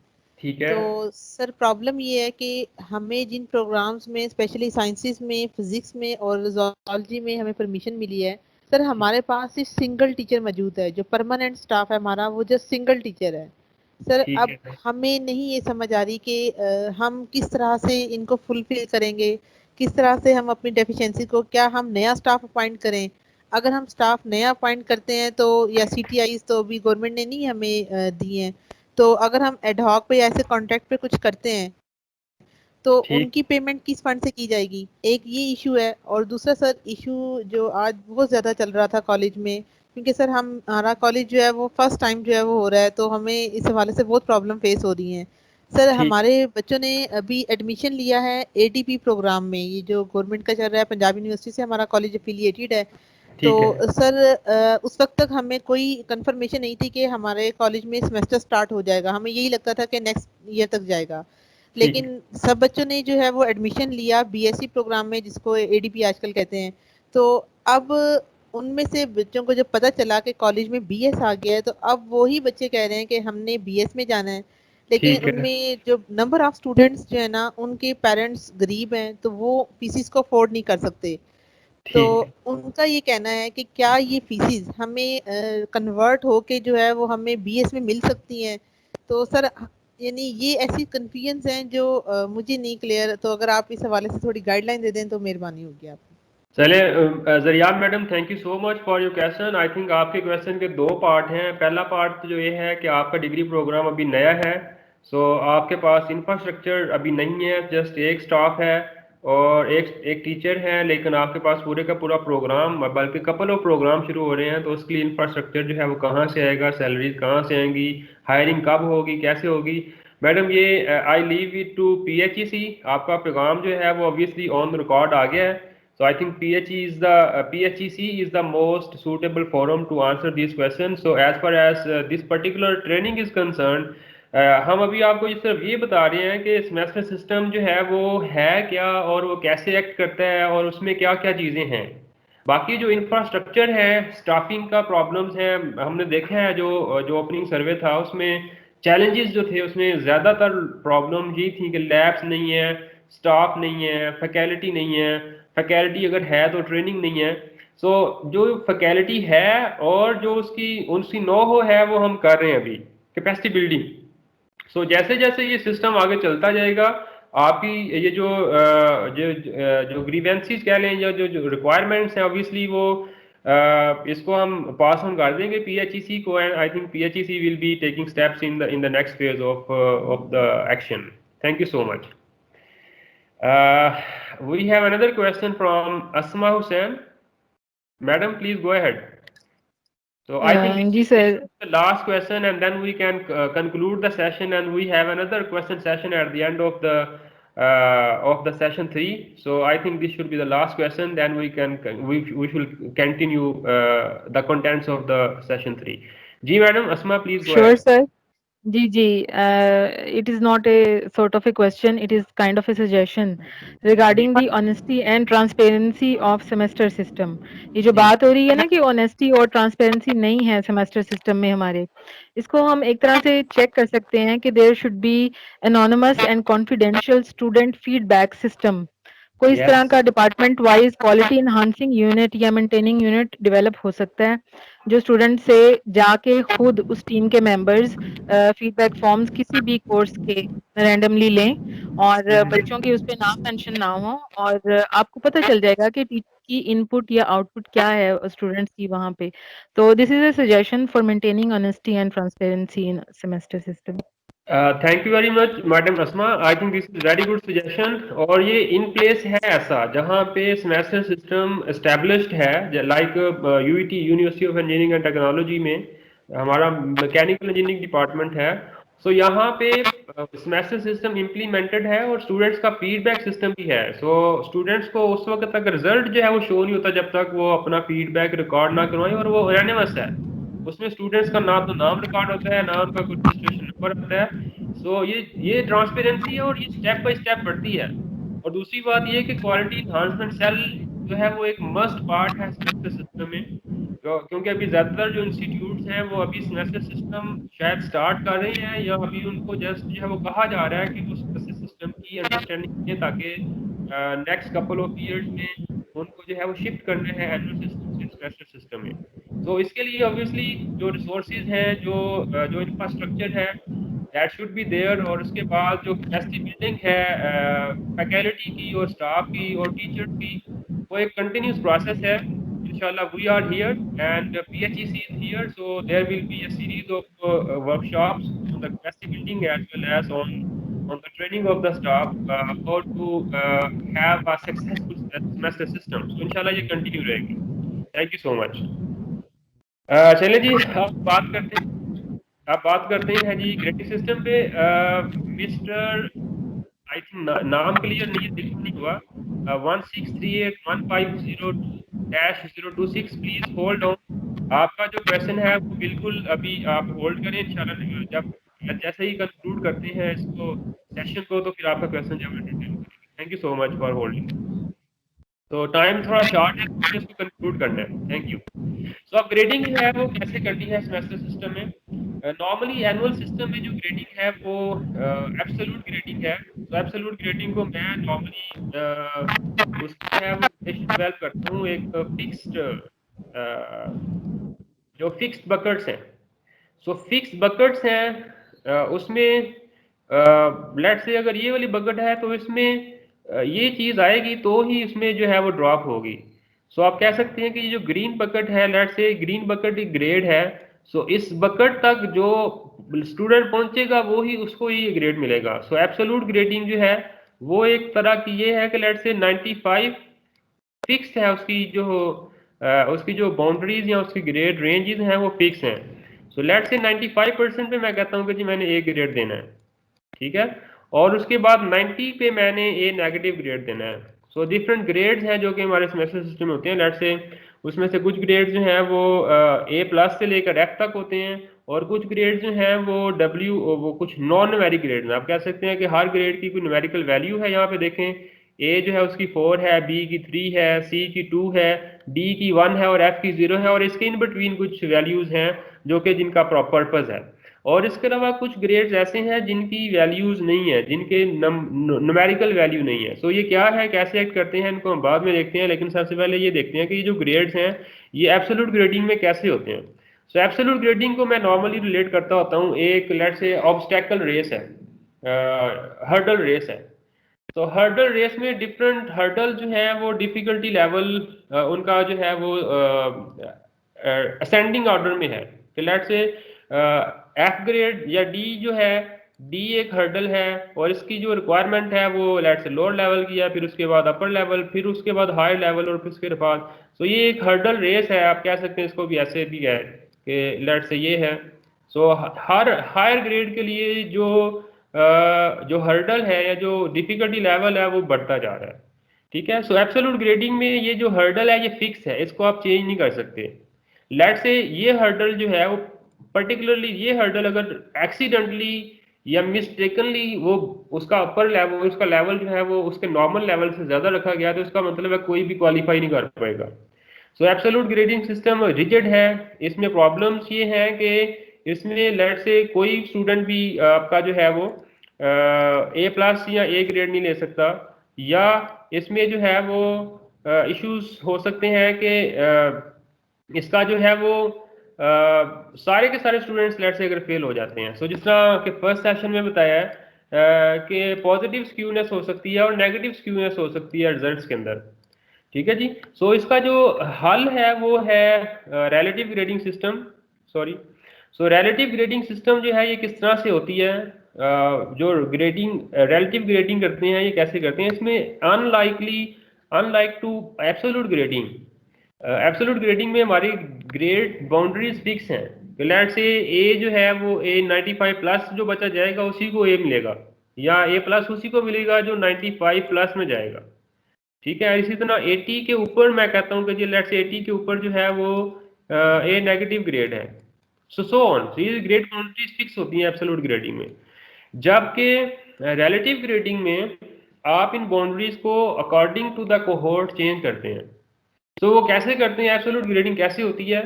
एब्सोल्यूट ग्रेडिंग में जनाब आपने जो पढ़ाया हुआ है, जो आपकी परसेप्शन है, उस परसेप्शन की बेस पे आप मिनिमम नंबर्स डिसाइड करते हैं कि लेट्स से मैंने इतना अच्छा पढ़ाया है कि एटलीस्ट हर स्टूडेंट के लेट्स से 30 मार्क्स तो आने चाहिए, या 40 मार्क्स तो आने चाहिए।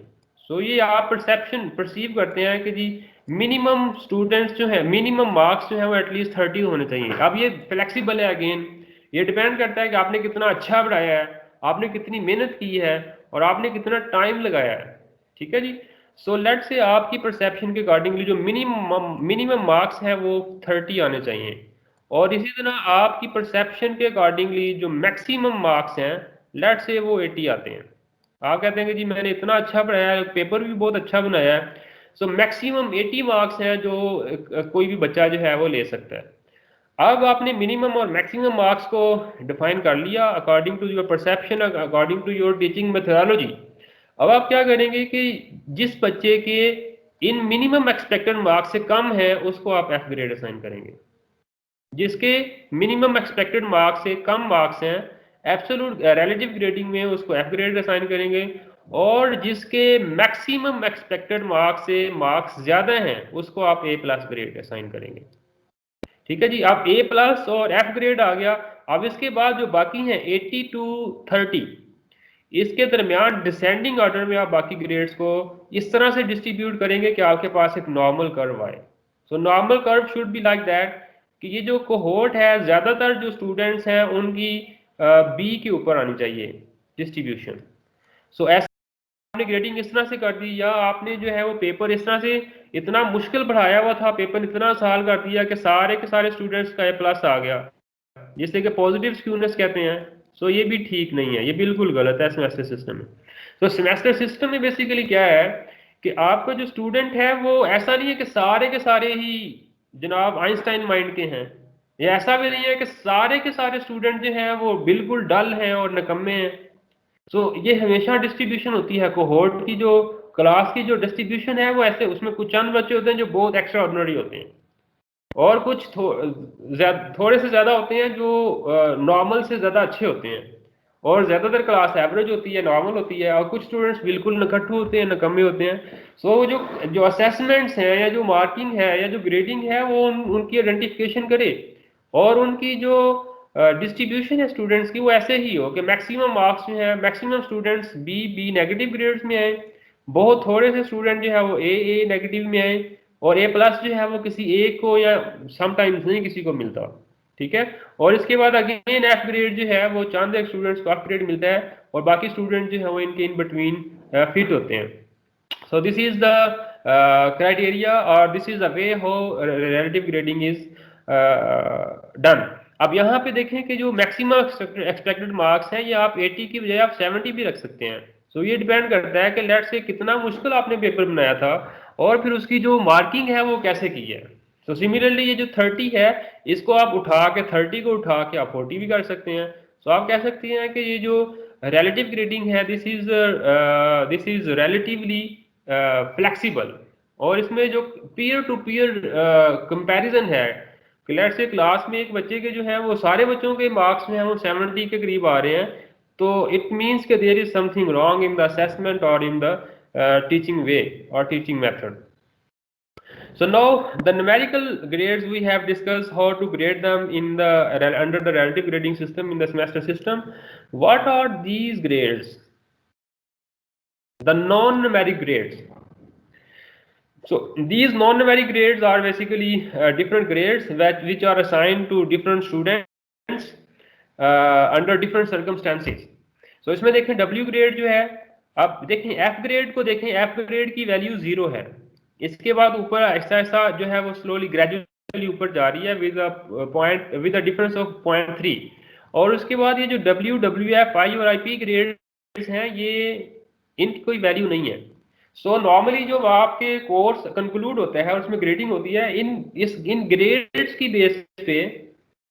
सो ये वाले जो ग्रेड्स हैं इन ग्रेड्स की बेस पे बच्चों की ये जो वैल्यूज हैं ये कैलकुलेट होती हैं, और इन वैल्यूज की बेस पे बच्चों के CGPA और GPA कैलकुलेट होते हैं, और फिर इन GPA और CGPA की बेस पे जो है वो बच्चों को ये किया जाता है, डिसीजन लिया जाता है कि उनको जो है वो नेक्स्ट सेमेस्टर में या नेक्स्ट ईयर में प्रमोट करना है या नहीं करना, और अगर नहीं करना तो उनके लिए कौन कौन सी ऑप्शंस हैं और क्या क्राइटेरिया है। सो इसके लिए ज़रूरी है कि क्लियर है? अब ये जो नॉन वैलिड ग्रेड्स है इसमें W ग्रेड है, W stands for withdrawal. So withdrawal और विदड्रॉ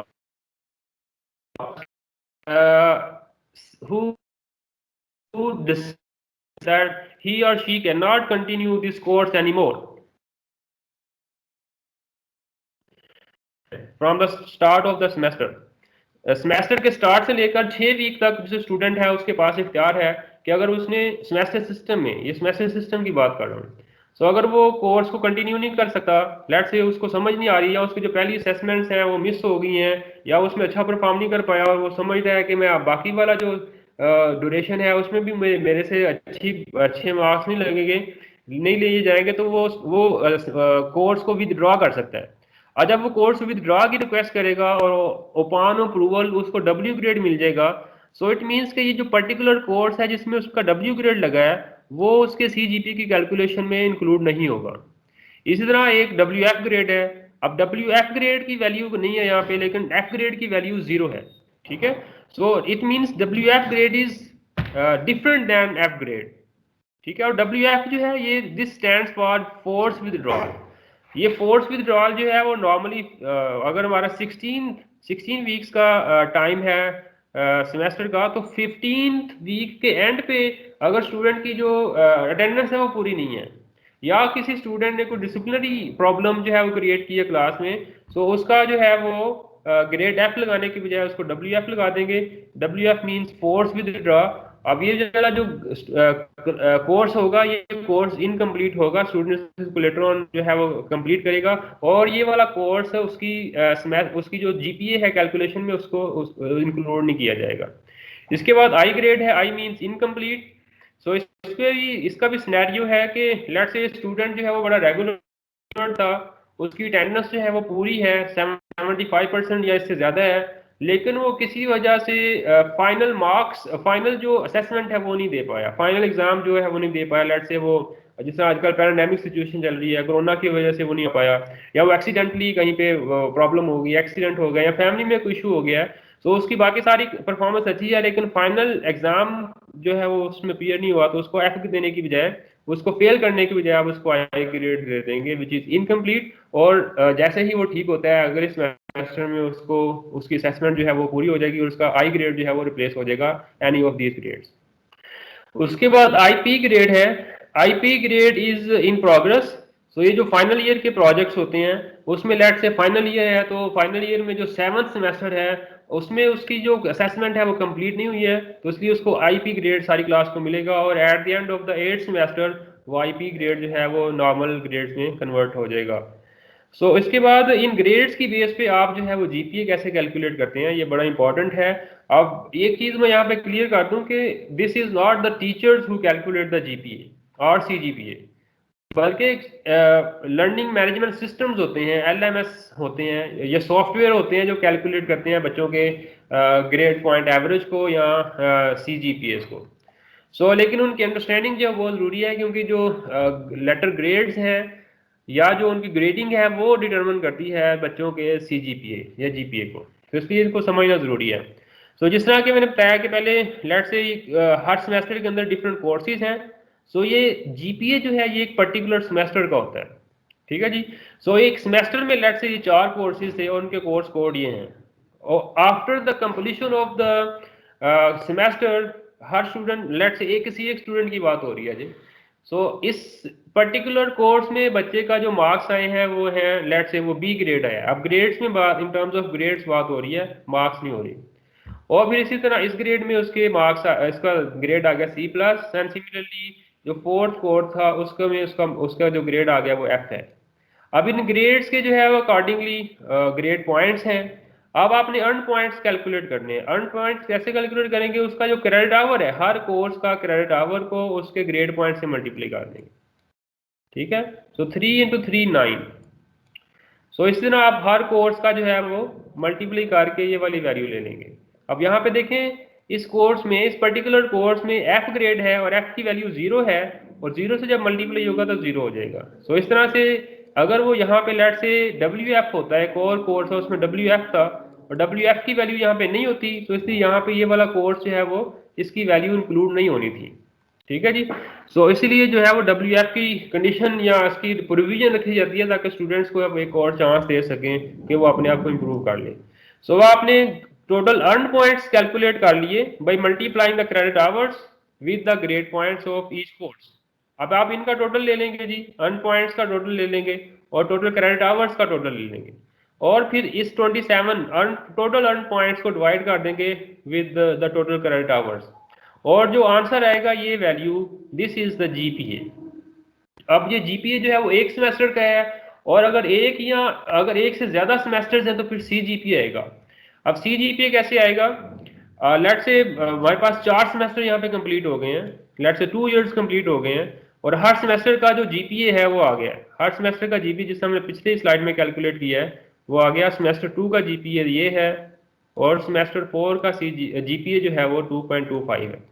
अब आपने क्यूमुलेटिव ग्रेड पॉइंट्स कैलकुलेट करने हैं, total credit hours multiplied by the semester GPA, the GPA in the each semester, so 12 multiplied by 2.27, सो ये वाली वैल्यू आ जाएगी। तो इस तरह हर सेमेस्टर की आपने क्यूमुलेटिव ग्रेड पॉइंट्स कैलकुलेट कर लिए by multiplying the credit hours with the GPA of the semester. अब आपने क्या किया, आपने इसका टोटल ले लिया, total of the grade points.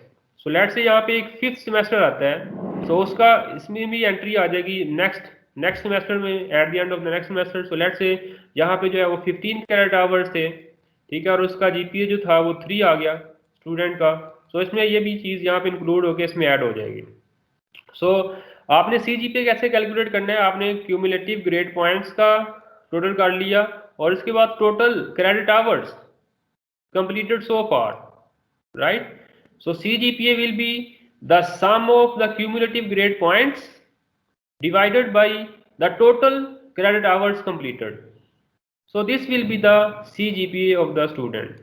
Now these GPA and CGPA are used to decide whether a student has to be promoted to the next semester or not, and what are the different options. So progression policies. So how a student is progressing in the 4-year degree program. So number 1 is promotion.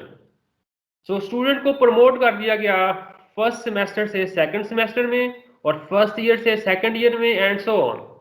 सो इसका जो criteria है, let's say first semester से second semester में या first year से second year में, अगर तो फर्स्ट सेमेस्टर है तो वो GPA आ जाएगा और अगर वो फर्स्ट ईयर है तो CGPA आएगा, ऑब्वियसली क्योंकि एक से ज्यादा सेमेस्टर हो जाएंगे तो वो CGPA हो जाएगा। सो अगर तो स्टूडेंट का CGPA या GPA 2 से या 2 या इससे अबव है तो student will be promoted to the next semester और to the next year normal. So अगर तो स्टूडेंट का GPA या CGPA 2 है या इससे ज्यादा है तो नो प्रॉब्लम, उसके कोई प्रॉब्लम नहीं है, वो ऑटोमेटिकली नेक्स्ट ईयर या नेक्स्ट सेमेस्टर में प्रमोट होता जाएगा।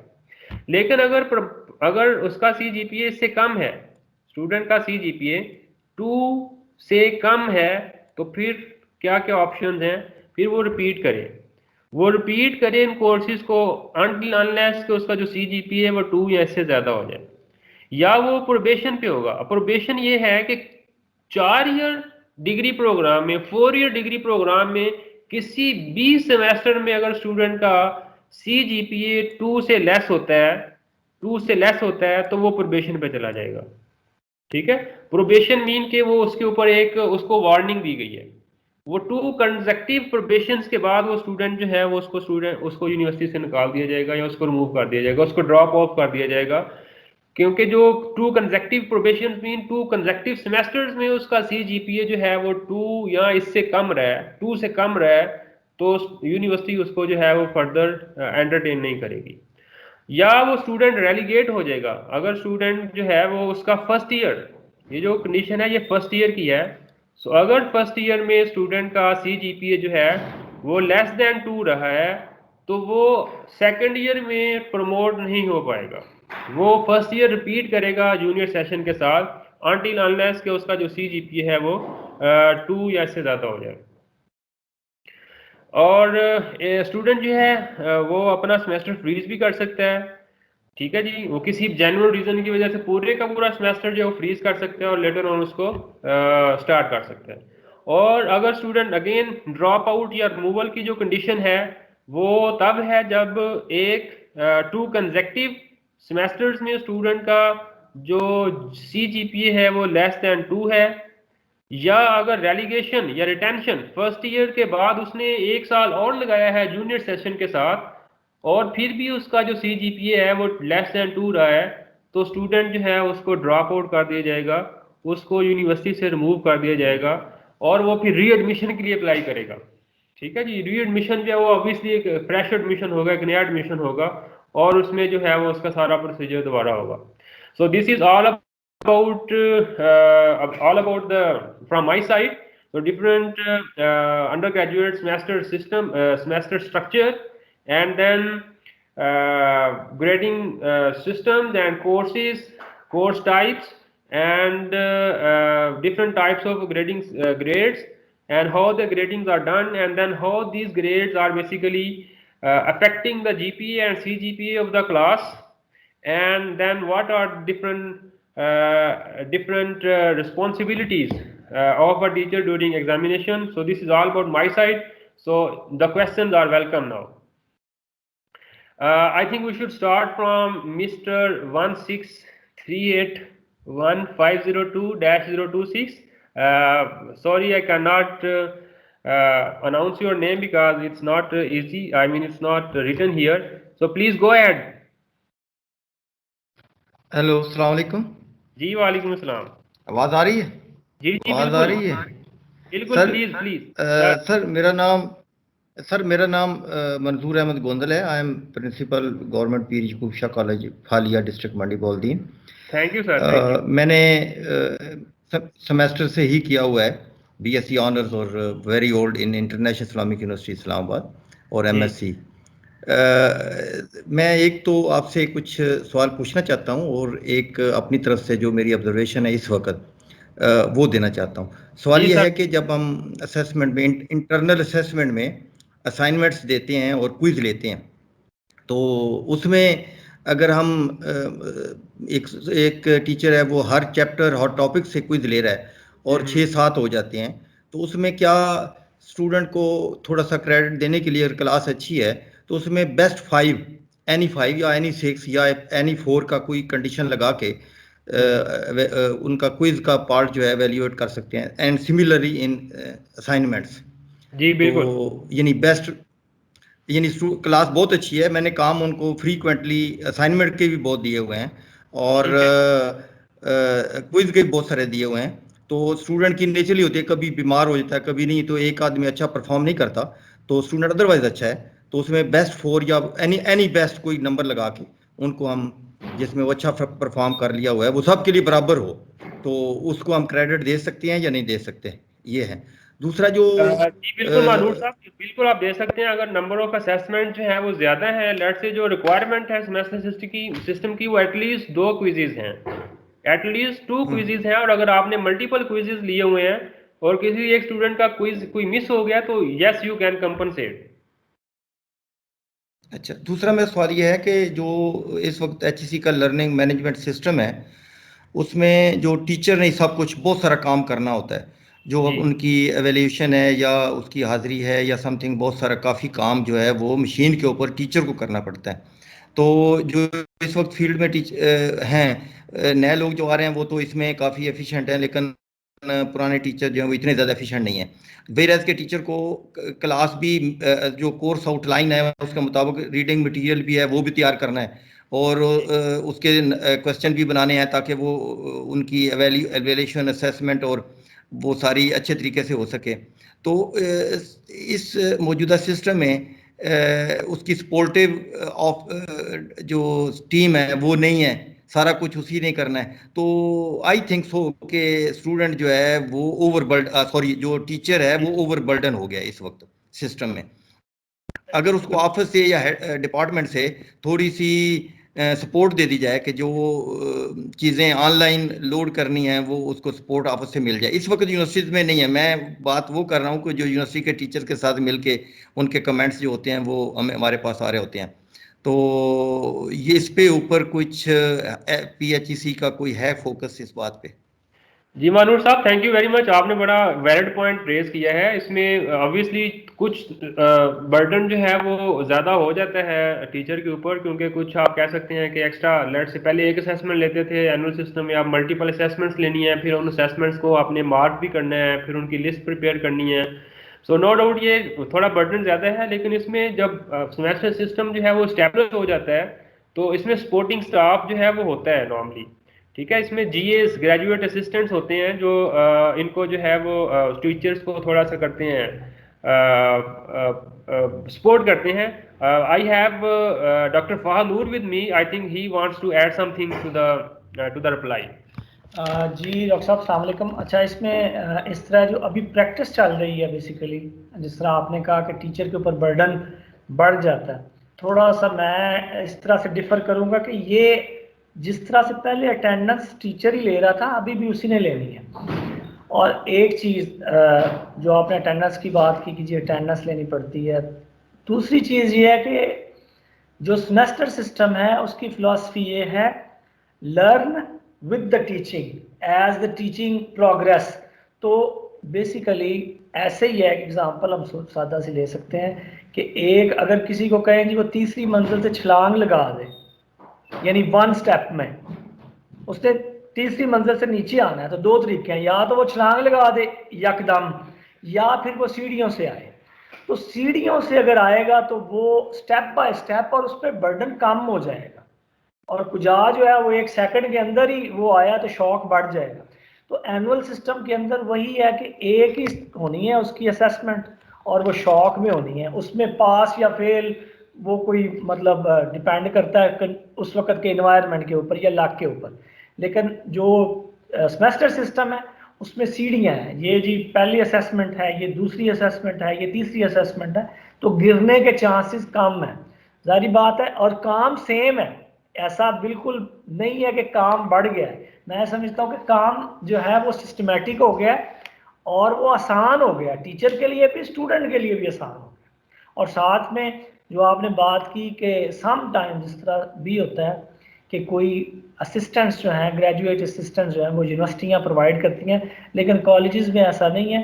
तो ये बहुत बड़ी चीज़ें नहीं हैं, ये 1-2 दफ़ा जब आप करेंगे तो रूटीन का हिस्सा बन जाएगी। शुरू में ज़ाहिर बात है प्रॉब्लम्स होती हैं, जब भी चेंज आएगा तो प्रॉब्लम्स होती हैं, लेकिन 1-2 दफ़ा जब आप कर लेंगे तो वो नॉर्मल है। पहले हम रजिस्टर पे अटेंडेंस लेते थे, अब ऑनलाइन जो है कंप्यूटर रख के ले लें। असेसमेंट सारी की सारी हम पहले एंड पे लेते थे और हमारे लिए भी प्रॉब्लम थी, स्टूडेंट के लिए भी। अब हमने उसको 4 हिस्सों में डिवाइड कर दिया, तो ये इसी तरह से चलता जाएगा। चलिए, थैंक यू वेरी मच जी। सर मैं दोबारा सर जी मानूर साहब। हेलो। अच्छा, मैं सर बात ये कर रहा था कि इस वक्त मेरी जो राब्ता है बहुत सारे यूनिवर्सिटी यूओजी का है या दूसरी यूनिवर्सिटीज़ का, उनके जो टीचर्स वहाँ काम कर रहे हैं, मैंने पहले भी कभी थोड़ा सा अरसा पहले बैरिया यूनिवर्सिटी इस्लामाबाद में एज विजिटिंग फैकल्टी मेंबर काम किया। उस वक्त तो सारा ये मैनेज दूसरा मैनुअल सिस्टम था जब मैं काम करता रहा। तो अभी जो इस वक्त मेन स्ट्रीम में जो यूनिवर्सिटी टीचर्स हैं उनके साथ जब हम इंटरेक्शन करते हैं तो ये उनकी आइडियाज़ हैं जो मैं आगे आपको पहुंचा रहा था, और टीचर्स महसूस करते हैं इस चीज़ को, यूनिवर्सिटी टीचर्स, क्योंकि जब आपने करना है तो आपकी तैयारी तो है, आपका जो मटेरियल आपने पढ़ना है उसको तैयार करना है, नोट्स तैयार करने हैं रात को या फारग टाइम में, तो अगर आप इस पे ज़्यादा टाइम देंगे तो वो चीज़ कंप्रोमाइज़ हो जाती है। Thank you. चले, ठीक है, वेल टेकन, ठीक हो। I think the time is just finishing, so we have maybe we can take one more question. Let's move to Miss Asma Hussain.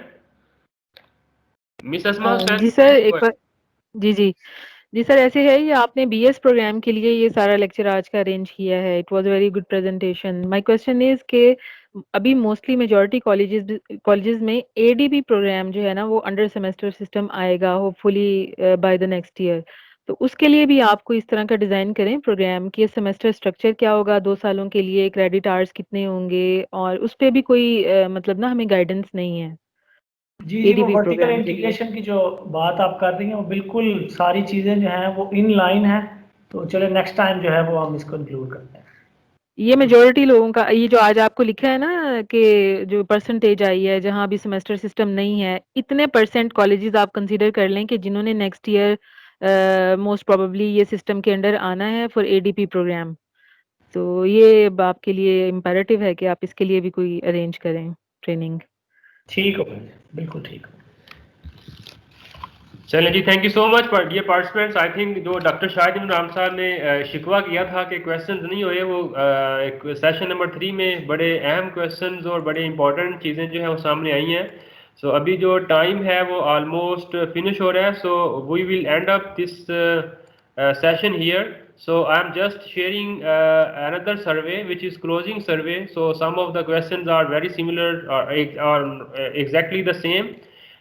So kindly fill the survey so that we can measure the learning level, and that will be very helpful for us to improve and to calculate how this workshop was effective or not. So I'm just sharing this closing survey for today's sessions, all of 3 sessions. So please spare some moment to fill the survey. These are just 5, 6, 7 questions. That will be a very favor from your side to our team. Thank you so much. Have a good day. Thank you. Thank you very much, Dr. Amjad, for sparing time, and I would really thankful to all the team members, especially Dr. Shahid Imran, Dr. Fahad Noor, and Dr. Muhammad Amjad for sparing time to conduct these sessions. And this was the day 1 of this 5-day training program, and the whole day was conducted by this team. And Dr. Shahid Imran, I think he is not available right now. And Dr. Amjad has concluded the session as well. And I also want to thank to the participants for being with us and for sparing time to attend this training program. Participants, Dr. Amjad has shared a survey with you, and similarly I have also shared a link with all of you, and my link is about the feedback, and you are requested to kindly fill up the form available at the link which I have shared with all the participants through MS Teams chat box. And your feedback will definitely help us in improving our future programs, and we make necessary changes in our future programs in light of your feedback. So your feedback is very, very important for us. And similarly, this link shared by Dr. Amjad is also very important, and we are expecting that you will fill both of the forms available on the links shared with you through chat box. Doctor साहब बहुत शुक्रिया sir आपका एक दफा फिर. Thank you. Thank you. Thank you very much. Okay. अल्लाह हाफिज़. And respected participants, इसके साथ ही हम आज के दिन का इख्तिताम करते हैं, और मैं एक चीज़ें आपके साथ शेयर करना चाह रहा हूँ कि पंजाब हायर एजुकेशन कमीशन की तरफ से ये ट्रेनिंग जो प्रिंसिपल्स का आप मुल्तान डिवीजन के और हाफिजाबाद और मांडी भावुद्दीन डिस्ट्रिक्ट्स के प्रिंसिपल्स के लिए ये ट्रेनिंग जो कंडक्ट की जा रही है, ये इसकी हम रिकॉर्डिंग कर रहे हैं, और रिकॉर्डिंग अवेलेबल होगी पंजाब हायर एजुकेशन कमीशन की वेबसाइट पे और हमारा जो यूट्यूब चैनल है उस पे. तो उसके लिए आखिर में हमारा एक फीडबैक का सेशन होता है ट्रेनिंग के बाद में. हम हर दिन के आखिर में तो आपसे रिटन फॉर्म में जो फॉर्म फिल करवाएंगे फीडबैक का, वो भी हमारे लिए इम्पोर्टेंट है. और एक आखिर में हमारा एक वीडियो फीडबैक का भी एक होता है सेशन.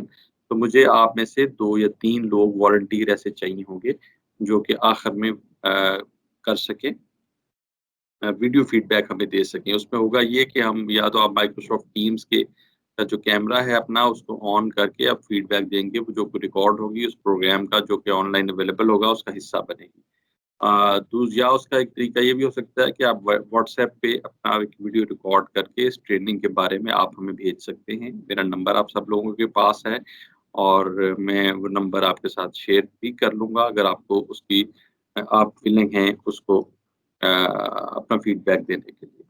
दूसरा, हम इस ट्रेनिंग के सर्टिफिकेट आपको डेफिनेटली देंगे, और आपका जो फीडबैक है वो मैं आपको दोबारा बताऊं कि हमारे लिए बहुत इंपॉर्टेंट है। आपका अपना फीडबैक दोनों तरीकों से जरूर दीजिए। एक तो जो फॉर्म आपने आपके साथ शेयर किया है उसके जरिए दीजिए, और दूसरा जो है वो वीडियो फॉर्म में जिस तरह से मैं कह रहा हूँ, वो काइंडली अपने आप को स्पेयर कीजिए 2-4 मिनट अपने टाइम से, और हमें वो फीडबैक काइंडली जरूर दीजिए। और इसके साथ ही मैं director training Punjab higher education commission Mohammad Asif Munir आपसे इजाज़त आज के दिन के लिए चाह रहा हूँ, और इंशाल्लाह कल सुबह 10 बजे हम दोबारा मिलेंगे और दोबारा से सेशंस का आगाज़ करेंगे। कल का जो दिन है वो आपके साथ एसोसिएट डिग्री प्रोग्राम और के हवाले से doctor Asam Hameed Bhatt 2 session conduct करेंगे। इसके बाद अगला सेशन जो है वो क्रिटिकल क्रिएटिव थिंकिंग पे एक सेशन होगा। तो मुझे उम्मीद है कि आप आज की तरह कल के सेशंस को भी बड़ी दिलचस्पी के साथ और तवज्जो के साथ अटेंड करेंगे। इसके साथ ही मुझे इजाज़त दीजिए, और हम इंशाल्लाह सुबह 10:15 पे दोबारा मिलेंगे। अगर आपका कोई क्वेश्चन है या कोई क्वेरी है, यू मे आस्क इट। जी सर, ये जो मॉर्निंग सेशन था ना फर्स्ट वाला, वो थोड़ा-सा मिस हो गया है क्योंकि ना उस वक़्त हम लोग ऑफ़िस में थे और इस तरह का डिस्टर्बेंस वहाँ पे था। तो क्या वो हो सकता है दोबारा हमें कहीं से अवेलेबल? मैडम, मैंने जैसे अर्ज़ किया आपके साथ कि हमारा वो जो सेशन है उसकी रिकॉर्डिंग आपके साथ इसलिए हो जाएगी through Punjab higher education commission website, और जो PHEC का यूट्यूब चैनल है उस पे भी वो अवेलेबल होगी। वो तो आप वहाँ से उसको देख सकते हैं। थैंक यू वेरी मच जी for joining us, and we are concluding day 1 of this 5-day training program, and hopefully we will be back tomorrow inshallah, and we start our session at 10 a.m. Thank you so very much. Allah Hafiz.